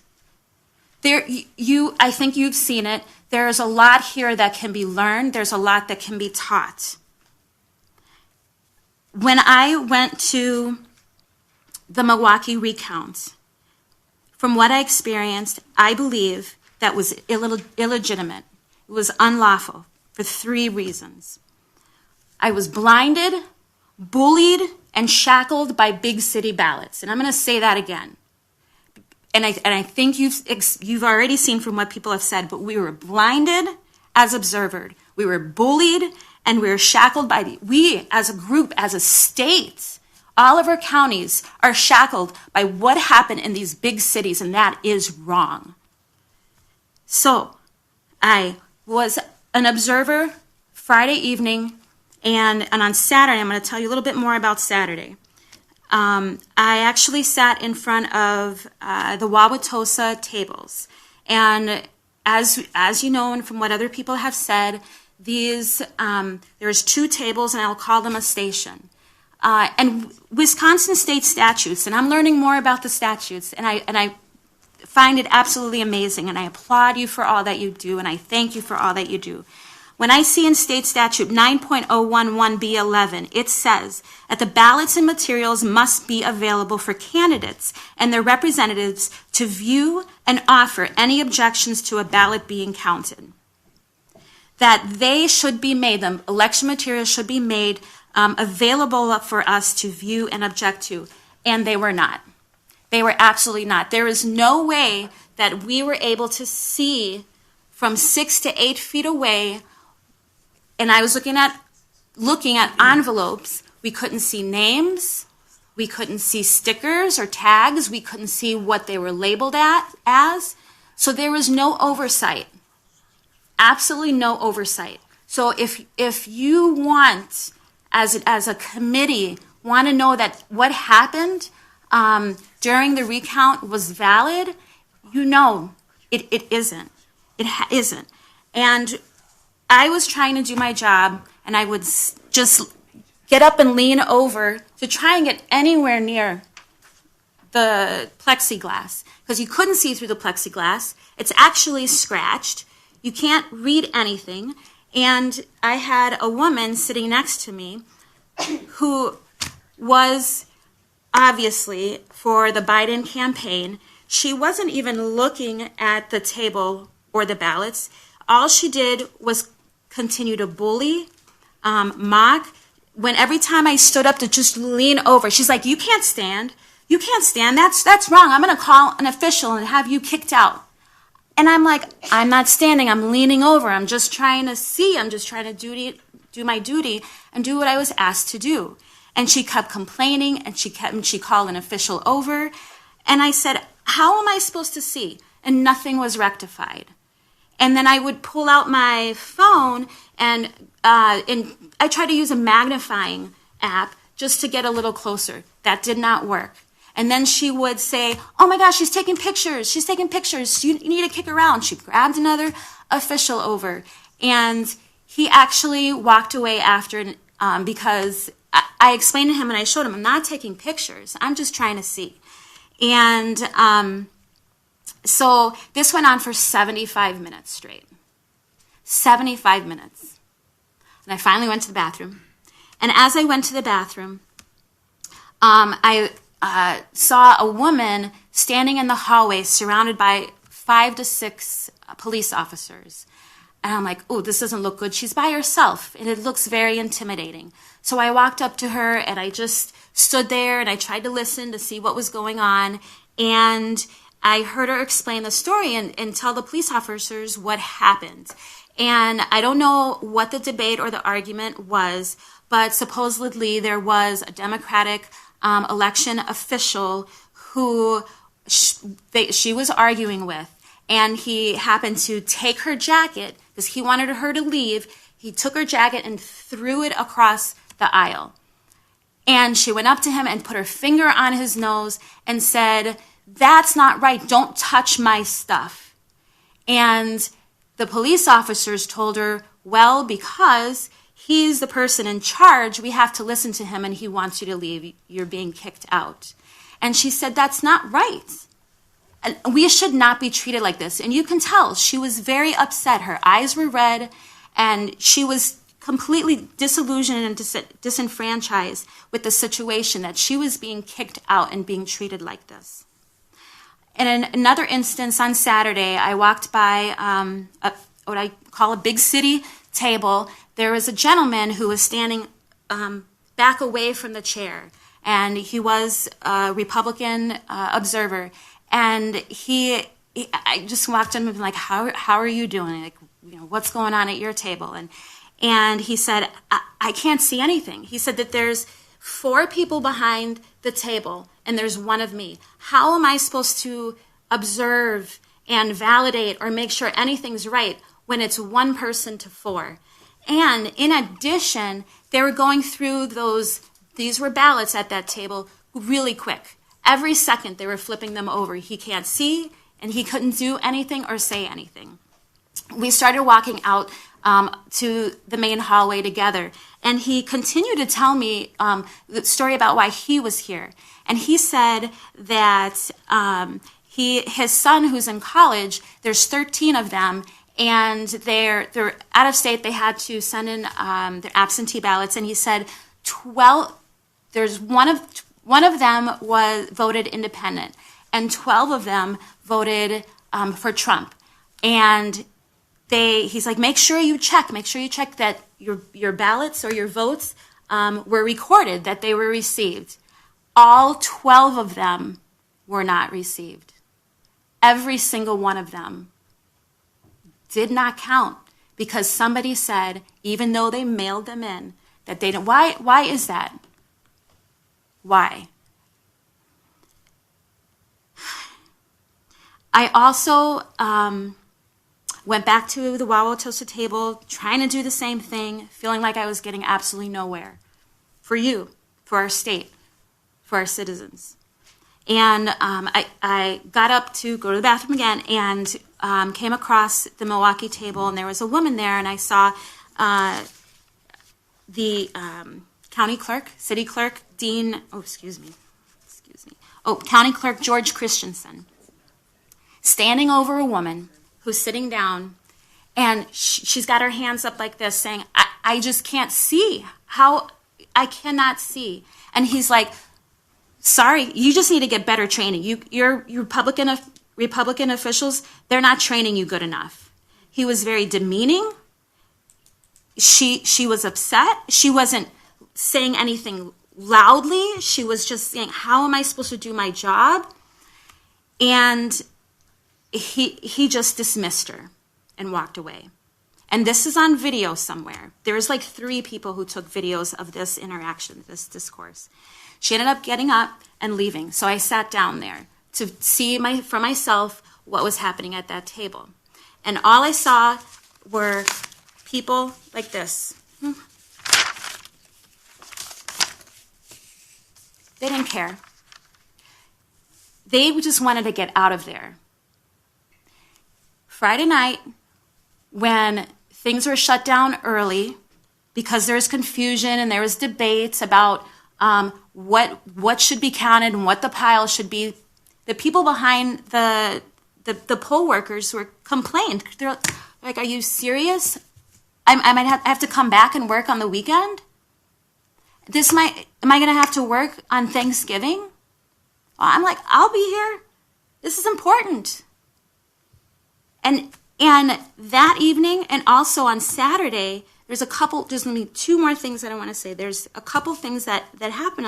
I just I don't know what the laws are, and I just want to share with you because I want to know from you. So on Friday, when the poll observers were asking the poll workers and a clerk that was walking around, where are the applications? Because those were one of the things that we, as observers, were told to object to if there were no applications with ballots. She said, "Well, I don't have them. They're in my car. They're too heavy. If somebody could help bring them in, sure." And on Saturday, I was walking alongside somebody else who were just wheeling in a little cart, the envelopes and ballots. And I could hear the gentleman say, why is there no police escort for this? I can't even believe this. These materials are important because they represent the will of the people. And when our rules or the people who are in power of enforcing the rules aren't run properly, it's why I feel like I can say this whole thing is a sham. And I would hate to say that because my state of Wisconsin and my country, the United States of America, I absolutely love, and I think that we have so many good things here. But when we allow this, it hurts a lot of families and it hurts a lot of people. So I implore this committee to please listen and act. Please listen, but also act. I listened to the testimony of Phil Klein, Bart Williams, Mike Dreyer. There's a lot of smart people that come through. And I'm asking we the people are asking for more of an investigation to be done. Bring in the military, have them go through the ballots. I'm sure they do it really fast, really cleanly, and really well. Invalidate those big city ballots if that's what we have to do. And increase the oversight and the quality of our election process. Thank you. Very good. Any questions? All right. Seeing none, thank you for waiting so patiently today, and thank you for your testimony. We have 3 more people left. We've got Bill Schneider. So, hey, Bill, let them just finish sanitizing your station before you get to it, and then it's all yours.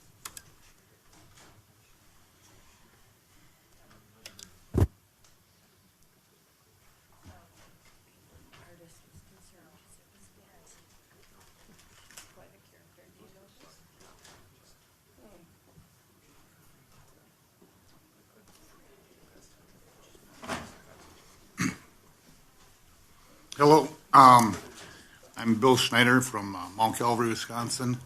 My dad is in a nursing home, and he's got dementia very bad. I don't know if you've ever been in a nursing home, but 50% of the people, if not more, are lined up against the wall, and they just sit there all day long. So I was checking my vote online to see if I voted. And I said, just for the heck of it, I'm going to check if my dad voted. And my dad voted absentee at the nursing home, and there is no way in this world he even knew what he was looking at, if he could even mark the ballot itself. So that tells me that there's 45 people in the nursing home, and the manager of the nursing home is in charge of getting the absentee ballots. Well, I think there's a lot of shenanigans going on in all the nursing homes across the state. And my dad's vote was stolen. I know it. We've talked about, I've watched people all day that there's no evidence. But there's evidence that my dad's vote was stolen from him. And I only got a minute to talk. That's all I got to tell you. And I drove almost 80 miles. Something needs to be done about this election. You guys got to step in. We know that there's corruption, and we know that there was cheating and intimidation. And if we do not get that straight in this election, there won't be any chairs like this here, because there will be one leader out there. We need to get our hands around it, and you got to do what you got to stand up, and you got to be proud of America. That's all I have to say. All right, we have a few questions. Senator Bernier. Thank you so much. I've worked over the years very, very hard to get special voting deputies, both Democrat and Republican, to assist in the nursing homes, because this was a huge complaint that we had. And I am disheartened that we did not, if the Election Commission, worked as hard to try to find out ways to follow the current law than to disregard it and create a whole different process that doesn't follow the law. For example, full PPE and whatever else, and to somehow make it work. But this has been a huge concern of everyone's, and we are going to have to address this legislatively again in some way, shape, or form. And one of the things that I have thought about, so was your father already voting with a special voting deputy? Was your father already a registered voter? I believe he was a registered voter, but he hasn't voted since probably, my brother took him to vote 5 or 6 years ago. That was the last time that he voted. So I don't know if he stays registered. I believe he does. I don't know.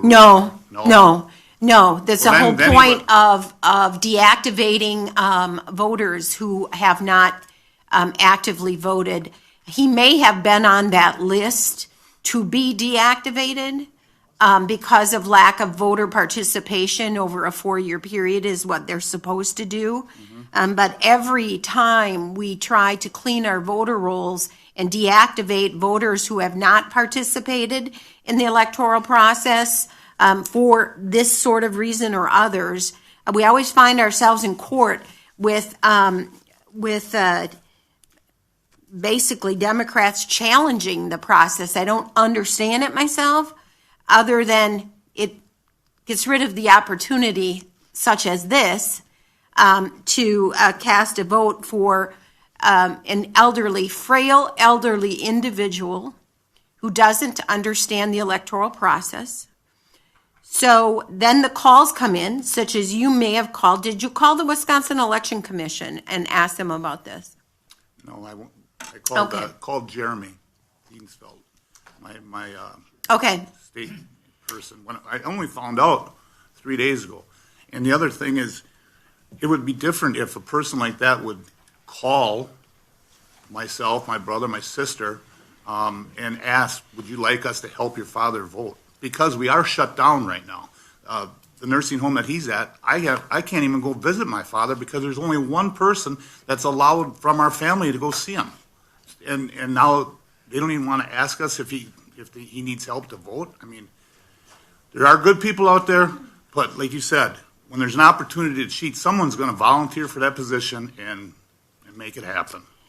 And there's over 300 some nursing homes in the state of Wisconsin. So if they only harvested 10 votes from each one, it's 3,000 votes. Mr. Schneider, were you willing to provide your father's name in the nursing home that this occurred at? Sure. It was, my father's William F. Schneider, and it happened in Mount Calvary at the Villa Loretta. What was that? The Villa Loretta. Okay, very good. In Mount Calvary. It's the only nursing home there. Sure. Any other questions? Representative Murphy. Thank you, Mr. Schneider. And, I ran into a similar situation myself when I was doing doors. So I knocked on a man's door, and a middle-aged man comes to the door, and he asked me, he said, well, how do you happen to stop by my door? And I said, well, we have lists, and the lists are based on who voted. And he said, well, could you tell me, is my father on your list? And I checked the list, found the father's name, and he said, my father doesn't know when election day is, and he doesn't know who's running. And we're trying to work often. And he's an American, too. Yeah. And we're trying to work often recent voter lists because we want to call on those people that are actually voting. And, yeah, so it's very similar, and I can confirm what you're saying. Thank you.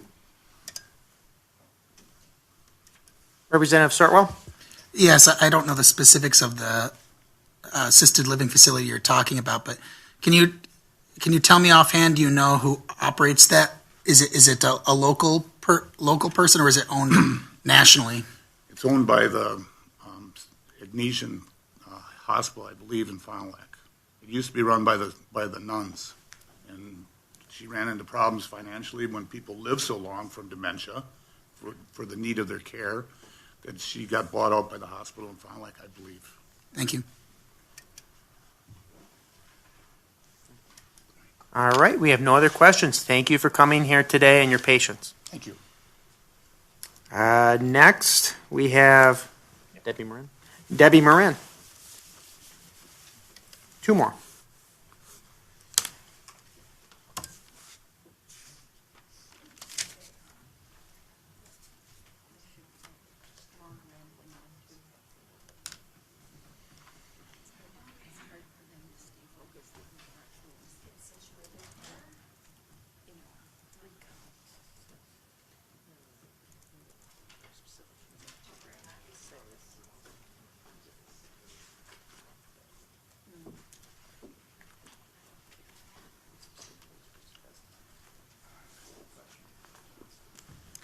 You can go ahead. Okay. Hello, I think I'm bringing up the end here, and a lot of the things that have been told to you today have pretty much echoed my experiences as well. So I guess what I'm looking at is I feel like to give this some context. I think when you look at the way this is viewed, you have election administrators who believe that their job is to remove every single last barrier there is for anybody who wants to vote. And that's what they want to do, and that's the only thing, exclusively what they want to do. And then you have, what happens is if that's the only thing they think they have to do, they're missing the other part of their responsibility, and that is to ensure there are safeguards to the voting process so we can make sure that there's integrity. And that's, I think, where the rub comes, where you get, they feel like you're looking over their shoulder. They think that's none of your business. What are you doing in Milwaukee? This isn't where you live. You know, you're trying to play gotcha with us, and you're trying to show how bad we are. So I think that's some of the things we're looking at. So my observations, I've been observing since 2008. My observations for this particular election center mainly on absentee voting, which we know this time just went off the charts, and our system was not really set up to be an absentee voting state. That was kind of, we came out of the old, you had to have an excuse, and then it started getting opened up a little bit more and a little bit more, and then we had in-person absentee voting. So, if you were thinking not to let a good crisis go to waste, this was a fantastic crisis that you could not let go to waste. So, but all you needed then, you had the motive, but you needed the means and the opportunity. So COVID-19 presented the opportunity, but you didn't have the means. Well, I don't know if you're aware of it, but since fiscal year 2010, the first year that we got HAVA grant money from the federal government was 2018. And it was for election security grant from the federal government in 2018 was approximately $7 million. Then they gave us another for election security, $8 million in 2020. On top of that, they gave us an additional $7.3 million apart from what they gave the state for other things for CARES Act. That was CARES Act money as it related to elections.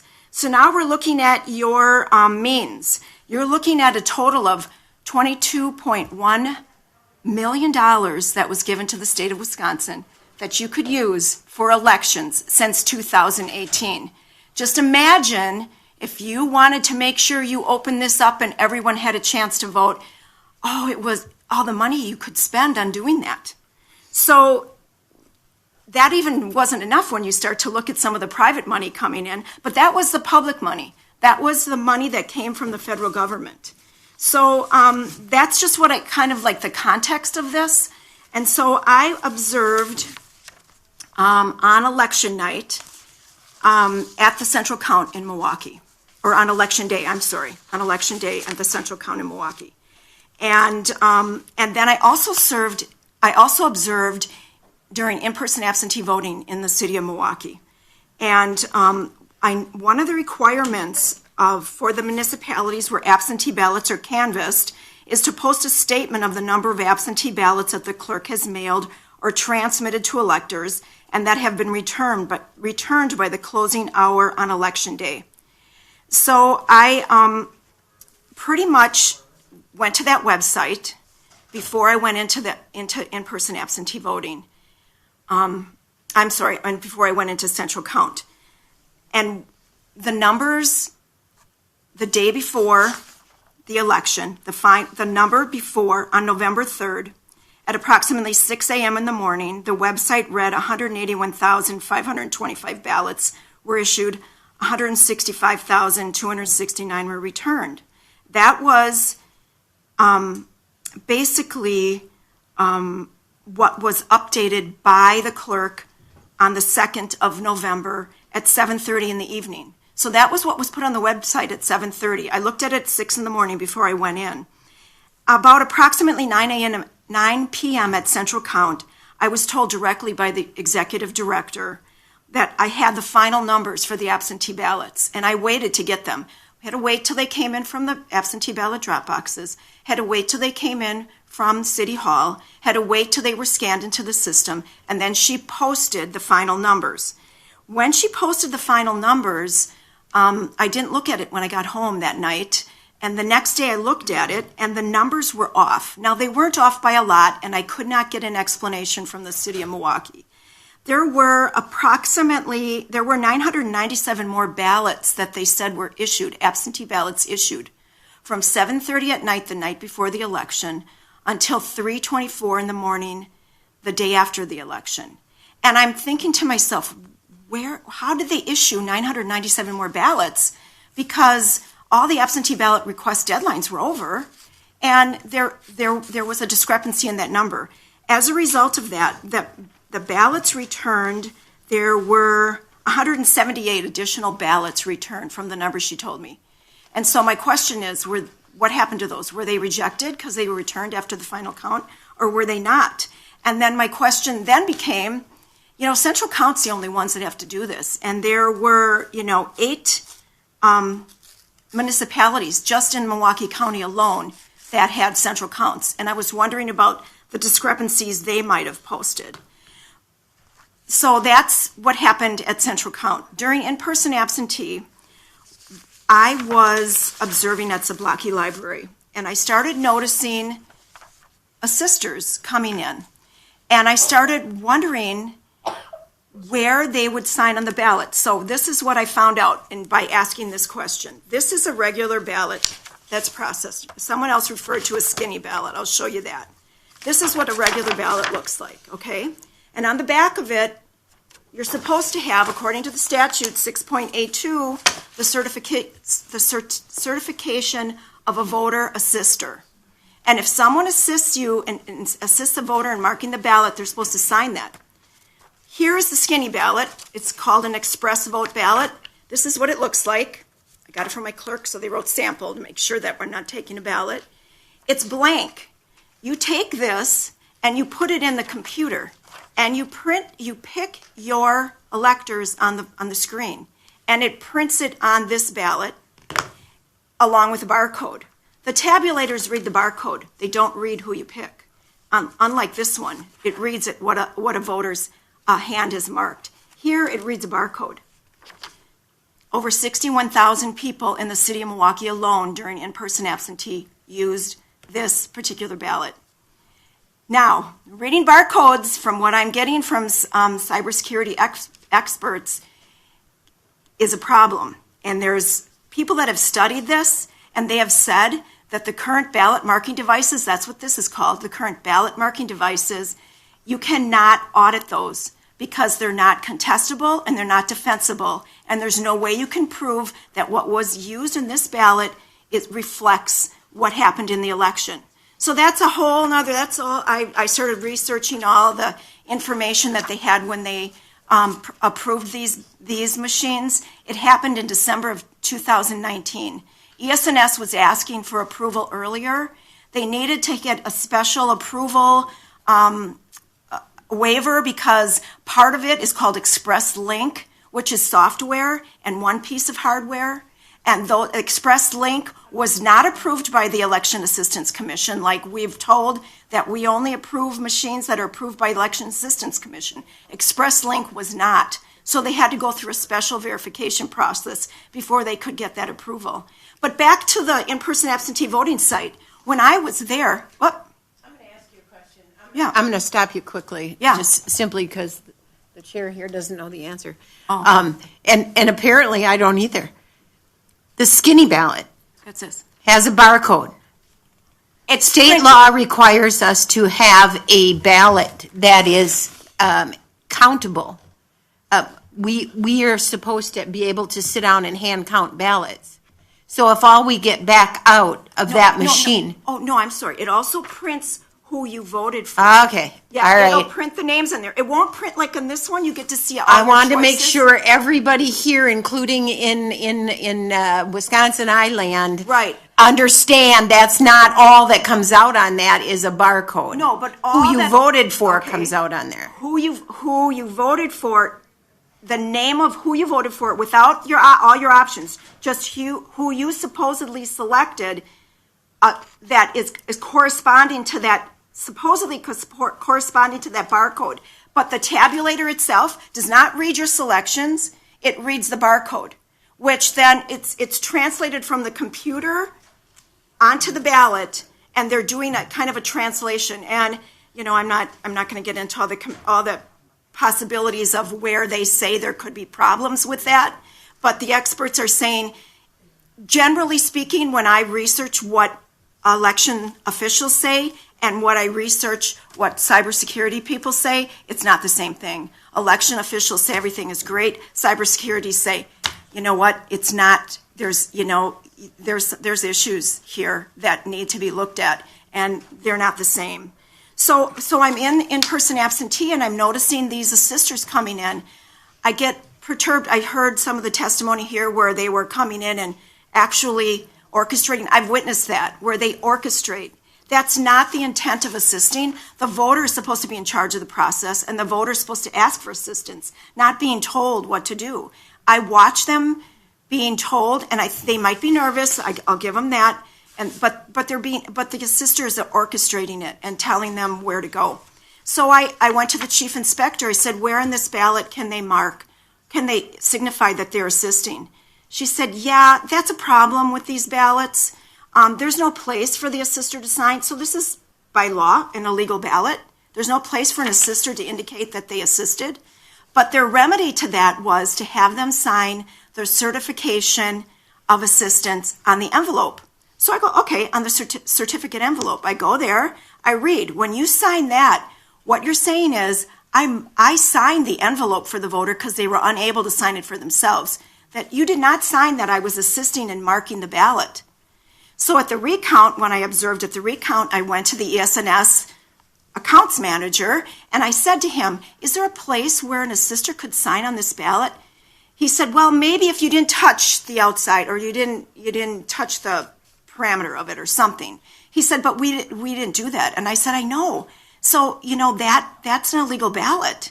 And he said, we brought that up. Now, I didn't get a chance to open records this is what he told me directly. I heard it directly from him. He said, we said that could be an issue, and we were told don't worry about it because the machine that they're using is considered assisting machine. So that would satisfy that statute. And I thought, that's not coming from anyone who has observed in a polling place, because that's not what that means. That means a person helping you vote, whether it's in front of a express vote machine or if it's in a regular voting polling place or voting booth. So when I observed at Central Count, so that's it on that stuff. When I observed at Central Count, I did not. Here it is. Other observations. Contrary to the Wisconsin Election Commission guidance, I did not observe the ineligible electors list consulted as part of the routine absentee ballot canvassing process in Milwaukee. And then I quote what it says, that the Municipal Board of Absentee Ballot Canvassers shall compare the certificate envelope to the list of ineligible voters provided by the Department of Corrections. If the absentee voter's name appears on the list, the Municipal Board of Absentee Ballot Canvassers must challenge the ballot. I also observed that when a voter's name did not appear on the printed absentee ballot log that they were using, the standard procedure was just to handwrite their name at the bottom.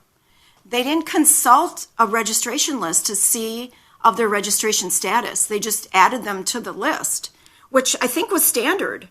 And then the other thing I noticed when I was observing, and what people said about how you couldn't see all the tables was really true. I remember observing at a table, and I had a chance to mention to them, I said, you guys must have drawn this short straw because you're right on the edge where you got to deal with us. Everybody else doesn't have to deal with the observers. So we kind of joked about that. But this whole thing about putting the problems on the EL 104, on the inspector report, is not really followed. I think they do it maybe for rejected ballots, but that's about it. And I know that when I was observing at one table behind me, there was one of the election inspectors that was having a problem with a particular ballot or envelope. And he started giving his objections, like, I don't like this and I'm not sure about that. I really don't think we should count this ballot.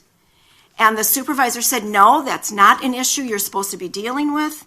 That's an issue that you're supposed to just look here. You got it all there. You need to count it. And he wasn't going to give up. So I had suggested, well, maybe to satisfy him, why don't you just put it in your 104 that there's an issue, indicate what it is, and then go ahead and count the ballot. And what I was told by the supervisor was basically, this is where we count votes. Let us count the votes. You can look at everything at a recount. And I thought to myself, well, yeah, you can look at it, but there will be no documentation. So it won't matter anyway. But as everyone has testified at a recount, you don't really get to see much of what you're looking for. So I think the main thing that, as I'm looking at this stuff, this is coming down from WEC and from the administrators. I don't know if you know how slowly, and maybe it's gone a little more quickly now, that we're privatizing our election process. On February 18th, I don't know if you know that the My Vote website went down for people to find their polling place. And as a result, on Election Day, that was on the primary, as a result, voters were sent to the Democracy Works website. She shares official polling data with the Get to the Polls, which is run by the Voting Information Project, a partnership of Democracy Works and the states to provide official information to voters on where to vote and where to get their ballots. So Democracy Works is a private organization. If you look at some of the people that are on the board of directors, you'll see that they have a very much of a progressive persuasion. In September, I received a recorded message from Marcelia Nicholson, the chairwoman of the Milwaukee County Board of Supervisors, inviting me to consider becoming a poll worker. If I was unable to join a phone conference at a particular time, I was directed to sign up at this website, not the Milwaukee County, not the city. I was directed to sign up at Power the Polls. So you go to Power the Polls, and that's another private organization that's helping run elections, nonpartisan, helping us with running our elections. Then I was reading through the board materials for the Wisconsin Election Commission meeting in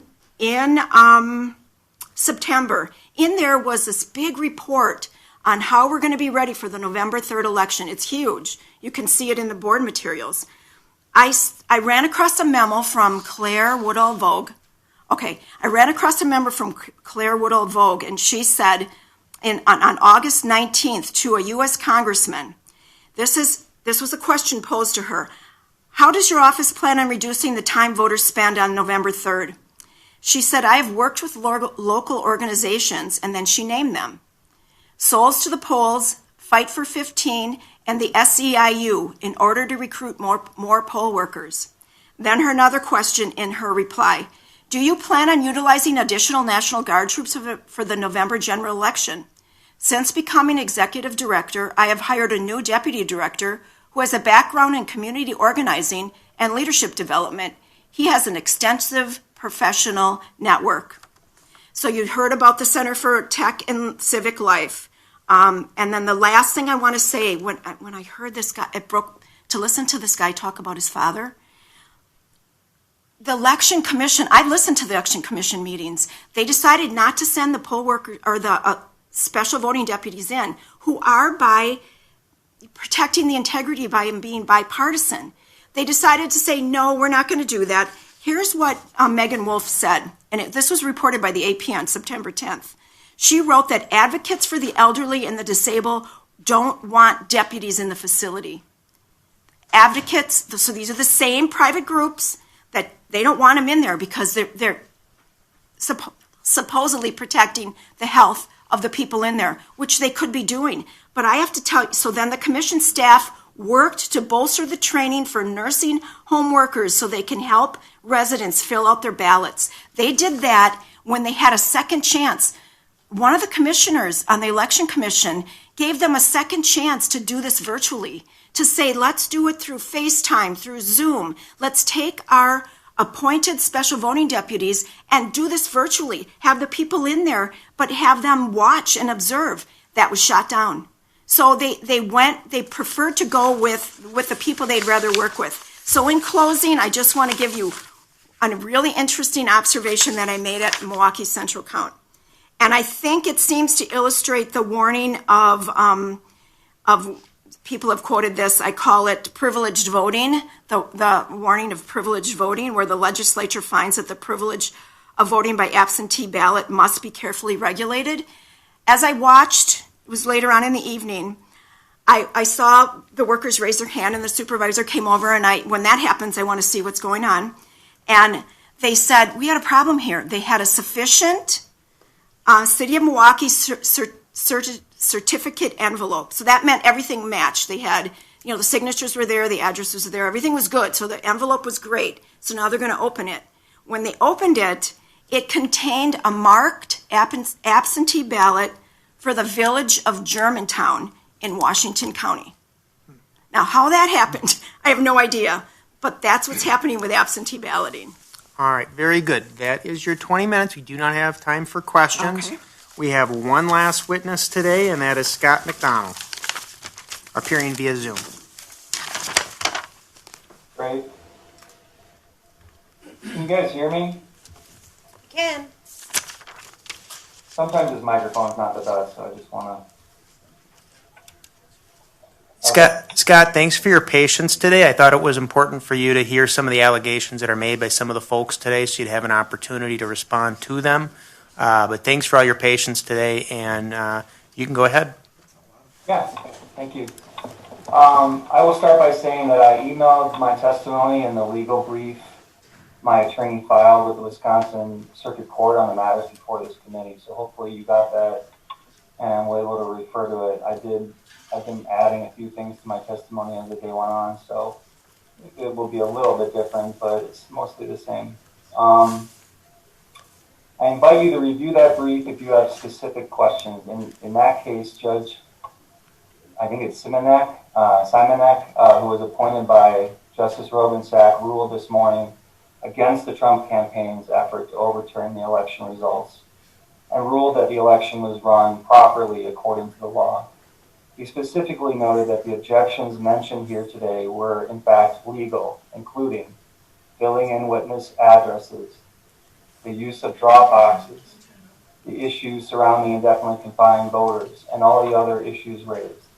So some of you may have opinions about what the law should be or how it should be interpreted, but the courts get to decide what is legal and what is not, and they have ruled. Obviously, that'll be appealed to the Supreme Court, but Justice Robensack's chosen judge ruled today.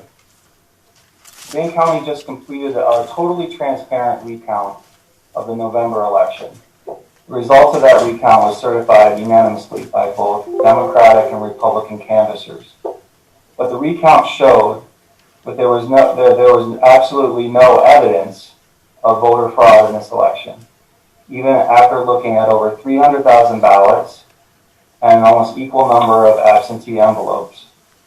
I am proud of my staff and the many tabulators who risked their health to ensure the transparency of this election over 9 days. I also want to thank the observers and legal teams for both campaigns for their professionalism during the recount.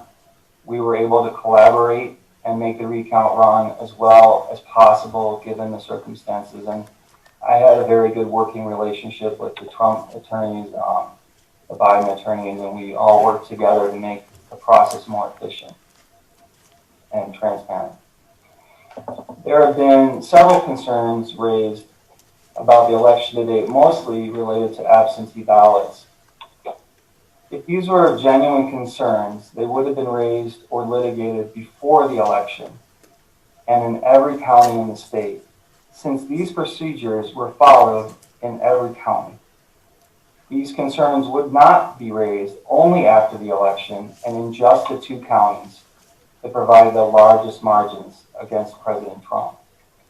In 2016, the Green Party claimed that Donald Trump did not win the election in Wisconsin using similarly evidence-free claims of fraud. The Green Party asserted that the voting equipment used had been hacked using imaginary computer models and far-fetched conspiracy theories. I said to them at the time that their claims were wrong and that there was no fraud or hacking, and that after a recount, Donald Trump would still be the winner in Wisconsin. Unfortunately, the same tired arguments have been brought up again. In Wisconsin, we have a paper ballot for every vote. We audit the results to make sure the equipment works properly, including testing the barcodes and the express vote marking. We test the ballots and the software multiple times before the election. In fact, and I know Senator Bernier, you know, there's a public test performed in every community in the state prior to the election. And the way that works is we code the election in Dane County ourselves. We test it ourselves. Then we send that media and the ballots out to the communities, and then they test it again just to make sure Something hasn't happened in that interim time.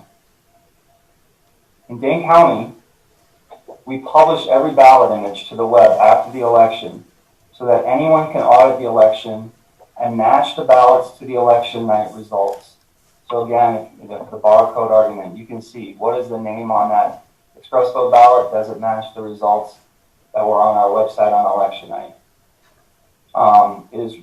I would say more counties could do that, and I think they should. It is really disheartening to hear these claims again this time, 4 years later, especially since they were panned by Republicans 4 years ago when it was the Green Party. Again, I have been consistent on the integrity of our electoral system over both recounts.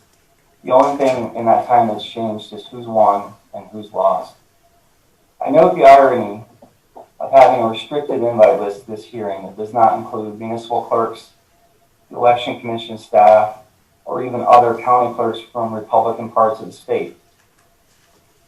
Several of them came down to help me in the recount as a favor and because they believe in the integrity of our voting system in Wisconsin. It's as if there's a concerted effort in this committee to not be confronted with the truth, that there is no evidence of fraud, and that the election was run exceptionally well. I don't know what else explains prioritizing radio hosts and out-of-state people over Wisconsin election professionals. As Judge Bibas, who was appointed by President Trump, said recently in a similar Pennsylvania case, charges of unfairness are serious, but calling an election unfair does not make it so. Charges require specific allegations and then proof. We have neither here. This is true here as it is in Pennsylvania. On behalf of the voters of Dane County, I strongly object to any effort to overturn the will of the people who voted in record numbers in the 2020 November election. Now, I do have a couple notes I made from some of the testimony today. I do appreciate the testimony of Commissioner Knudsen. There should be a bipartisan review of our laws and make improvements and clarify processes so that we don't have some of these problems in the future. Our democracy is at risk, and we need to protect it. Also, there was a negative comment about me and the recount in Dane County. I just want to set the record straight a little bit. The president's attorney, Mr. Trupas, said on the record at the recount, on behalf of the Trump campaign, we all want to express our sincere gratitude to this incredible board. We have been treated with the utmost respect, civility, professionalism, and courtesy throughout this entire process. It's a difficult process, and there's a lot of tension, and I thought Scott, you, and the rest of the board really diffused all the situations that could have otherwise gotten ugly. But instead, I think this process worked seamlessly, and that is to your credit. So as you know, even though we have opposing political views, perhaps we can certainly treat each other with professionalism, courtesy, and respect. That's a sign of our democracy, and that is the thing that does make us great. And we are thankful that that has been that this has been that kind of process, and we appreciate you very much. Thank you. So I did appreciate those remarks from Judge Trupas. Excuse me. Now, I am the only clerk who was invited to testify. Here's the testimony of the Beloit City Clerk, Laura Stotler, which she asked me to deliver. If you are anything like me, you are confused and frustrated with elections and politics, and you feel like you no longer know what to really believe. Who is telling the truth, and who can we trust in this polarized political environment? Who has the actual facts? Heck, even trying to understand why I'm unable, perhaps uninvited, to testify here today is a little confusing. My understanding of public hearings has always been that they are held in order. They are held in order for any member of the public to weigh in and provide you, the governing body, their position on a matter in an attempt to sway a decision one direction or another. Today's public hearing allows only invited testimony. Ironic is the fact that many of you here from today will likely be making claims, but what they couldn't see or hear during the election even though we didn't say invited observers only. Never in all of my times visiting the Capitol have I been so unclear in understanding of what the governing body is intending to do with the invited testimony they solicited. But since the public notice stated that it was for the 2020 general election review, I feel I needed to try to testify to the accuracy and integrity of this election in my community, which I believe is reflected throughout the state of Wisconsin. Late this afternoon, I learned, disappointingly, I would not be allowed to do so in person. Didn't make the cut. For those of you who saw the musical Hamilton, you are familiar with the scene called The Room Where It Happened, and the lyrics that ends the scene with, the art of the compromise, hold your nose and close your eyes. We want our leaders to save the day, but we don't get a say in what they trade away. We dream of a brand new start, but we dream in the dark, for the most part, dark as a tomb where it happens. I've got to be in the room where it happens. So I sure wish I could testify in the room where it happens, but instead I write as a former county clerk of 8 years and a current municipal clerk treasurer of 6. The 2020 presidential election was my 42nd election where I was responsible for administering a fair, transparent, and accurate election in my capacity. And 2020 was no exception. Not to mention the safety measures needed due to a global pandemic and the historic increase in absentee ballots as a side effect. I'll share some facts and conclusions about the Wisconsin election, specifically the 2020 general elections from my view as a clerk. By sharing these facts and evidence, perhaps I will shed some light on assumptions that have been made as a result of so many groups whispering or sometimes screaming in our ears about things like fraud, partisan cheating, or the stealing of your most precious voice in government, your vote.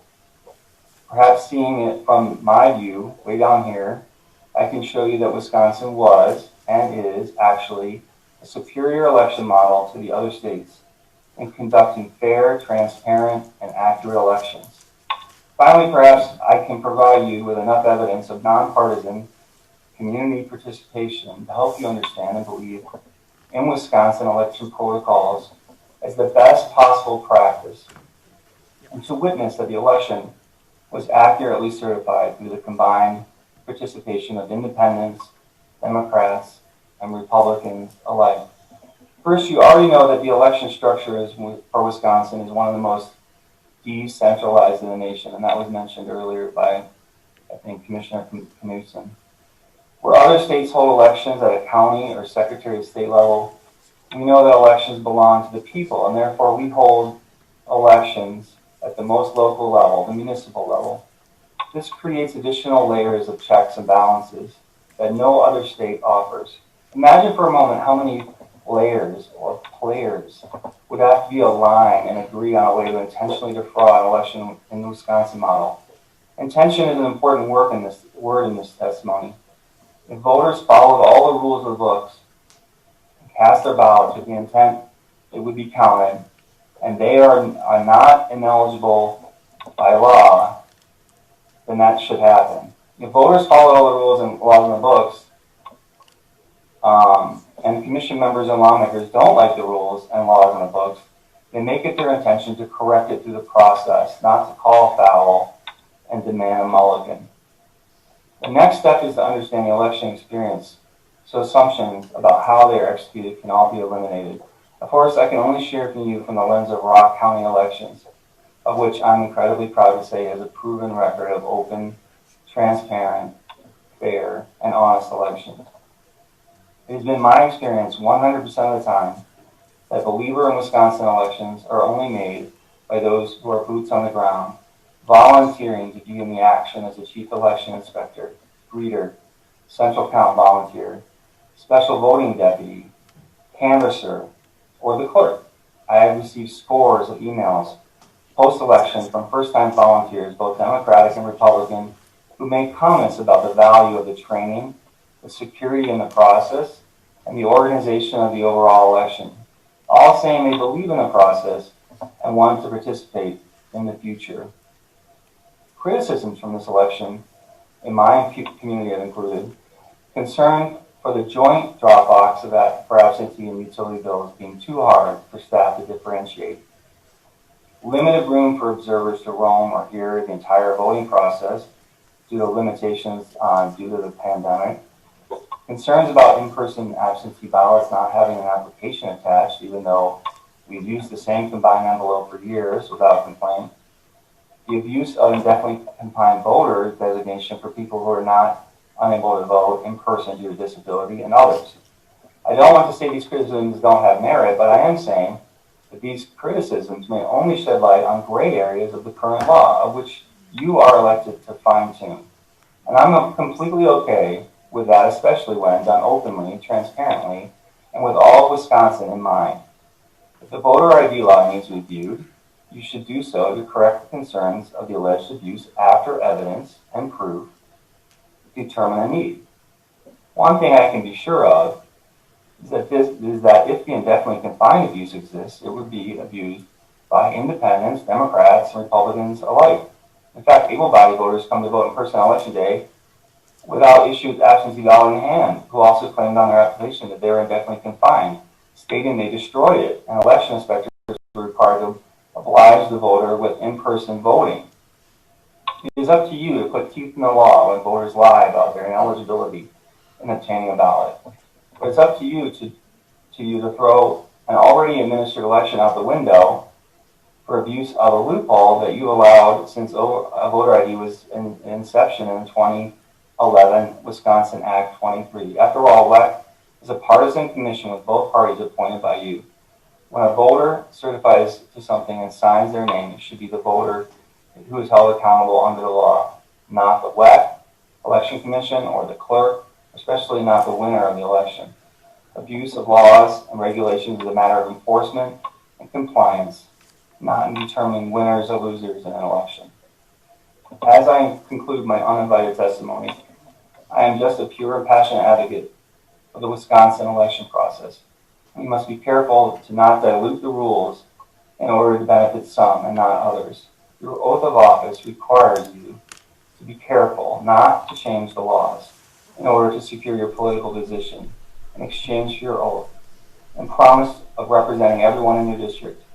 I hope and pray that you feel as passionate about your role in society as I do in mine, and I'm hopeful that my testimony will help for you to see and believe that while the system may not be perfect and will always have room for improvement, that foundation is strong and it can and should be built upon. Changes to election law are made as a result of this election irregularities. They must be inclusive of all Wisconsinites. They must be fair and accessible to every voter, no matter how red or blue their spirit. And they must be made from the standpoint of building a system everyone can trust.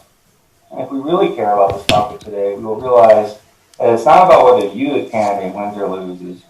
It's about the win of the people in electing the leaders they want to have in the room where it happens.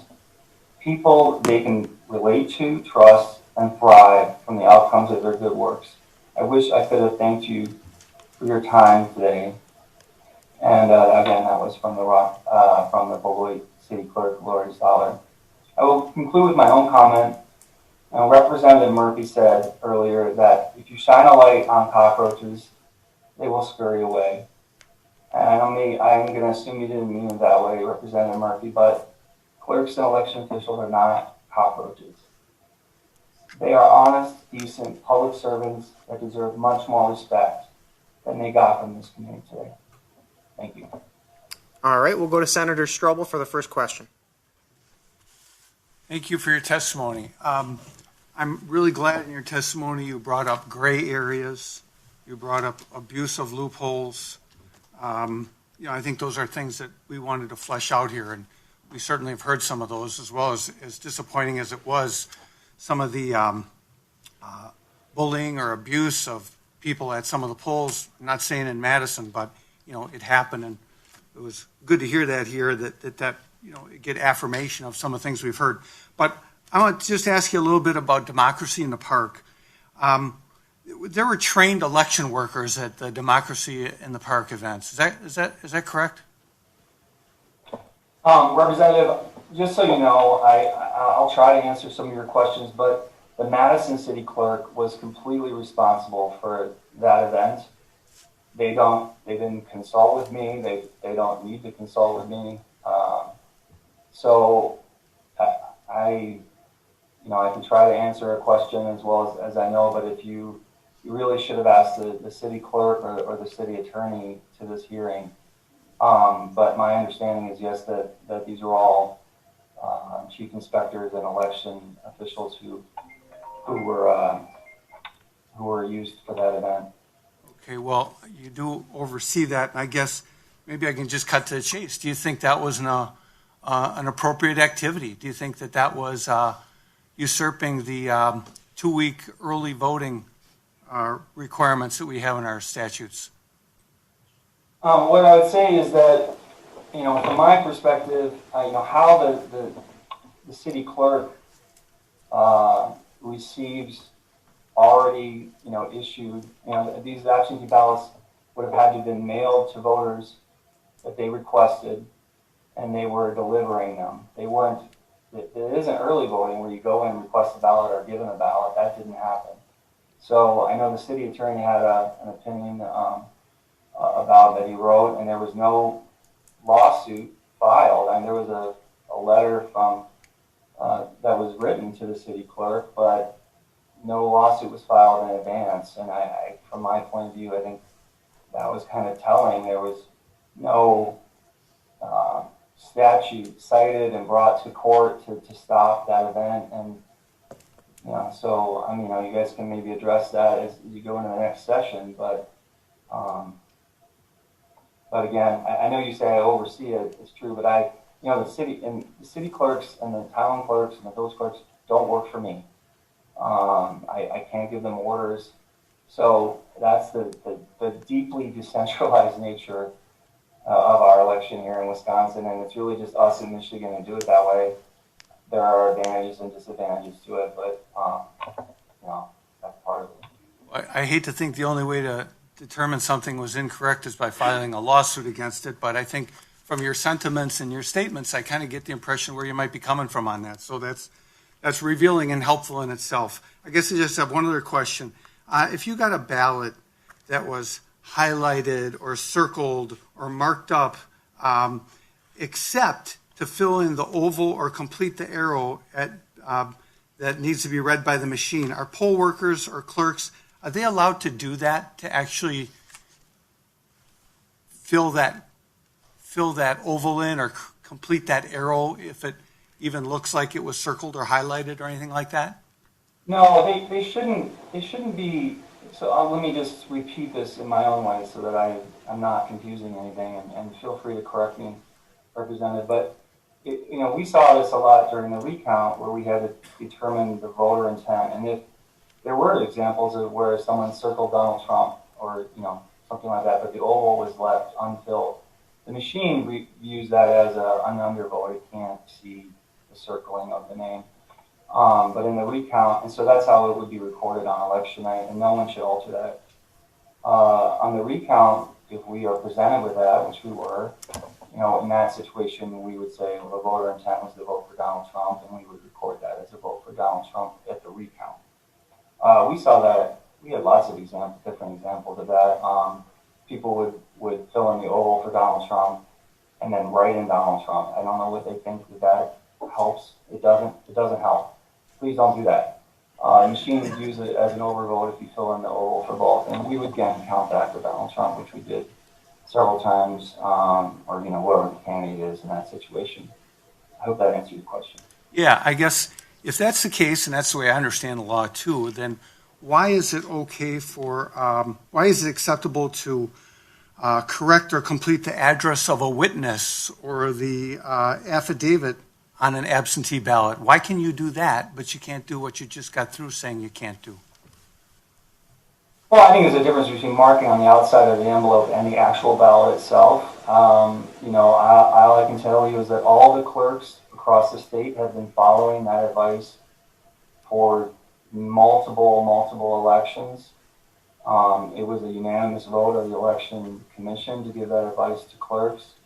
And I guess I really do strongly object to the idea that you can focus on Dana Milwaukee and say those that had that correction done to it need to be thrown out, but not in Waukesha, not in Bayfield, not in Door County. I mean, that is the essence of trying to rig an election. And I just strongly object to that. I can say, hey, we can talk about that policy. You can pass a law that's more specific and overrides the Election Commission advice. But, and I'm not saying you did this, Representative, but the president's attorneys did. And so I take really deep umbrage to that. I'll just wrap up here, and if we go back to what you said about, fairness, and I know you're not taking responsibility for democracy in the park, but, that certainly isn't anything my constituents or anybody else I know of in the state had the opportunity to do. So, but thank you for your testimony. Thank you. All right, Representative Murphy. Thank you, Mr. Chairman, and thank you, Mr. McDonald, for your testimony. I just first like to say, before I get into my question, that you brought up my cockroach comment, and I would like to say that we're hearing testimony about elections being held in Milwaukee. I was speaking specifically of that, and I was specifically talking about people who bullied election observers. Do you think bullying election observers is a reasonable way, to act in that situation? No, I hear your point. I just tell you as an election official how I heard it was directed at election officials. I disagree strongly with bullying observers. I said many times during the recount we just did for 9 days that there's no point having a recount if the observers can't see the ballots, if they can't see the envelopes. And I think, we worked really hard to make sure that the observers could see everything. We tried to, make sure everything was respectful. That transparency of being able to be in the polling place, at the canvass, at the recount, the point of that is to instill confidence in our election system. And I just, so no, I agree with you, and I will take that as what you meant. Mr. McDonald, a long day of beating on election officials. I'd just like to say that my own clerk lives on my street as a neighbor and a friend and a very honorable person, and so that's not the kind of people I was talking about. But the question I had for you here is that state statute, specifically 6.84, directs that absentee ballot processes are mandatory and says ballots cast in contravention of the procedures specified in those provisions may not be counted. In 6.87, it says, if a certificate is missing the address of a witness, the ballot may not be counted. I'm trying to understand why you even have to ask for someone, to give you guidance on that. It would seem to be totally clear. And if somebody gave me guidance and said, well, this is the law, but yeah, you don't have to do that. That'd be like if I asked some bureaucrat if I could rob the bank and they said, oh yeah, go ahead and do that. That would be fine. Yeah, I mean, all I can tell you is that, the judge today said that there was no violation of the Wisconsin election laws in this election. This was the judge chosen by Justice Rogensack from Racine County. And, that objection was not raised 4 years ago by the Trump campaign. It was still in effect then. So I don't know what to tell you other than that's a policy. But my question was, why do clerks even need guidance on that? All the election issues. I wish you had Megan Wolf here to answer your guys' questions, and you declined to do that. I guess I'm going to have to be Megan Wolf for I don't know how long, but I wish you'd invited more election professionals from WEC and other places to answer your questions now that we're at this point.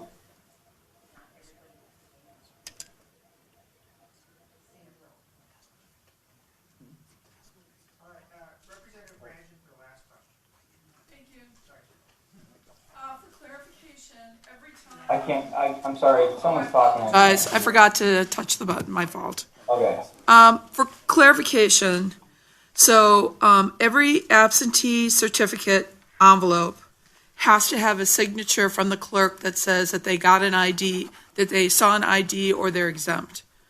Right. Were ballots in Madison counted without that signature, without those initials? The initials? Not actually, I don't think so in Madison, but I would beg to differ on that. I want you to think about that before you answer. Can I speak, or are we? Can I speak? So there, but to your point, Representative, there were many other communities. I mean, we have 56 communities in Dane County. There were envelopes without initials on them from the clerk, and they were not drawn down. If that were the case, we did not draw down for clerk error. We did draw down many ballots that shouldn't have been counted.